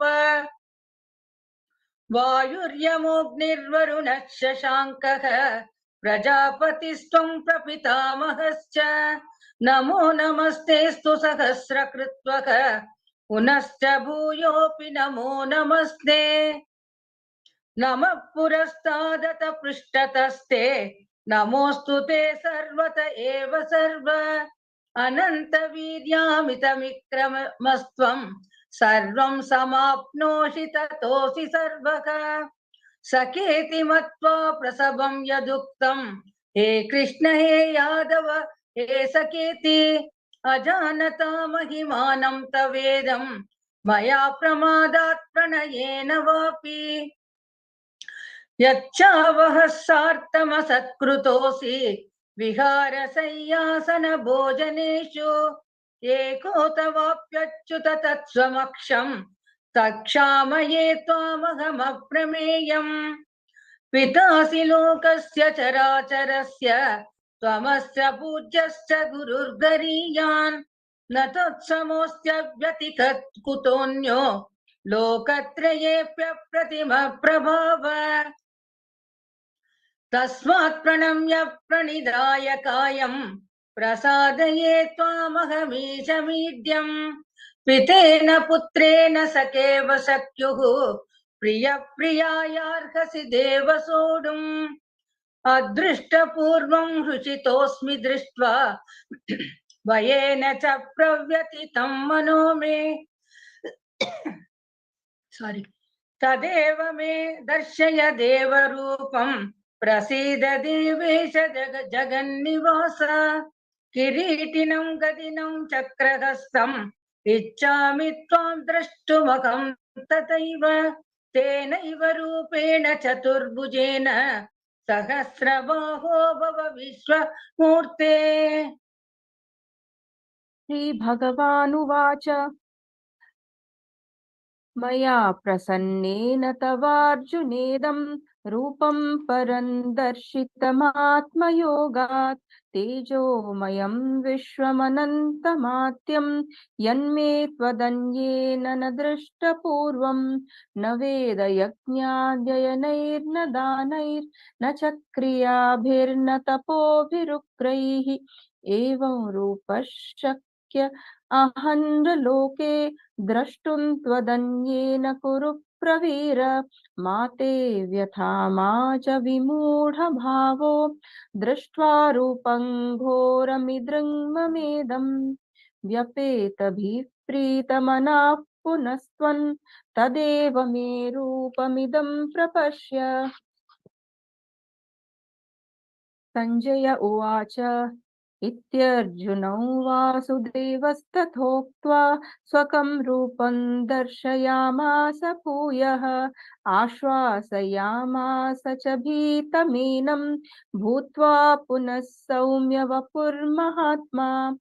अर्जुन उवाच दृष्ट्वेदं मानुषं रूपं तव सौम्यं जनार्दन इदानीमस्मि संवृत्तः सचेताः प्रकृतिं गतः।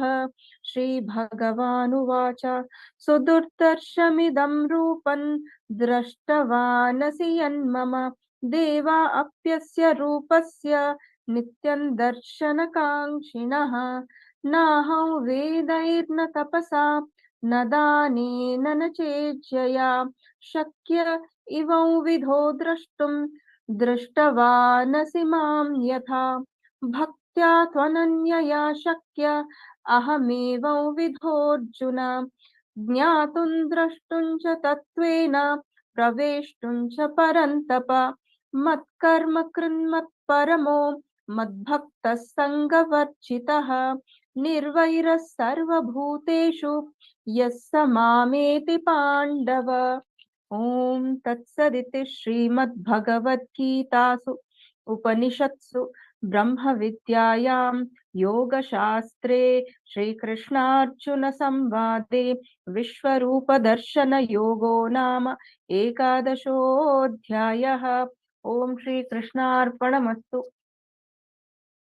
द्वादशोऽध्यायः भक्तियोगः। पार्थ वर्ग साधय। Om Shri Gurubhyo Namaha. I am R.J. Shankaran of grade 5. I am here to tell the chapter 12, Path of Devotion. God is formless but also has many forms.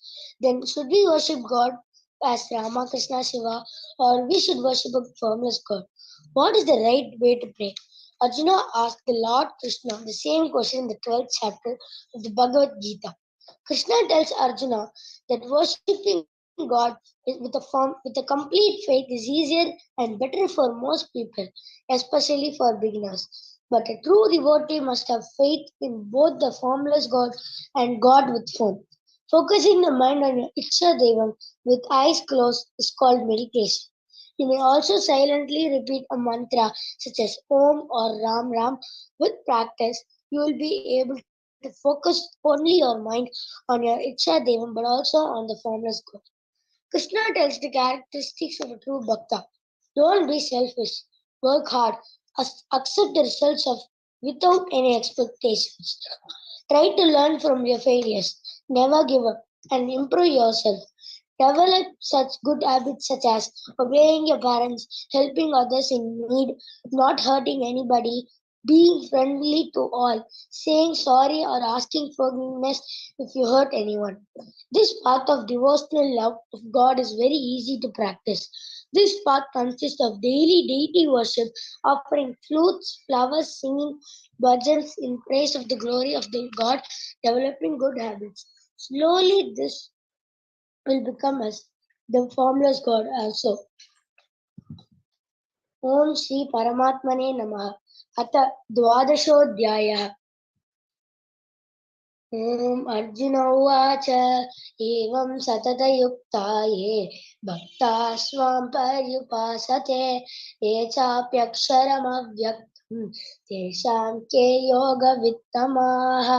Shri Bhagavan Uvacha Maya Veshamano Yema Nitya Yukta Upasate Shaddaya Parayopeta Ste Me Yukta Tamamata Te Yetvaksharamanadeshyam avyaktam paryupasate sarvatra gamacintyam cha कुटस्थलमतं ध्रुवं सर्वनियम्येन्द्रियग्रामं सर्वत्समबुद्धयः ते प्राप्नुवन्ति मामेव सर्वभूतहिते रताः क्लेशोदितकरस्तेषाम् अव्यक्तासक्तचेतसाम् अव्यक्ता हि कदुर्दुःखं देहवद्भिरवाप्यते ये तु सर्वाणि कर्माणि मयि सन्न्यस्य मत्पराः अनन्यैनैव योगेन मां ध्यायन्त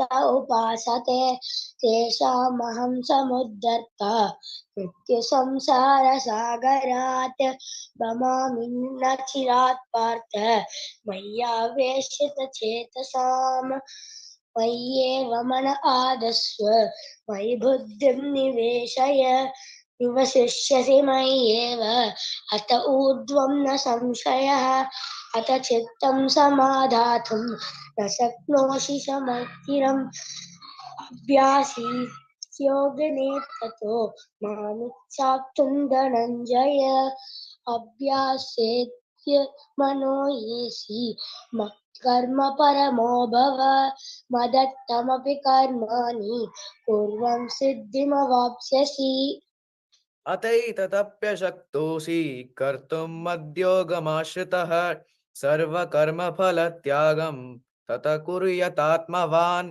श्रेयो हि ज्ञानमभ्यासात् ध्यानात् ध्यानात् कर्मफलत्यागः त्यागात् शान्तिरनन्तरम् अद्वैष्टा सर्वभूतानां मैत्रः करुण एव च निर्ममो निरहङ्कारः समदुःखसुखक्षमी सन्तुष्ट सततं योगी यतात्मा दृढनिश्चयः मय्यर्पितमनो बुद्धिर्यो मद्भक्तः स मे प्रियः यस्मान्नो द्विजते लोको लोकान्नो द्विजते च यः हर्षामर्षभयोद्वेगै मुक्तो यस्य च मे प्रियः अनपेक्षश्रुतिर्दर्श उदासीनो गतव्यतः सर्वारंभ परित्यागी यो मद्भक्तः स मे प्रियः यो न हृष्यति न द्वेष्टि न शोचति न काङ्क्षति शुभाशुभ परित्यागी भक्तिमान्यः स मे प्रियः समशत्रौ च मित्रे च तथा मानापमानयो शीतोष्ण सुख दुःखेषु समसंग विवर्जितः तुल्यनिन्दास्तुतिर्मौनी संतुष्टो येन केनचित् अनिकेत स्थिरमतिर्भक्तिमान् मे प्रियो नरः ये तु धर्म्यामृतमिदं यथोक्तं पर्युपासते श्रद्धदाना मत्परमा भक्तास्तेतीव मे प्रियः ओम तत्सदिति श्रीमद्भगवद्गीतासु उपनिषत्सु ब्रह्म विद्यायां योगशास्त्रे श्रीकृष्णार्जुन संवादे भक्ति योगो नाम द्वादशोऽध्यायः त्रयोदशोऽध्यायः क्षेत्र विभागयोगः फल्गुणवर्गः साधय श्री गुरुभ्यो नमः ओम श्री परमात्मने नमः I am Ramachandran from Chennai. இப்போ வந்து நம்ம 13வது அத்தியாயம் க்ஷேத்திரஜ்ஞ விபாக யோகத்தை பத்தி சினாப்சிஸா பார்க்க போறோம். க்ஷேத்திரம்ங்கிறது சரீரம் ஃபீல்டு அப்படின்னு டிஃபைன் பண்றா. க்ஷேத்திரஜ்ஞங்கிறவன் க்ஷேத்திரத்தை பத்தி புரிஞ்சவன். க்ஷேத்திரம் ஜானாதீதி க்ஷேத்திரஜ்ஞா. இதை ரெண்டுத்தையும் பிரிச்சு பார்க்கறதா விபாகம். அதாவது ஸ்பிளிட் அனாலிசிஸ், டிஸ்கிரிமினேட் பண்ணணும். க்ஷேத்திரத்தையும் டிஸ்கிரிமினேட் பண்ணணும். அதான் அந்த க்ஷேத்திரம்ங்கிறது என்னன்னு சொல்றாருன்னா, சுவாமி இதம் சரீரம் தான் க்ஷேத்திரம்னு சுவாமி சொல்லிட்டார். க்ஷேத்திரஜன் வந்து இதை பிரிச்சறிய க்ஷேத்திரஜன். எல்லா க்ஷேத்திரத்தையும் நான் தான் க்ஷேத்திரஜா இருக்கேன்னு சொல்றார். இந்த க்ஷேத்திரம்ங்கிறது இந்திரியங்களோட சேர்க்கை, அவரோட குணங்களோட சேர்க்கை. அதாவது பிரகிருதி, மகத்து, அகங்காரம், அப்புறம் பஞ்ச மகாபூதங்கள், கர்மேந்திரியங்கள் 5, ஞானேந்திரியங்கள் 5, இந்த உணர்ச்சிந்திரியங்கள் 5, மனசு, இந்த 24 க்ஷேத்திரம். இதை பத்தி அடுத்தது ஒண்ணு ஜீவன் ஒண்ணு இருக்கு, அத புருஷன் சொல்றான். அதுதான் புத்திங்கிறது. இது வந்து 25வது. இந்த ரெண்டுத்தையும் பிரிச்சு அறியணும். இந்த பிரிச்சு நம்ம முன்னாடி இந்த இன்னதுக்கு சில வேறுபாடுகள்லாம் இருக்கு. ஏன்னா நம்ம வந்து சுகத்தை அனுபவிக்கிறோம், துக்கத்தை அனுபவிக்கிறோம். அப்புறம் வெறுப்பு வேண்டாதவே வேணும், இந்த உணர்வெல்லாம் இருக்கு இல்லையா, இந்த உணர்வெல்லாம் நம்ம ரொம்ப கட்டுப்படுத்துறது. இதெல்லாம் நம்ம விலக்கிக்கிறதுக்கு ஞானம் வேணும். அந்த ஞானம் அடையறதுக்கு நம்ம கிட்டே சில குணங்களை நம்ம வளர்த்துக்கணும். அதெல்லாம் என்னன்னாக்க, தற்பெருமை இல்லாம இருக்கிறது, அதம்பித்தம் ஹிபாக்கஸ் இல்லாம இருக்கிறது, தூய்மை, விடாமுயற்சி, பற்றற்று இருக்கிறது, மனிதர்கள், அப்புறம் வந்து வீடு, பத்தினி இவாட்ட பற்று இல்லாம இருக்கிறது, பகவத் உபாசனத்தில் விடாமுயற்சியா இருக்கிறது, அப்புறம் தனித்திருந்து பழகிக்கிறது. இது மாதிரி குணத்தை வளர்த்துட்டா அது ஞானம் அடையிறதுக்கு ஹேத்துவா இருக்கும். ஸோ இது மாதிரி பிரிச்சு பார்க்கறது தான் க்ஷேத்ரஜ்ஞ விபாகம்னு சொல்றேன். இதுலயே அதே மாதிரி இது அலைடா ஒண்ணு, பிரகிருதி புருஷன்னு ஒண்ணு இருக்கு. இந்த ரெண்டு, இந்த பிரகிருதிங்கிறது நேச்சர், மாயை சம்பந்தப்பட்டது. புருஷனுங்கிறது இயற்கையை தாண்டி அது வந்து ஸ்பிரிட்டா போயிடும். அதாவது ஆத்ம ஞானம், ஒரு ஸ்பிரிட்னா ஆத்மாவை சேர்ந்தது. அதான் அந்த புருஷன், பரம புருஷன் சொல்றது.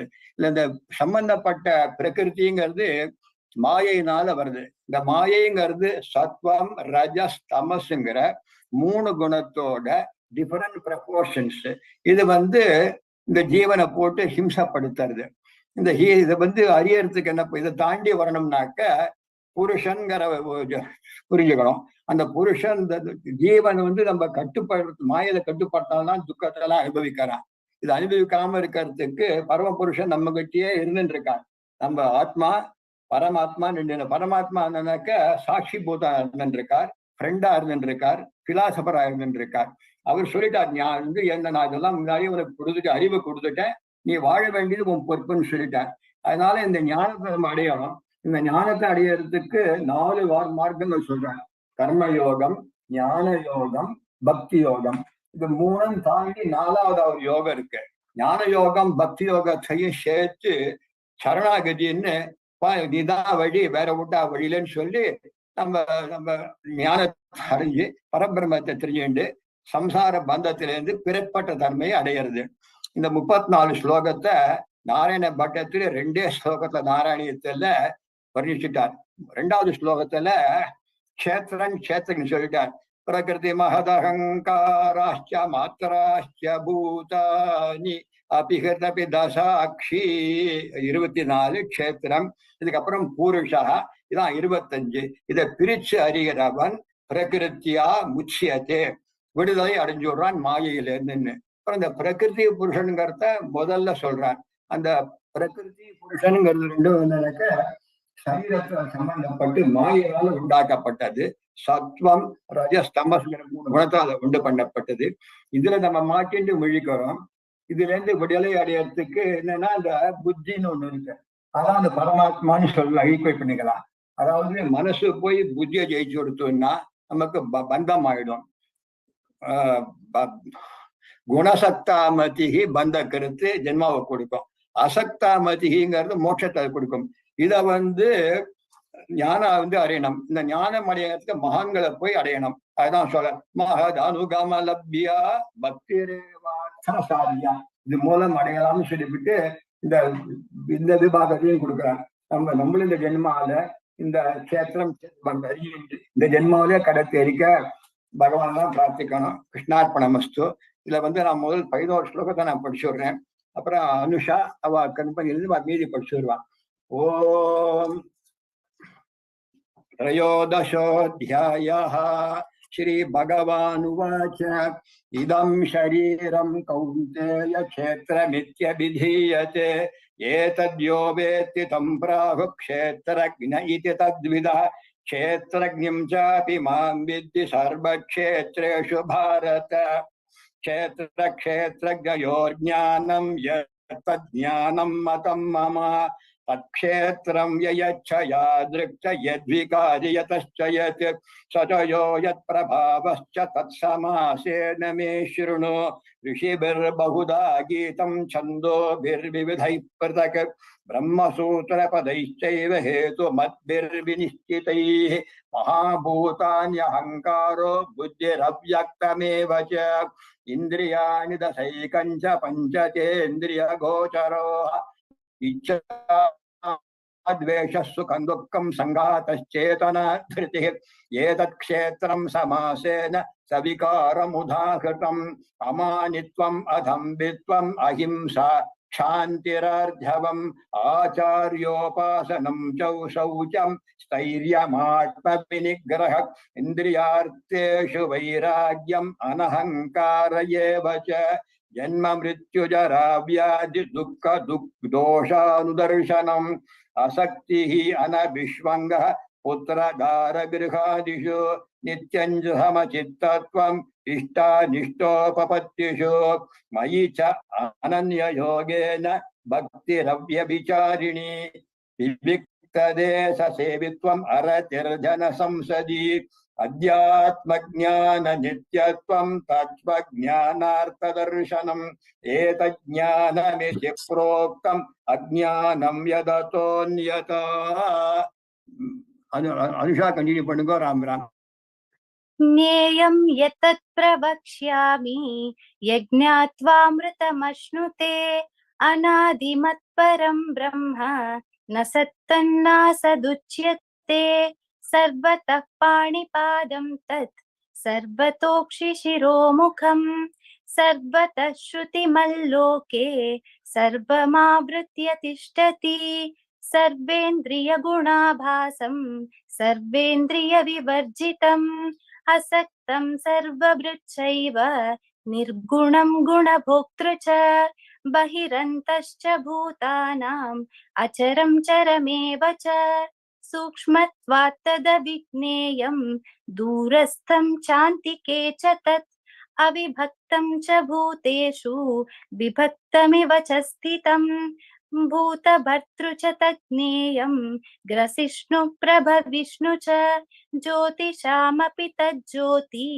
तमसः परमुच्यते ज्ञानं ज्ञेयं ज्ञानगम्यं हृदि सर्वस्य विस्थितम् इति क्षेत्रं तथा ज्ञानं ज्ञेयं चोक्तं समासतः मद्भक्त एतद्विज्ञाय मद्भावायोपपद्यते प्रकृतिं पुरुषं चैव विद्यनादि उभावपि एक विकारांश्च गुणांश्चैव विद्धि प्रकृतिसम्भवान् कार्यकरणकर्तृत्वे हेतुः प्रकृतिरुच्यते पुरुषः सुखदुःखानां भोक्तृत्वे हेतुरुच्यते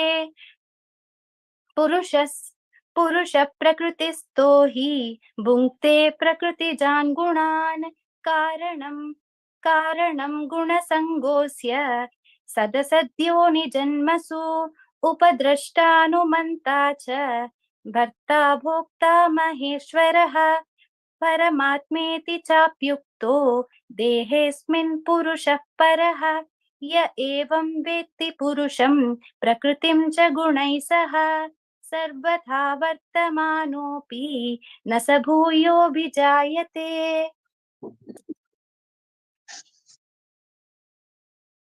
ध्यानेनात्मनि पश्यन्ति केचिदात्मानमात्मना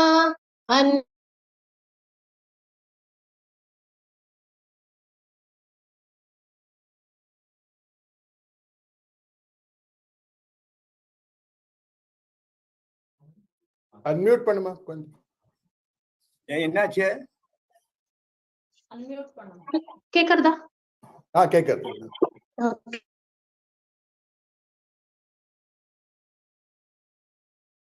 இல்ல கேக்கல, இன்னும் கேக்கல.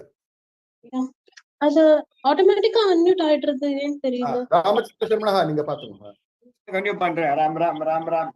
ஓம் ஞானேனாத்மனி பஷ்யந்தி கேசிதாத்மானமாத்மனா கேக்குறது நான் சொல்லட்டுமா? சாங்க்யேன யோகேன கர்மயோகேன சாபரே ராம் ராம். கேக்குறதா? கேக்குறதா நான் பண்றேன்.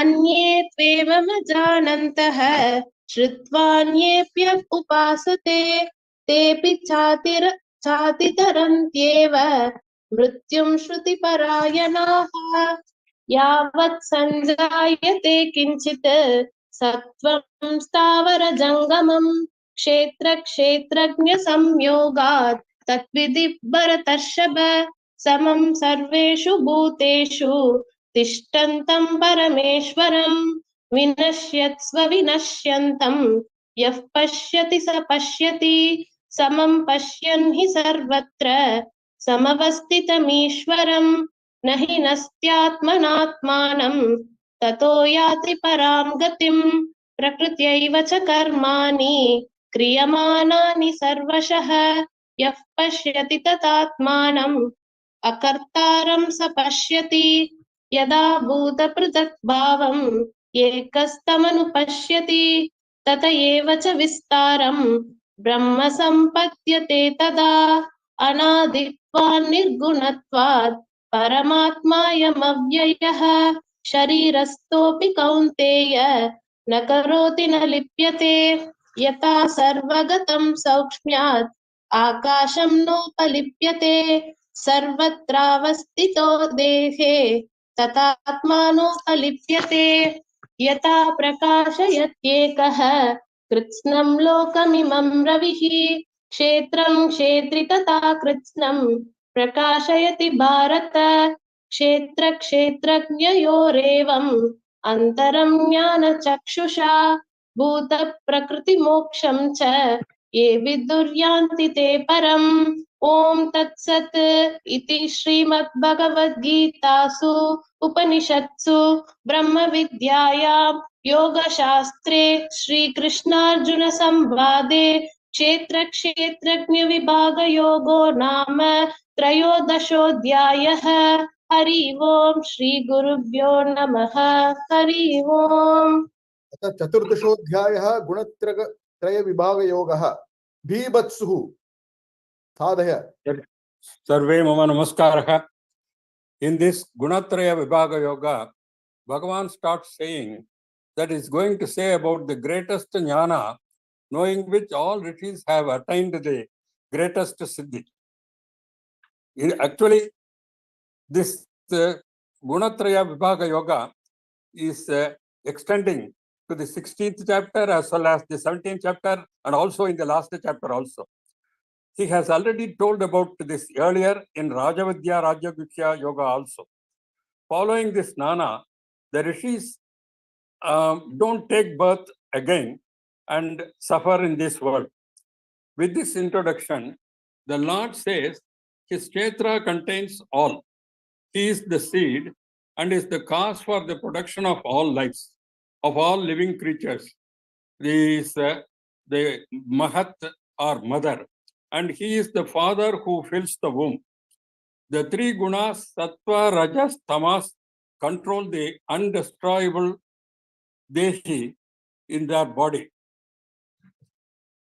Sattva guna is pure, bright, and controls one with jnana, whereas Rajoguna is full of desires and is not easily controllable or could be satisfied.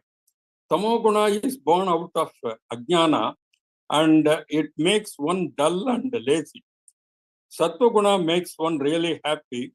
Rajoguna makes one duty bound or karma bound, whereas Tamoguna hides real jnana and takes him to dull-headedness.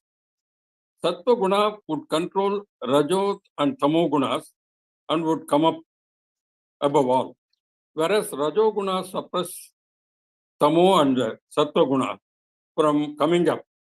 Tamo would control the other two. From Sattva-guna, one gets jnana. From Rajas, desire springs. And from Tamo-guna, only ajnana comes.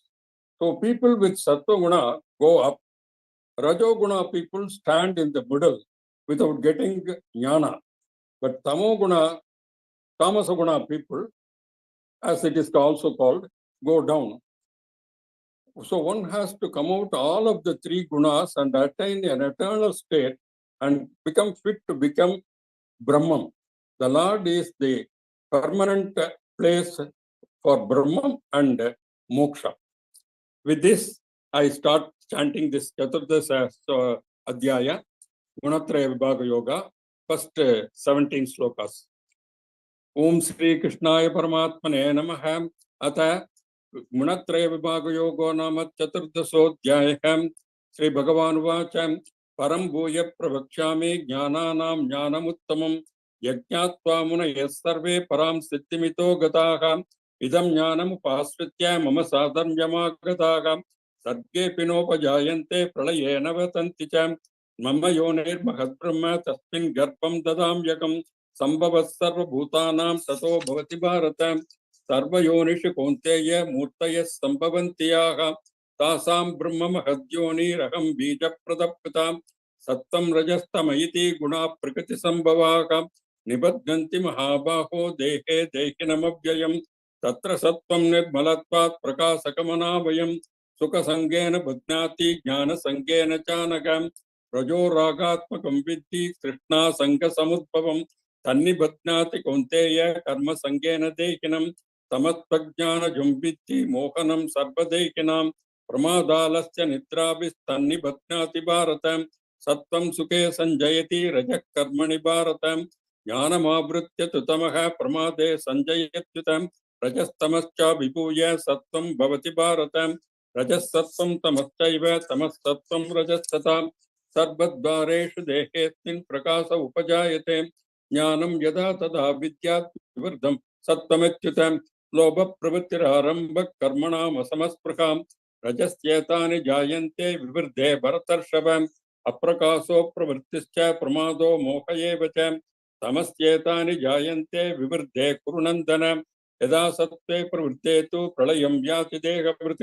तदोत्तमविदां लोकान् अमलान् प्रतिपद्यते।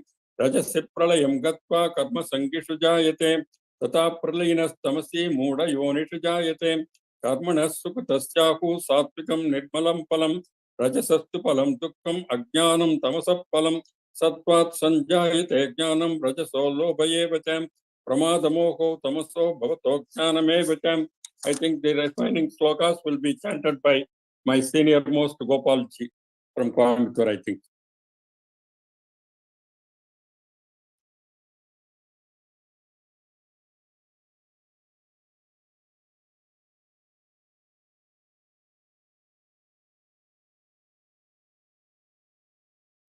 மாமா unmute பண்ணீங்கோ. நானே படிச்சிருவா. மாமா வந்துட்டே unmute பண்ணீங்கோ. சரி. மாமா unmute பண்ணி मम गच्छन्ति तत्त्वस्ता मध्ये तिष्ठन्ति मम गोपाल मामा पढ़ी கோபால் மாமா படிக்கிறேன்.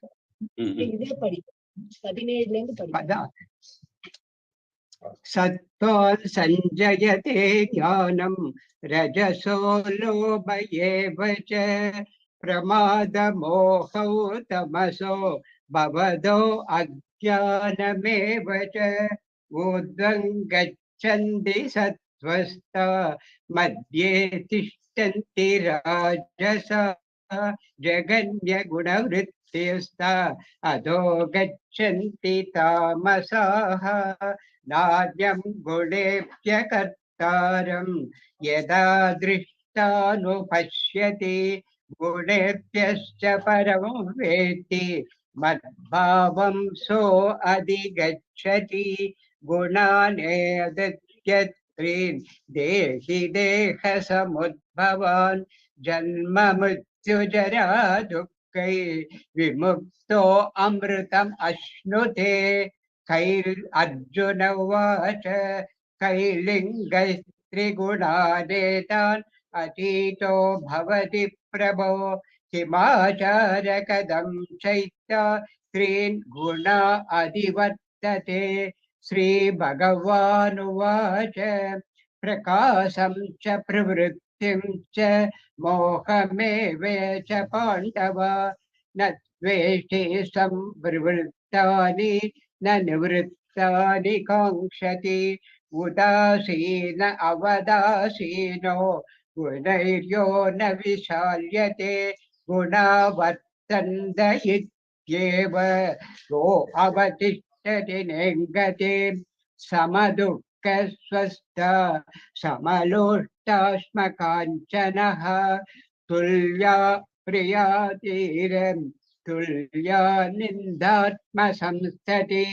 मान अपमानयो तुल्य तुल्यो मित्र अरिपक्षयो सर्वारंभ परित्यागी गुणातीतः स उच्यते मां च यो अव्यभिचारेण भक्ति योगेन सेवते स गुणान् समादित्यान् ब्रह्म भूयाय कल्पते मां च यो अव्यभिचारेण भक्ति योगेन सेवते स गुणान् समधित्यैतान् ब्रह्म भूयाय कल्पते ब्रह्मणो हि प्रतिष्ठाहम् अमृतस्याव्ययस्य च शाश्वतस्य च धर्मस्य सुखैर्येकान्तिकस्य ओम तत्सदिति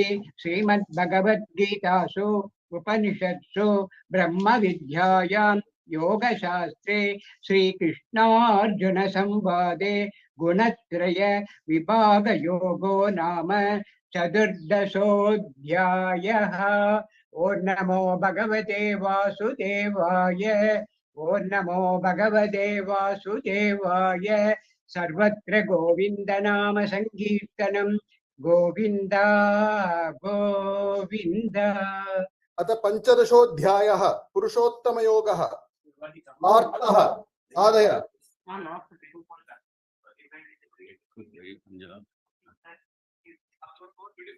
Shri Gurubhyo Namaha.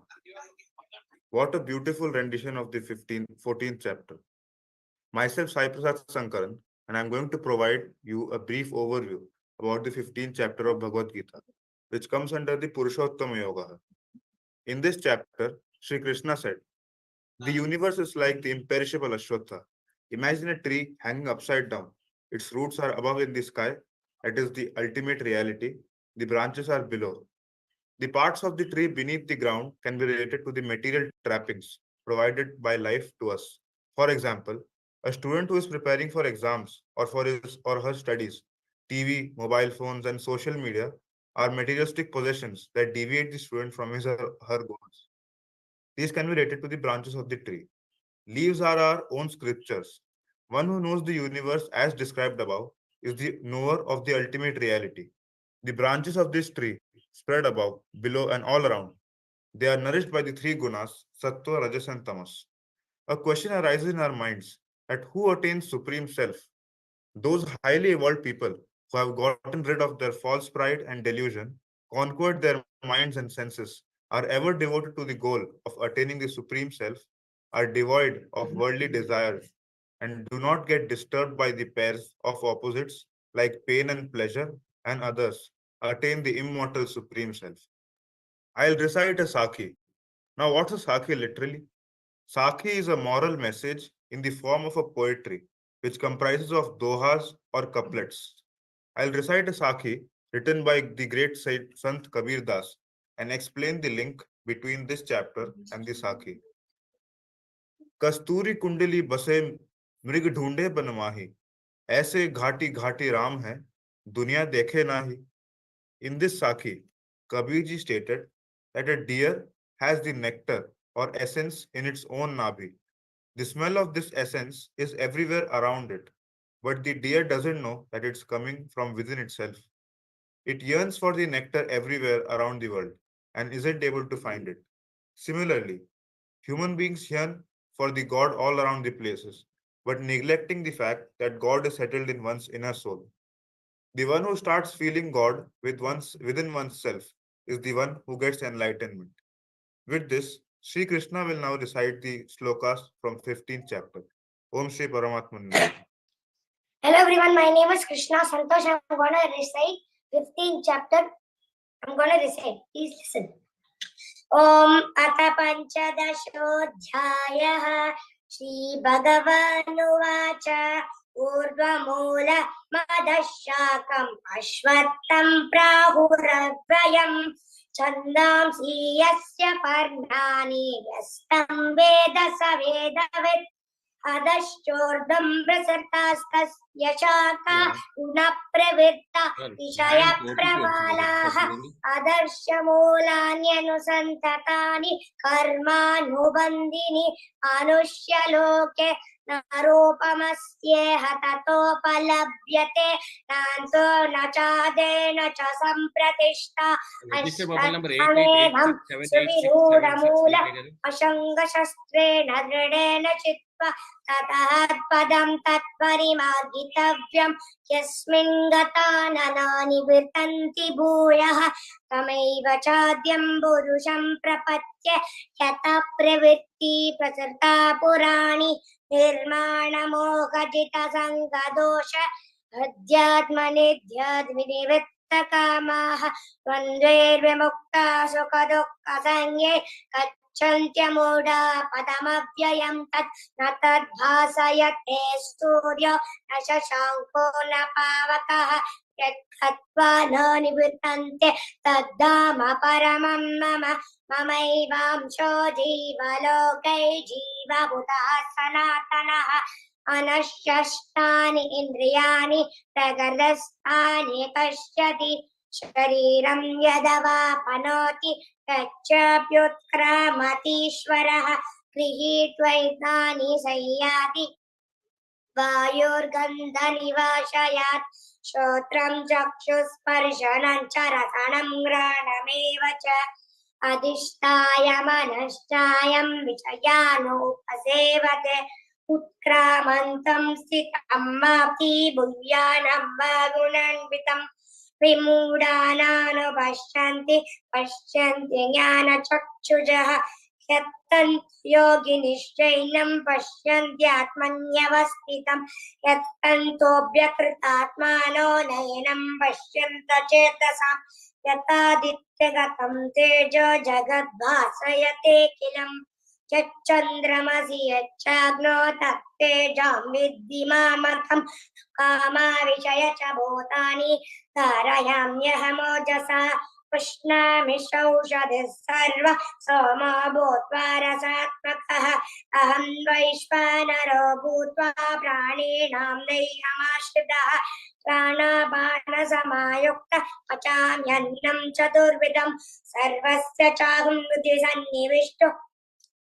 मत्तस्मृज्ञानमपोहनं च वेदैत्यकृतवेदहमेह वेद्यो वेदार्थकृतवेदविदेह चाहं त्वाभिमौ पुरुषौ लोके शरक्षाक्षर एव च शरक्षर्माणि भूतानि कूटस्थोऽक्षर उच्यते उत्तमः पुरुषस्त्वन्यः परमात्मेत्युदाहुतयः य लोकत्रयमाविश्य विवर्तव्य य ईश्वर यस्माक्षरमतीतोऽहम् अक्षरादपि चोत्तमः एतोऽस्मि लोके वेदै च प्रतितत् पुरुषोत्तमः सोमावे मम सम्मूढो जानाति पुरुषोत्तमः स सर्वविद् भजति मां सर्वभावेन भारत इति गृह्यतममं शास्त्रं निरमुक्तं मया नघः एतद्भूत्वा बुद्धिमान् स्यात् कृत्यश्च भारत ॐ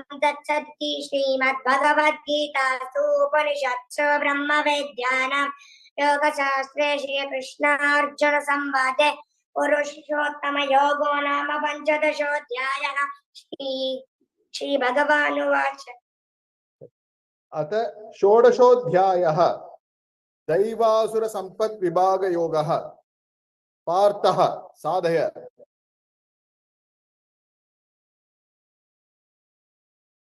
Gurubhyo Namaha, Shri Paramatmane Namaha. I am Rishi, and this is my little brother, Saket Ram. I'm gonna introduce the chapter, or start the chapter, Daivasura Sampad Vibhaga Yoga, chapter 16. Let's start with the synopsis. Well, beautiful chanting from the chapter 15. So, Krishna in this chapter explains how to be divine, why not be bad, and why must we be good. So how to be divine is we should not be fearful, we should do our duty, keep peace while we're doing it, control our senses, and do meditation yoga to control the senses. Why shouldn't we be bad? Everyone will have hatred on you is one of the gateways to hell and greed. And the gateways to hell, which Krishna explains, are greed, unwanted desire, and like always to wanted to do something. And now, why should we be good? If we be good, people will like us. We will have good friends. We can control our senses, have meditation and yoga. We can be divine. We'll have peaceful. It's a gateway to heaven. We'll have a happy life. And nothing interfering and being bad. And now I should start the chanting. Shri Bhagavan Uvacha Avayam Sattva Samsrutir Jnana Yoga Vyavastitihi Dhanam Damascha Yajnascha Swadhyayastapa Arjavam Ahimsa Satyam Akrodas Tyaga Shantirapaishunam Daya Bhuteshvalolupam Madhavam Hira Chapadam Tejakshamadriti Shaucham Adroho Nati Manita Pavanti Samparam Daivi Abhijatasya Bharata Dambo Darpo Vimanascha Krodha Parushamevacha Ajnanam Chabhijatasya Pata Samparamasurim Daivi Sampati Mokshaya Nibandaya Surimata Masucha Samparam Daivim Abhijatasya Panda Vabhuta Sargo Lokesmin Daiva Asura Eva Cha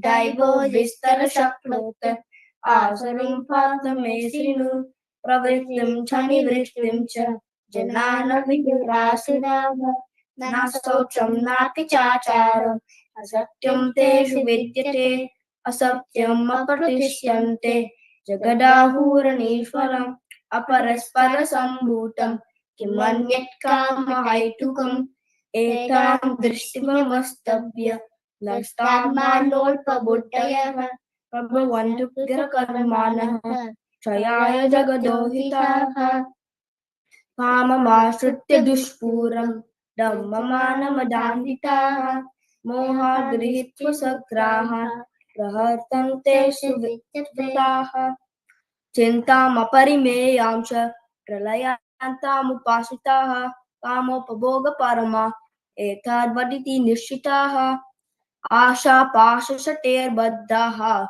Kamakroda Parayanaha Ihante Kama Bogatam Anyaye Nasta Sanshayan Idamadhyamaya Labdam Imam Prapse Manoratam Idamastidam Apime Vavisyati Punardamnam Aso Maya Hata Satr Anische Chaparanapi Ishwaroham Bogi Siddhoham Balavansuki Adyo Bijanavanasmi Konosi Sadisromaya Yakshe Dasyami Modrishya Ektyajnana Vimohitaha Aneka Chitta Vibranta Mohajala Samavritaha Prasakta Kama Bhogeshu Patanti Narakesu Chau Atma Sambhavita Sabda Dhanamana Madanvitaha Jante Nama Yajneste Dambena Vidipurvakam Ahankaram Balam Darpam Kamam Krodam Cha Sanskritaha Mamatma Paradeheshu Pradvisanto Vyasuyakaha Tanam Vishuddhakruran Sanchareshu Naradaman Shipam Yajaswamasuban Ashurishye Yonishu Asurim Yoni Mapanna Muda Janmani Janmani Mama Prapyaiva Kauntyeya Tato Yantyadamam Gatim Etai Vimukta Kauntyeya Modvare Stribirnaraha Trividam Narakasyedam Dwaram Nashanam Matmanaha Kama Krodastara Lobas Tasmare Trayam Tyajet Etai Vimukta Kauntyeya Tamodvare Stribirnaraha Acharatyatmana Shreyas Tato Yati Parangatim Ya Sasra Vidimuksrijya Vartate Kamakarataha Nasa Siddhina Vapnoti Nasukam Na Parangatim Tasmat Shastram Pramamnamte Karya Karya Vivastito Nyantva Shastra Vidan Noktam Karma Kartu Miharhasi Om Tatsadidi Shrimad-Bhagavad-Gitasu Upanishadsu Brahma Vidyayam Yoga Shastri Shri Krishna Arjuna Samvade Daiva Asura Sampat Vibhaga Yogo Nama Shorashodhyayah. सप्तदशोऽध्यायः पार्थः श्रद्धात्रयविभागयोगः आदय Om Shri Paramatmane Namaha. What a beautiful rendition of the 16th chapter. Myself, Sai Prasad, and my friend Adi are here to give a brief idea about this chapter, Shraddhatraya Yoga. From here, my friend Adi would take over. Shraddha, which literally means faith, belief.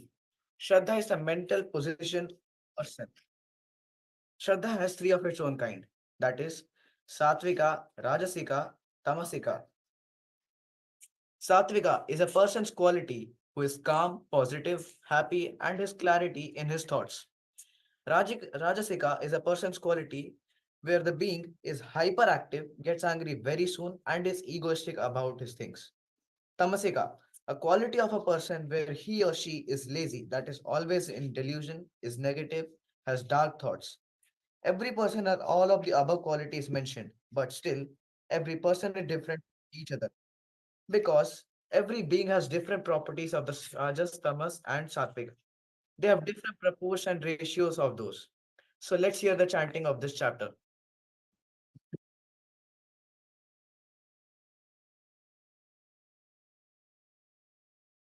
अथ सप्तदशोऽध्यायः अर्जुन उवाच ये शास्त्रविधिमुत्सृज्य यजन्ते श्रद्धयान्विताः तेषां निष्ठा तु का कृष्ण सत्त्वमाहो रजस्तमः Shri Bhagavanuvāca Trividha Bhavati Shraddha Dehinam Sa Svabhavaja Satviki Rajasi Chaiva Tamasi Cheti Tam Shrunu.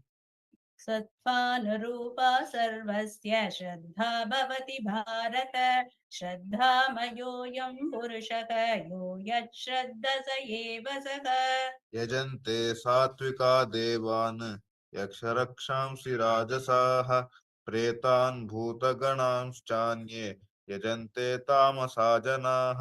अशास्त्रविहितं घोरं तप्यन्ते ये तपो जनाः दम्भाहङ्कारसंयुक्तः कामरागबलान्विताः कर्षयन्तः शरीरस्थं भूतग्राममचेतसः मां चैवान्तः शरीरस्थं तान् विद्यासुरनिश्चयान्.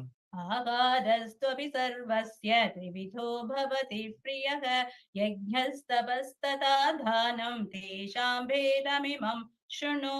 आयुः सत्त्वबलारोग्य सुखप्रीतिविवर्धनाः रस्याः स्निग्धाः स्थिराः हृद्या आहाराः सात्विकप्रियाः. तत्त्वं ललवणात्युष्ण तीक्ष्णरूक्षविधाहिनः आहारा राजसस्येष्टः दुःखशोकामयप्रदाः. यातयामं गतरसं पूतिपर्युषितं च यत् उच्छिष्टमपि चामेध्यं भोजनं तामसप्रियम्. अफलाकाङ्क्षिभिर्यज्ञो विधि दृष्टो य युज्यते यष्टव्यमेति मनः समादाय च सात्विकः अभिसङ्गाय तु फलं दम्भार्थमपि चैव यत् युज्यते भरतश्रेष्ठ तद्यज्ञं विद्धि राजसम् विधिहीनं न सृष्टुन्नं मन्त्रहीनं अदक्षिणम् श्रद्धविरहितं यज्ञं तामसं परिचक्षते देवद्विजगुणैर्प्रज्ञा पूजनं शौचमार्जवम् ब्रह्मचर्यम् अहिंसा च शारीरं तप उच्यते अनुद्वेगकरं वाक्यं सत्यं प्रियहितं च यत् स्वाध्यायम् अवयं चैव वाङ्मयं तप उच्यते मनः प्रसाद सौम्यत्वं मौनम् आत्मविनिग्रहः भावसंशुद्धिरित्येत तपो मानसमुच्यते श्रद्धया परया तप्तं तपस्तत्र विदुर्नरैः अफलाकाङ्क्षिभिर्युक्तैः सात्विकं परिचक्षते सत्कारमानपूजार्थं तपोदम्बेन चैव यत् क्रियते तदिह प्रोक्तं राजसं जलमुद्भवं मे मूढग्रहाणमात्मो यत्पीडस्य क्रियते तपः परस्य उत्साधानार्थं तत्तामसमुद्रतां दातव्यमिति ध्यानं दीयतेऽनुपकारिणे देशे काले च पात्रे च तद्दानं सात्विकं स्मृतं यतु प्रत्युपकारार्थं फलम् उद्दिश्य वा पुनः दीयते परिक्लिष्टं तद्दानं राजसंस्मृतम् अदेशकाले यद्दानम् अपात्रेभ्यश्च दीयते असत्कृत्यम् अवज्ञातं तत्तामसामुदाहृतम् ॐ तत्सदिति निर्देशो ब्रह्मणा श्रीविदस्मृतः ब्रह्मणास्तेन वेदाक्ष्व यज्ञाश्व विहिता पुराः तस्मादो मृत्युदाहृत्य यज्ञदानतपक्रियः प्रवर्तन्ते विधानोक्ताः सतनं ब्रह्मवादिनम् तदयित्य अनिभ्य संघाय फलं यज्ञतपक्रियाः दानक्रियाश्च विविधाः क्रियन्ते मोक्षकाङ्क्षिभिः सद्भावे साधुभावे च तदयित्येत प्रयुज्यते प्रशस्ते कर्मणि तथा संकब्धः पार्थ उज्यते यज्ञे तपसि दाने च स्थितिः सदिति चोच्यते कर्म चैव तदर्थीयं सदित्येवाभिधीयते अश्रद्धया कृतं दत्तं तपस्तप्तं कृतं च यत् असिदित्य उच्यते पार्थ न तत्प्रेत्य नौहिह ॐ तत्सदिति श्रीमद्भगवद्गीतासु उपनिषत्सु ब्रह्मविद्यायां योगशास्त्रे श्रीकृष्णार्जुनसंवादे श्रद्धात्रय विभागयोगो नाम सप्तमोऽध्यायः सप्तदशोऽध्यायो अथ अष्टादशोऽध्यायः मोक्षसन्न्यासयोगः अथ अष्टादशोऽध्यायः मोक्षसन्न्यासयोगो நமக. குருவை விட உயர்ந்த தெய்வம் இல்லை, குருவின் அருளை விட சிறந்த அருள் இல்லை, குருவை வணங்குவதை விட உயர்ந்த நிலை இல்லை. இந்த கீதோபதேசமே குரு சிஷ்ய பரம்பரையைத்தான் விளக்குகிறது. எங்கள் விஜயா குழுவினரின் ஆன்மீக பயணத்தின் வழிகாட்டியாக எங்களை நடத்தி சென்று கொண்டிருக்கும் குருவான ரேவதி அம்மாவிற்கும் சத்வித்யா பிரதிஷ்டானத்தை சனாதன வழியில் வேத தர்ம பிரச்சாரத்துடன் சம்ஸ்கிருத மொழியையும் உலகமெங்கும் ஆன்லைன் மார்க்கத்தில் எடுத்துச் சென்று கொண்டிருக்கும் சேகர் குருஜிக்கும் நம் அனைவரின் ஆத்மார்த்த குருவான CAS மாமாவுக்கும் எங்கள் அநேக கோடி நமஸ்காரத்தை தெரிவித்துக் கொண்டு கடைசி அத்தியாயமான மோட்ச சந்நியாச யோகத்தின் சாராம்சத்தை உங்களுக்கு சமர்ப்பிக்கிறேன். கடைசி அத்தியாயமான மோட்ச சந்நியாச யோகம் பகவத்கீதையின் சாராம்சமாக விளங்குகிறது. ஆத்ம தத்துவ விளக்கமும் கர்மயோக விளக்கமுமாக முடிவடைகிறது. இந்த அத்தியாயத்திற்கு விசேஷமான ஒரு விளக்கம் என்னவென்றால், பகவான் கீதை முழுவதிலும் கூறி வந்த சந்நியாசம், தியாகம் என்கிற இரண்டு சம அர்த்தமுடைய சொற்களுக்கு இடையே உள்ள வேறுபாட்டை தெளிவாக்குகிறார். தியாகம் கர்மயோகத்தின் அடையாளமாகவும் சந்நியாசம் ஞான யோகத்தின் அடையாளமாகவும் இருக்கிறது. ஜனகர் முதலிய ராஜரிஷிகள் தியாகம் என்கிற கர்மயோக முறையில் வாழ்ந்து பிறகு ஞானமடைந்தனர். யாஜ்ஞவல்கியர் முதலியோர் சந்நியாச வாழ்க்கை முறையை தேர்ந்தெடுத்து பிறகு ஞானமடைந்தனர். தியாகம் சந்நியாசம் இரண்டும் இருவேறு வாழ்க்கை முறைகள். இரண்டின் நோக்கமும் மனதை சாத்வீகமாக்கி மாசற்றதாக்குவதே. அர்ஜுனன் கிருஷ்ணனிடம் தியாகம் சந்நியாசம் பற்றி விளக்கம் கேட்கிறான். இவற்றையும் செயலுக்கான 5 காரணங்களையும் செயலை தூண்டும் 3 காரணிகளையும் செயலின் 3 கூறுகளையும் கிருஷ்ணர் விளக்குகிறார். அவர் செயல்புரிதல், உறுதிப்பாடு, மகிழ்ச்சி, பணி ஆகிய 3ம் இயற்கையின் ஒவ்வொரு முறையின்படியும் விவரிக்கிறார். ஒருவன் தன் வேலையை செய்வதின் மூலம் முழுமையை அடைகிறான். மற்றவனோ மற்றவனுடைய வேலையை செய்வதின் மூலம் விதிக்கப்பட்ட கடமைகள் ஒருபோதும் பாவ வினைகளால் பாதிக்கப்படுவதில்லை. எனவே பற்றுதல் இல்லாமல் முடிவை எதிர்பார்க்காமல் கடமையாக செயல்பட வேண்டும். ஒருவன் தன் கடமையை விட்டுவிடக் கூடாது. சுய உணர்தலின் மிக உயர்ந்த தளம் கிருஷ்ணருக்கு தூய பக்தி சேவையாகும். அதன்படி அர்ஜுனனை எப்பொழுதும் சார்ந்திருக்கவும் அவனது பாதுகாப்பின் கீழ் செயல்படவும் அவனை பற்றி விழிப்புடன் இருக்கவும் கிருஷ்ணர் அறிவுறுத்துகிறார். அர்ஜுனன் கிருஷ்ணருக்காக போரிட மறுத்தால் போரிடுவது சத்திரியனாகிய அவனது இயல்பு என்பதால் அவன் இன்னும் போருக்கு இழுக்கப்படுவான். ஆயினும் கூட அவன் என்ன செய்ய வேண்டும் என்பதை தீர்மானிக்க சுதந்திரமாக இருக்கிறார். கிருஷ்ணரின் அருளால் அர்ஜுனனின் மாயை மற்றும் சந்தேகம் மறைந்து கிருஷ்ணனின் வழிகாட்டுதலின்படி அவர் போரிட தேர்ந்தெடுக்கிறார். இதனுடைய சின்ன explanation in English. Guruji asked me to explain in English also because so many people are available. Some people doesn't know Tamil. This is the longest chapter, 78 verses, and Krishna's teaching ends with a restatement of the first teaching verses. Giving up all karmas, take refuge in me alone. I will release you from all karmas. Do not grieve. Surrender to Ishvara, the divinity, a major role in overcoming the impediments to the Drashtut Swarupe Avasthanam. Resting in the true nature of the self. Essentially, this chapter summarizes all the major teachings in the Vedas. Another way of describing the teaching in twofold, that is, Brahma Vidya and Yoga Shastra. Brahma Vidya is the direct knowledge of the self, and Atman is Brahman.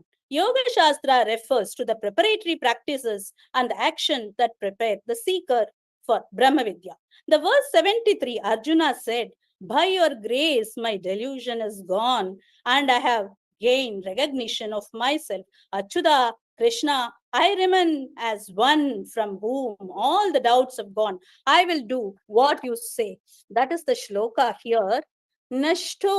Nashto mogasmritir laptaha tvat prasadatmayachyuta sthitosmi gata sandekha karishye vachanam tava sarvam krishnarpanam. I'm just introducing my team. Myself, Vidya Shankaran, and Swarnavalli Madam, Revati Kumar Madam, Shri Priya Madam, Uma Mahesh Madam, and Gayatri will finish the slokas. Namaskar. अथ अष्टादशोऽध्यायः मोक्षसन्न्यासयोगः अर्जुन उवाच सन्न्यासस्य Now the chanting will start by Swarnavalli Madam. Okay, madam. Start பண்ணலாங்களா? Swarnavalli Madam, unmute please.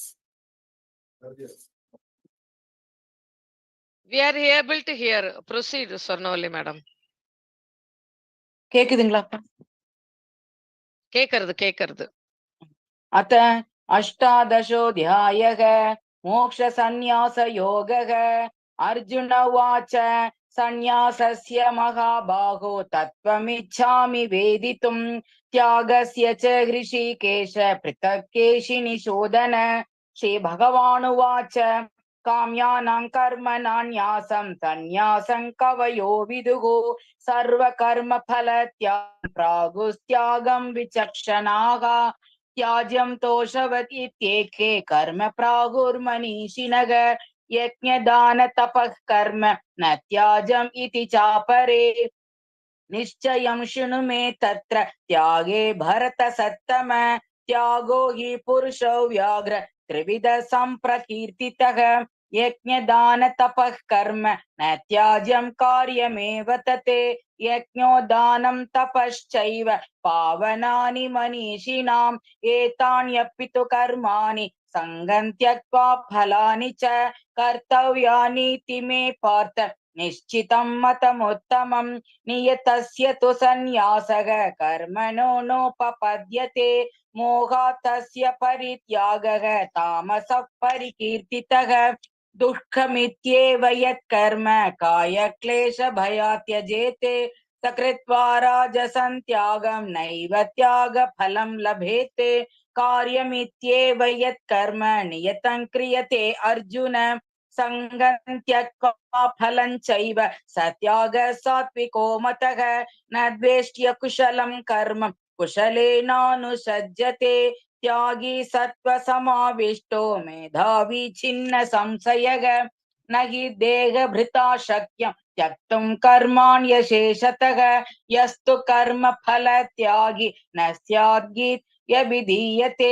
अनिष्टमिष्टं मिश्रं च त्रिविधः कर्म न फलं पवद्यत्यागिनां प्रेत्य न तु सन्न्यासिनां क्वचित् पञ्चैतानि महाबाहो कारणानि निबोध मे सांख्ये कृतान् मे प्रोक्तानि सिद्धये सर्वकर्मणाम् अधिष्ठानं तथा कर्ता करणं च पृथग्विधं विविधाश्च पृथक् चेष्टा दैवं चैवात्र पञ्चमं शरीरवाक्मनोभिः यत्कर्म प्रारभते नरः न्यायं वा विपरीतं वा पञ्चैते तस्य हेतवः तत्रैवं सति कर्तारम् आत्मानं केवलं तु यः पश्यति अकृतबुद्धित्वान् न स पश्यति दुर्मतिः यस्य नाहङ्कृतो भावः बुद्धिर्यस्य न लिप्यते हत्वापि स इमान् लोकान्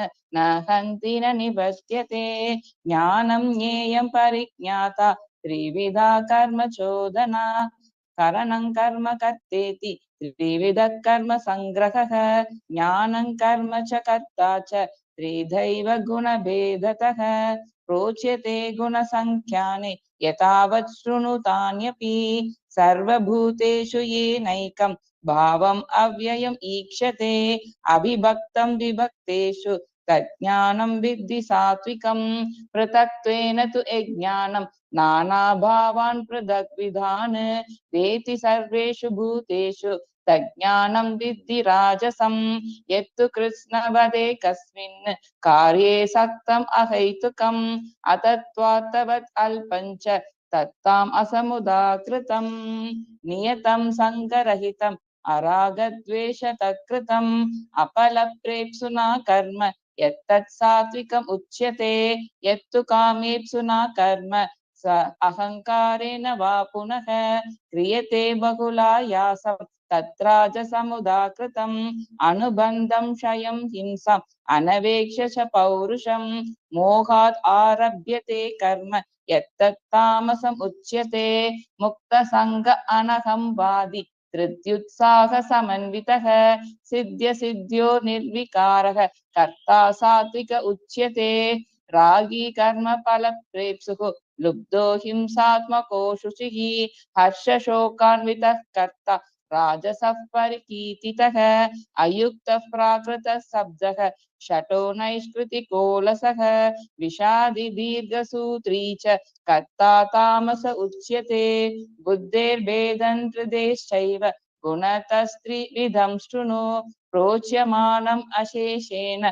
पृथक्त्वेन धनञ्जय प्रवृत्तिं च निवृत्तिं च कार्याकार्ये भयाभये बन्धं मोक्षं च या वेति बुद्धिः सा पार्थ सात्विकी यया धर्मम् अधर्मं च कार्यं चाकार्यमेव च अयथावत् प्रजानाति बुद्धिः सा पार्थ राजसी अधर्मं धर्ममिति या मन्यते तमसा वृता सर्व अर्थान् विपरीतांश्च बुद्धिः सा पार्थ तामसी तृतीया यया धारयते मनः प्राणेन्द्रियक्रियाः योगेन अव्यभिचारिण्या धृतिः सा पार्थ सात्विकी यया तु धर्म कामार्थान् धृत्या धारयते अर्जुन प्रसंगेन फलाकांक्षी धृतिः सा पार्थ राजसी यया स्वप्नं भयं शोकं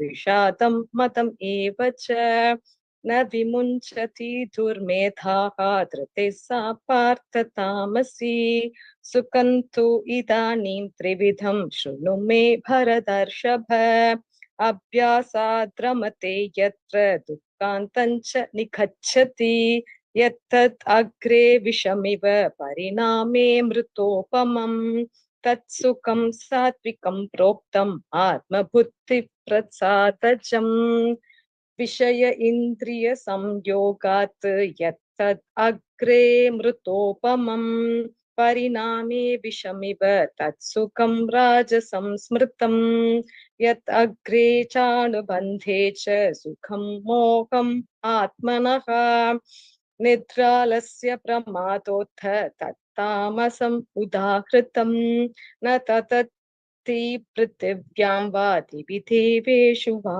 पुनः सत्वं प्रकृतिजैर्मुक्तं यतेभिर्स्यात् त्रिभिर्गुणैः ब्राह्मणक्षत्रियविषां शूद्राच्च परन्तप कर्माणि प्रविभक्तानि स्वभावप्रभवैर्गुणैः शमोतमस्तपःशौचं शान्तिरार्जवमेव च ज्ञानं विज्ञानम् आस्तिक्यं ब्रह्म कर्म स्वभावजं शौर्यं तेजो धृतिर्दाक्ष्यं युद्धे चाप्यपलायनम् दानम् ईश्वरभावश्च शास्त्रं कर्म स्वभावजं कृषिगौरक्षय वाणिज्यं वैश्यकर्म स्वभावजं परिचर्यात्मकं कर्म शूद्रस्यापि स्वभावजं स्वे स्वे कर्मणि अभिरतः संसिद्धिं लभते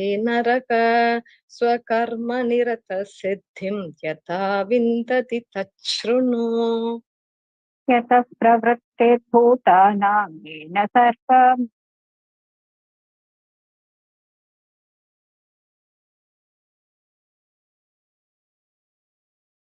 Uma Magesh madam, Uma, unmute and read. unmute பண்ணிட்டேன்மா கேக்குறதா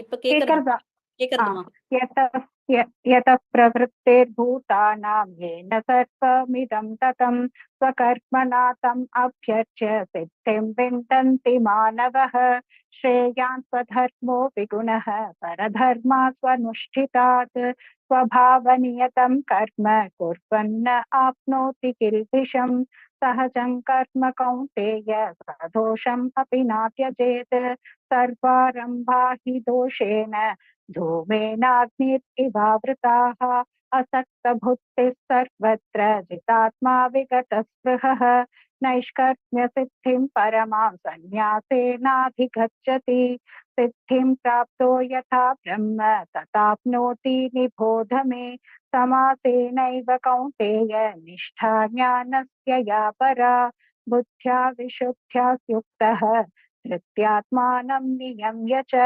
शब्दादीन् विषयान् त्यक्त्वा रागद्वैषोऽव्युधस्य च विविक्तसेवी लक्वाशी यतः वाक्कायमानसः ध्यानयोगपरो नित्यं वैराग्यं समुपाश्रितः अहङ्कारं बलं दर्पं कामं क्रोधं परिग्रहं विमुच्य निर्ममः शान्तः ब्रह्मभूयाय कल्पते ब्रह्मभूतः प्रसन्नात्मा न शोचति न काङ्क्षति समस्तर्पेषु भूतेषु मद्भक्तिं लभते परां भक्त्या माम् अभिजानाति यावन्यश्चास्मि तत्त्वतः ततो मां तत्त्वतो ज्ञात्वा विशते तदनन्तरं सर्वकर्माणि अपि सदा कुर्वाणो अव्यपाश्रयः मत्प्रसादात् अवाप्नोति शाश्वतं पदम् अव्ययम् चेतसा सर्वकर्माणि मयि सन्न्यस्य मत्परः बुद्धियोगम् उपाश्रित्य मच्चित्तः सततं भव मच्चित्तः सर्वदुःखानि मत्प्रसादात् तरिष्यसि अथ चेत्त्वम् अहङ्कारं न श्रूयसि विनङ्क्ष्यसि यत् अहङ्कारम् आश्रित्य नायोत्स्य इति मन्यते मत्यैष व्यवसायस्ते प्रकृतिः स्वां नियोक्ष्यति स्वभावजेन कौन्तेय निबद्धस्वेन कर्मणा कर्तुं न इच्छसि यन्मोहात् करिष्यसि अवशोऽपि तत् ईश्वर सर्वभूतान् ईश्वरः सर्वभूतानां हृद्देशेऽर्जुन तिष्ठति भ्रामयन् सर्वभूतानि यन्त्र आरूढानि मायया तमेव शरणं गच्छ सर्वभावेन भारत तत्प्रसादात् परां शान्तिं स्थानं प्राप्स्यसि शाश्वतम् इति ते ज्ञानमाख्यातं गुह्यात् गुह्यतरं मया विमृश्यैतद् अशेषेण यथेच्छसि तथा कुरु सर्वगुह्यतमं भूयः शृणु मे परमं वचः इष्टोऽसि मे दृढमिति ततो वक्ष्यामि ते हितं मन्मना भव मद्भक्तः मध्याजी मां नमस्कुरु मामे वैश्यसि सत्यन्ते प्रतिजाने प्रियोऽसि मे सर्वधर्मान् परित्यज्य मामेकं शरणं व्रज अहं त्वा सर्वपापेभ्यः मोक्षयिष्यामि मा शुचः इदं तेन अतपस्काय न अभक्ताय गताचन न च आशुश्रूषवे वाच्यं न च मां योऽप्यस्तूयति य इतिं परमं गुह्यं मद्भक्तेषु अभिधास्यति भक्तिं मयि परां कृत्वा मामेष्वैष्यस्य संशयः न च तस्मान्मनुष्येषु कश्चिन्मे प्रियकृद्धमः भविता न च मे तस्मात् अन्यप्रियतरो भुवि अत्येष्यते च य इमं धर्म्यं संवादम् आवयोः ज्ञानयज्ञेन तेनाकम् इष्टस्यां इति मे मतिः श्रद्धावान् अनसूयश्च शृणुयादपि यो नरः सोऽभिमुक्तः शुभान् लोकान् प्राप्नुयात् पुण्यकर्मणां कच्चिदेतच्छ्रुतं पार्थ त्वयैकाग्रेण चेतसा कच्चिदज्ञानसम्मोहः प्रणष्टस्ते धनञ्जय अर्जुन उवाच नष्टो मोघस्मृतिर्लब्धः त्वत्प्रसादात्मयाच्युतः स्थितोऽस्मि गतसन्देहः करिष्ये वचनं तव सञ्जय उवाच इत्यहं वासुदेवस्य पार्थस्य च महात्मनः संवादमिमम् अश्रौषम् अद्भुतं रोमहर्षणं व्यासप्रसादात् श्रुतवान् एतद्गुह्यतमं परं योगं योगेश्वरात् कृष्णात् साक्षात् कथयत स्वयम् राजन् संस्मृत्य संवादम् इममद्भुतम् केशवार्जुनयोः पुण्यं हृष्यामि च मुहुर्मुहुः तच्च संस्मृत्य रूपम् अति अद्भुतं हरेः विस्मयो मे महान् राजन् हृष्यामि च पुनः पुनः यत्र योगेश्वरः कृष्णः यत्र पार्थो धनुर्धरः तत्र श्रीर्विजयो भूतिर्ध्रुवा नीतिर्मतिर्मम यत्र योगेश्वरः कृष्णः यत्र पार्थो धनुर्धरः तत्र श्रीर्विजयो ध्रुवानीतिर्मतिर्मम ॐ तत्सत् इति श्रीमद्भगवद्गीतासु उपनिषत्सु ब्रह्मविद्यायां योगशास्त्रे श्रीकृष्णार्जुन संवादे मोक्षसन्न्यासयोगो नाम 18 सर्वं श्रीकृष्णार्पणमस्तु।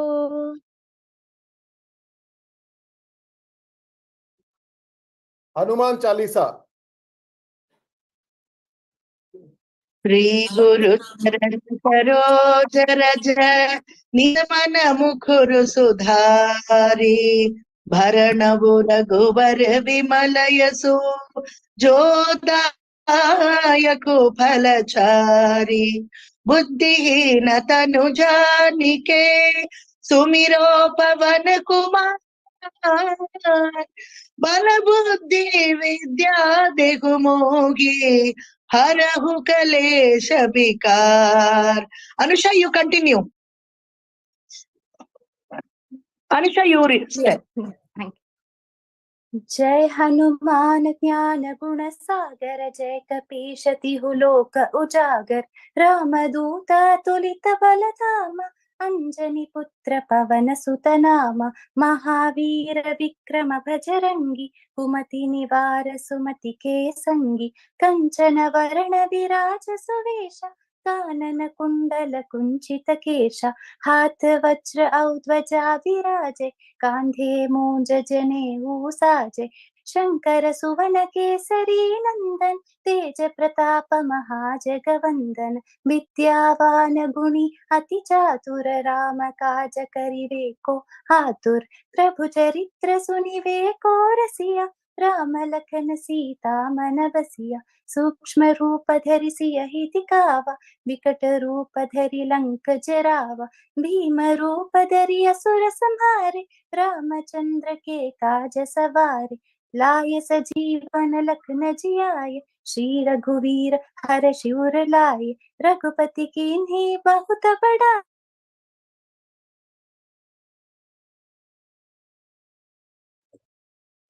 सहस वदन तुमरो यश गावे अस कई श्रीपति कंठ लगावे सनकादिक ब्रह्मादि मुनीषा नारद शारद सहित अहीशा यम कुबेर दिक्पाल जहाते कवि कोविद कहि सकै कहाते तुम उपकार सुग्रीव ही कीन्हा राम मिलाय राजपद दीन्हा तुमरो मंत्र विभीषण माना लंकेश्वर भय सब जग जाना युग सहस्रयो जन पर भानु लील्यो ताहि मधुर पल जानु प्रभु मुद्रिका मेलि मुख माहि जलधि लांघि गए अचरज नाहि दुर्गम काज जगत के जेते सुगमानुग्रह तुमरे तेते राम दुआरे तुम रखवारे होत न आज्ञा बिनु पैठारे सब सुख लहै तुम्हारी शरणा तुम रक्षक काहू को डरना आपन तेज सम्हारो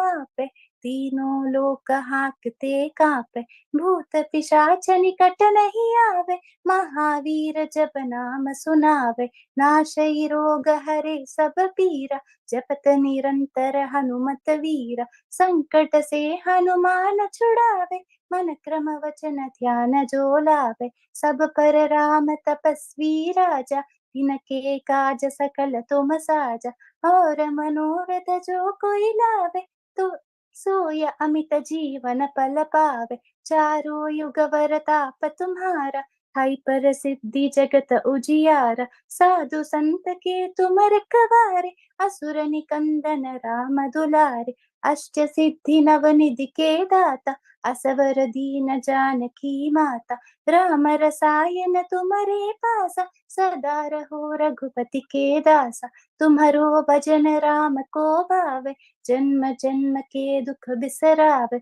अंत काल रघुपति पुर जाय जहाँ जन्मे हरि भक्त कहाय और देवता चित्तन धरई हनुमत से सर्व सुख करई संकट हटे मिटे सब पीरा जो सुमिरे हनुमत बलवीरा जय जय जय हनुमान गोसाई कृपा करो गुरुदेव किनाई जो शतवार पाठ कर कोई झूठ ही बंधी महासुख होई जो यह पढ़े हनुमान चालीसा होय सिद्धि साखी गौरीशा तुलसीदास सदा हरि चेरा की जय नाद हृदय महडेरा पवन तनय संकट हरण मंगल मूर्ति रूप राम लखन सीता सहित हृदय बसहु सुरभूप जय श्री राम।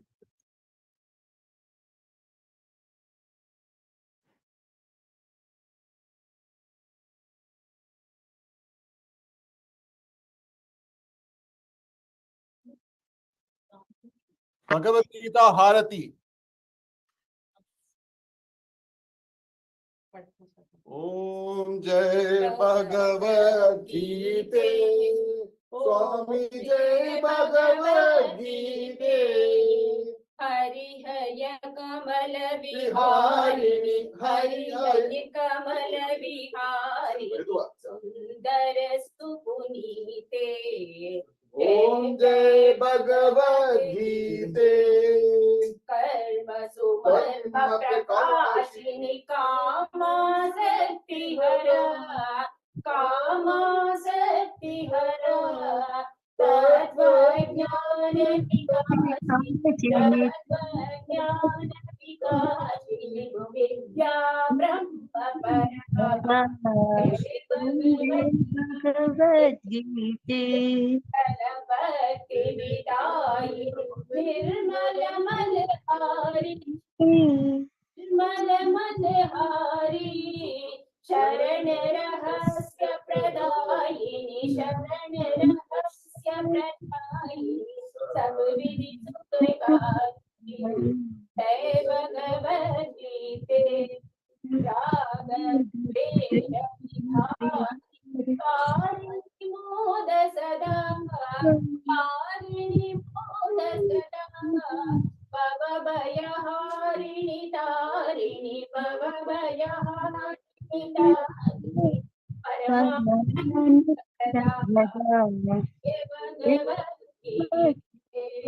आसुर भाव विनाशिनी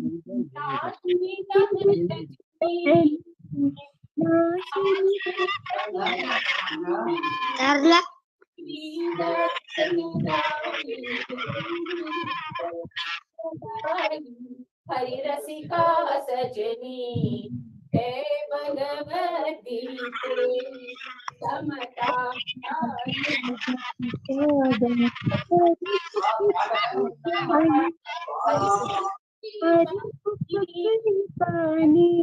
शास्त्री स्वामिनी सकल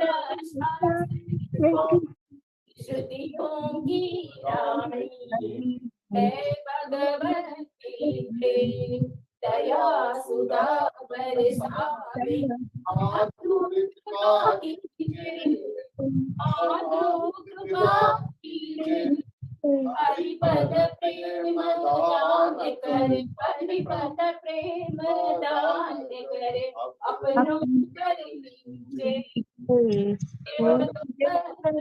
जय भगवद गीते धर्म की जय हो जय हो अधर्म का नाश हो अधर्म का नाश हो प्राणियों में सद्भावना हो प्राणियों में सद्भावना हो विश्व का कल्याण हो विश्व का कल्याण हो जय माता पितरों की साधु संतों की समस्त देवगणों की गौ माता की सनातन धर्म की त्वमेव माता च पिता त्वमेव त्वमेव बन्धुश्च सखा त्वमेव त्वमेव विद्या त्वमेव सर्वं मम देव देव त्वमेव सर्वं मम देव देव कायेन वाचा मनसेन्द्रियैर्वा बुद्ध्यात्मना वा प्रकृते स्वभावा करोमि यद्यत् सकलं परस्मै नारायणायेति समर्पयामि यदक्षरवत् भ्रष्टं मात्राहीनं यद्भवेत् तत्सर्वं क्षम्यतां देव नारायण नमोऽस्तु ते विसर्गबिन्दुमात्राणि परवादाक्षराणि च न्यूनानि चातिरिक्तानि क्षमस्व पुरुषोत्तम अन्यदा शरणं नास्ति त्वमेव शरणं मम तस्मात् कारुण्य भावेन रक्ष रक्ष महाप्रभो रक्ष रक्ष महाप्रभो रक्ष रक्ष महाप्रभो राजशेखर शर्मणः जय श्री राम जय श्री राम जय श्री राम कृष्णाय परमात्मने नमः ओम नमो भगवते वासुदेवाय कृष्णाय वासुदेवाय देवकी नंदनाय च नंदगोप कुमाराय गोविंदाय नमो नमः वसुदेव सुदम देवं कंस सानूर मर्दनम देवकी परमानंदम कृष्णम वंदे जगद्गुरुम நிறைய பேர் குரு குரு சொன்னா அதனால கிருஷ்ணன் வந்து ஃபர்ஸ்ட் குருவே வந்து கிருஷ்ணர் தான் அவர் தான் வந்து அர்ஜுனனுக்கு வந்து டோட்டல் பகவத்கீதை அதனால ஜெகத்குரு அப்படின்னு சொல்லி அதுக்கப்புறம் இந்த குரு ஃபார்மாட்ல வந்துட்டு இருக்கு இப்ப இதுல வந்து ஃபர்ஸ்ட் கூட ஒண்ணு சொன்னாக்க லாஸ்ட் ஸ்லோகம் பகவத்கீதா பார்த்தோம் அப்படின்னாக்கா ஒரு ஸ்லோகம் இருக்கும் எத்திர யோகேஸ்வர கிருஷ்ணோ எத்திர பார்த்தோ தனுர்தரக தத்த ஸ்ரீ விஜயோ பூஜிர் திருவார் நீதிர் மதிர் மம இது லாஸ்ட் ஸ்லோகம் பகவத்கீதா இதுல என்ன சொல்றதுனாக்க அர்ஜுனனும் கிருஷ்ணனும் எங்க இருக்காரோ அங்க வந்து விக்டரி டெஃபினிட் உண்டு அப்படின்னு சொல்றது இந்த ஸ்லோகா அதுபோல நம்ம சத்வித்யா பிரதிஷ்டானத்துல நம்மளோட குருஜியோட ஆசீர்வாதமும் சிஷ்யாலும் இருக்கிற வரைக்கும் there is no going back in our SADVIDYA PRATISHTANAM. Always whatever program is doing, it will grow and grow. அதுல வந்து சந்தேகம் இல்லை அப்படிங்கிறது it is a foregone conclusion. அவரோட ஆசீர்வாதம் சிஷ்யா is more important for our program. These two are interwoven always. So we are very proud of that. And யார் யார் இங்க வந்திருக்காலோ அவர் அத்தனை பேருக்கும் எங்களுடைய மனவார தேங்க்ஸ் அண்ட் கிராட்டிடியூடு. ரெண்டாவது நிறைய பேர் இன்னைக்கு வந்து வைகுண்ட ஏகாசியா இருக்கே கோயிலுக்கு போடியே மனசுல சின்னதே இருந்திருக்கலாம். அதுக்கு தகுந்தபடி நம்ம வந்து இந்த மாமா எனக்கு கோபால் மாமா வந்துட்டு கோபால் பார்த்த உடனே எல்லாரும் everybody felt very happy about that. Is about 85-86 years age. அவர் சொன்ன வந்து ஒவ்வொரு ஸ்லோகமும் இஸ் நாட் கோயிங் பேக். அவர் மட்டும் இல்ல, இங்க எல்லாருமே சொல்ற ஸ்லோகம் நான் ரெசல்யூஷன் பார்த்தேன். ஜஸ்ட் லைக் இந்த water is going from this mountain, this no question going up. ஒரு ஸ்லோகத்தை ஆரம்பிச்சானாக்கா அப்படியே வருஷ கிரமமா ரொம்ப அழகா ஒரு தடங்கள் இல்லாம ரொம்ப நல்லபடியா சொன்ன அத்தனை பேருக்கும் எங்களுடைய சத்வித்யா பிரதிஷ்டானத்தோட மனமார்ந்த நன்றிகள், பாராட்டுக்கள். ஆண்டவருடைய கிருபை உங்களுக்கு அத்தனை பேருக்கு கிடைக்கட்டும் அப்படின்னு சொல்லிக்கிறேன்.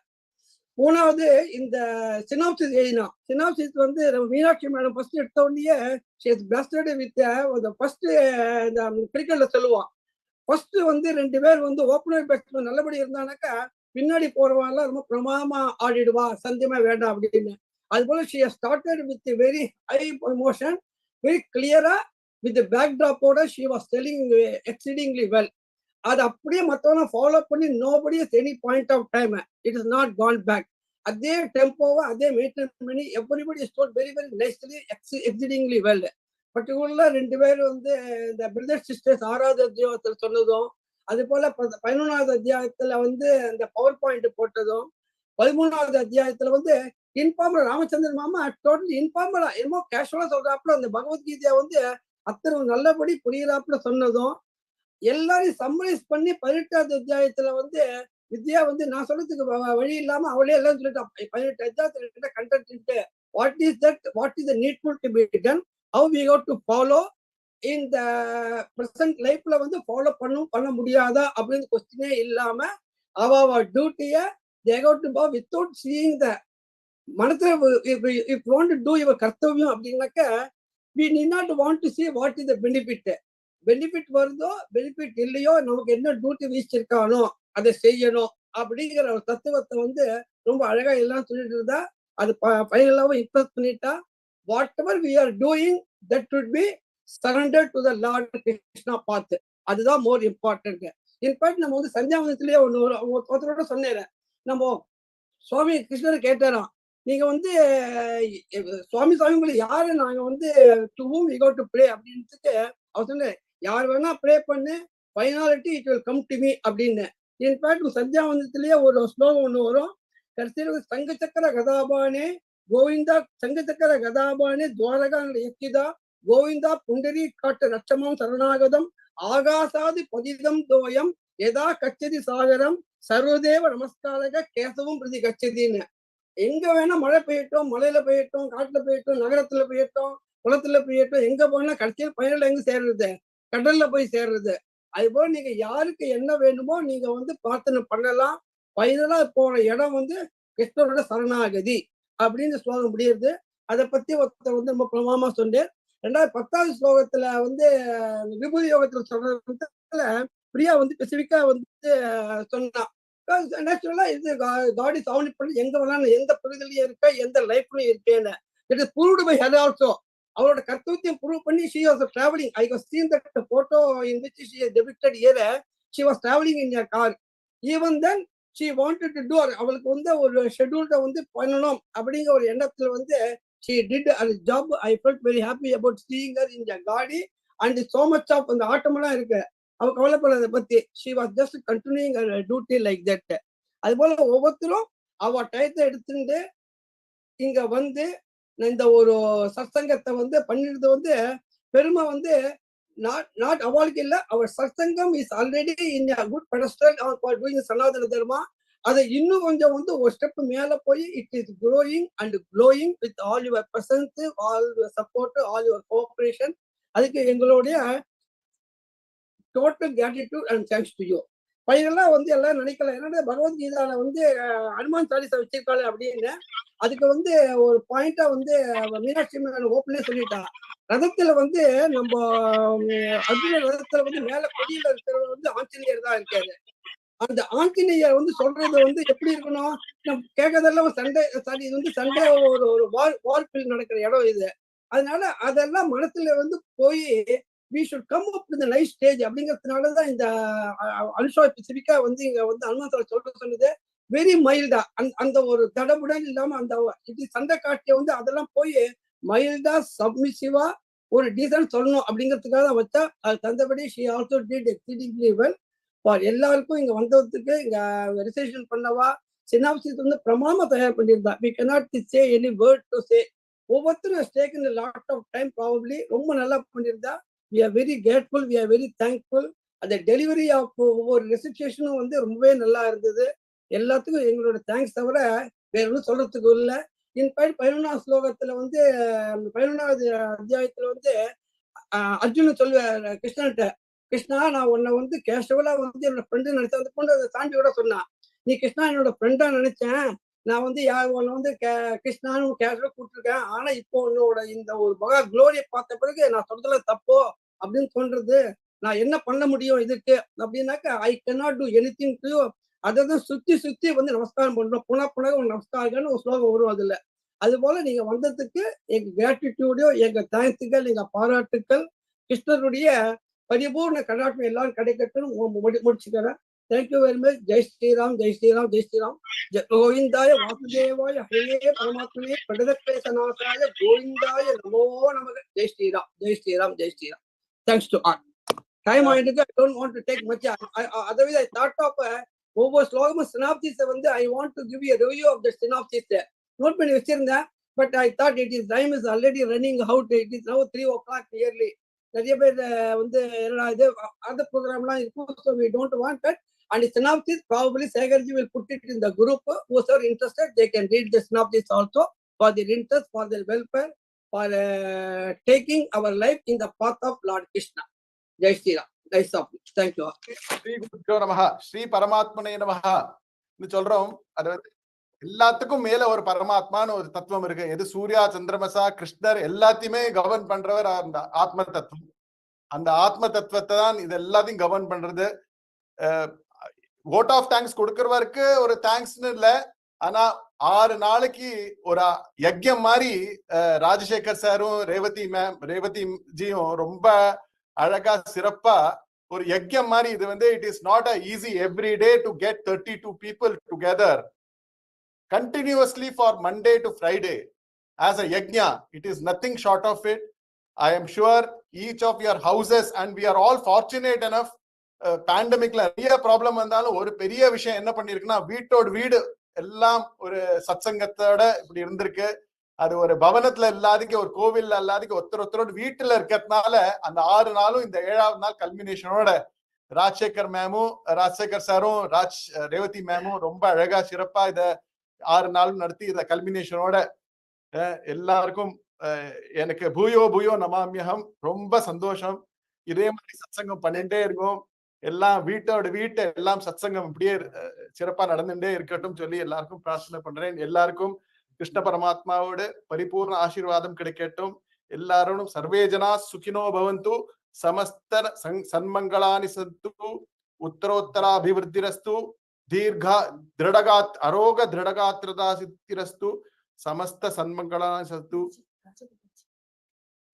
And also would like to thank Sri Rajagopal ji, who has been doing a yeoman service in Anushtanam and Pracharamum. ஒரு ஸ்வார்த்த பாவனை இல்லாதக்கு இவ்வளவு பேருக்கு இந்த யூடியூப் ஸ்ட்ரீமிங் இந்த this particular event is being stream live and it will be available on recording. Whosoever wants to view this and watch this and hear the synopsis, they are all free to do it thanks to the digital era.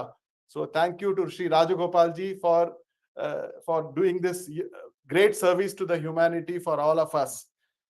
So finally we will do a Shanti Pataha. Sahana Vavatu Sahanau Bhunaktu Saha Viryam Karavavahe तेजस्विनावधीतमस्तु मा विद्विषावहै। ओम शांति शांति शांति। सर्वे भवन्तु सुखिनः, सर्वे सन्तु निरामयाः, सर्वे भद्राणि पश्यन्तु, मा कश्चित् दुःखभाग् भवेत्। असतो मा सद्गमय, तमसो मा ज्योतिर्गमय, मृत्योर्मा अमृतं गमय। ओम शांति शांति शांति। श्री गुरुभ्यो नमः। हरि ओम। सर्वेभ्यो नमो नमः। जय श्री राम, जय श्री राम सर, जय श्री राम, जय श्री राम कृष्ण। राम राम राम। ಎಲ್ಲರಿಗೂ ನಮಸ್ಕಾರ. ರಾಮ್ ರಾಮ್ ರಾಮ್ ರಾಮ್. जय श्री राम। प्रोग्राम जय श्री very nicely. जय श्री राम। नमो नमः, नमो राम राम। जय श्री राम, जय श्री राम। जय श्री राम। जय श्री राम, जय श्री राम। जय श्री राम। जय श्री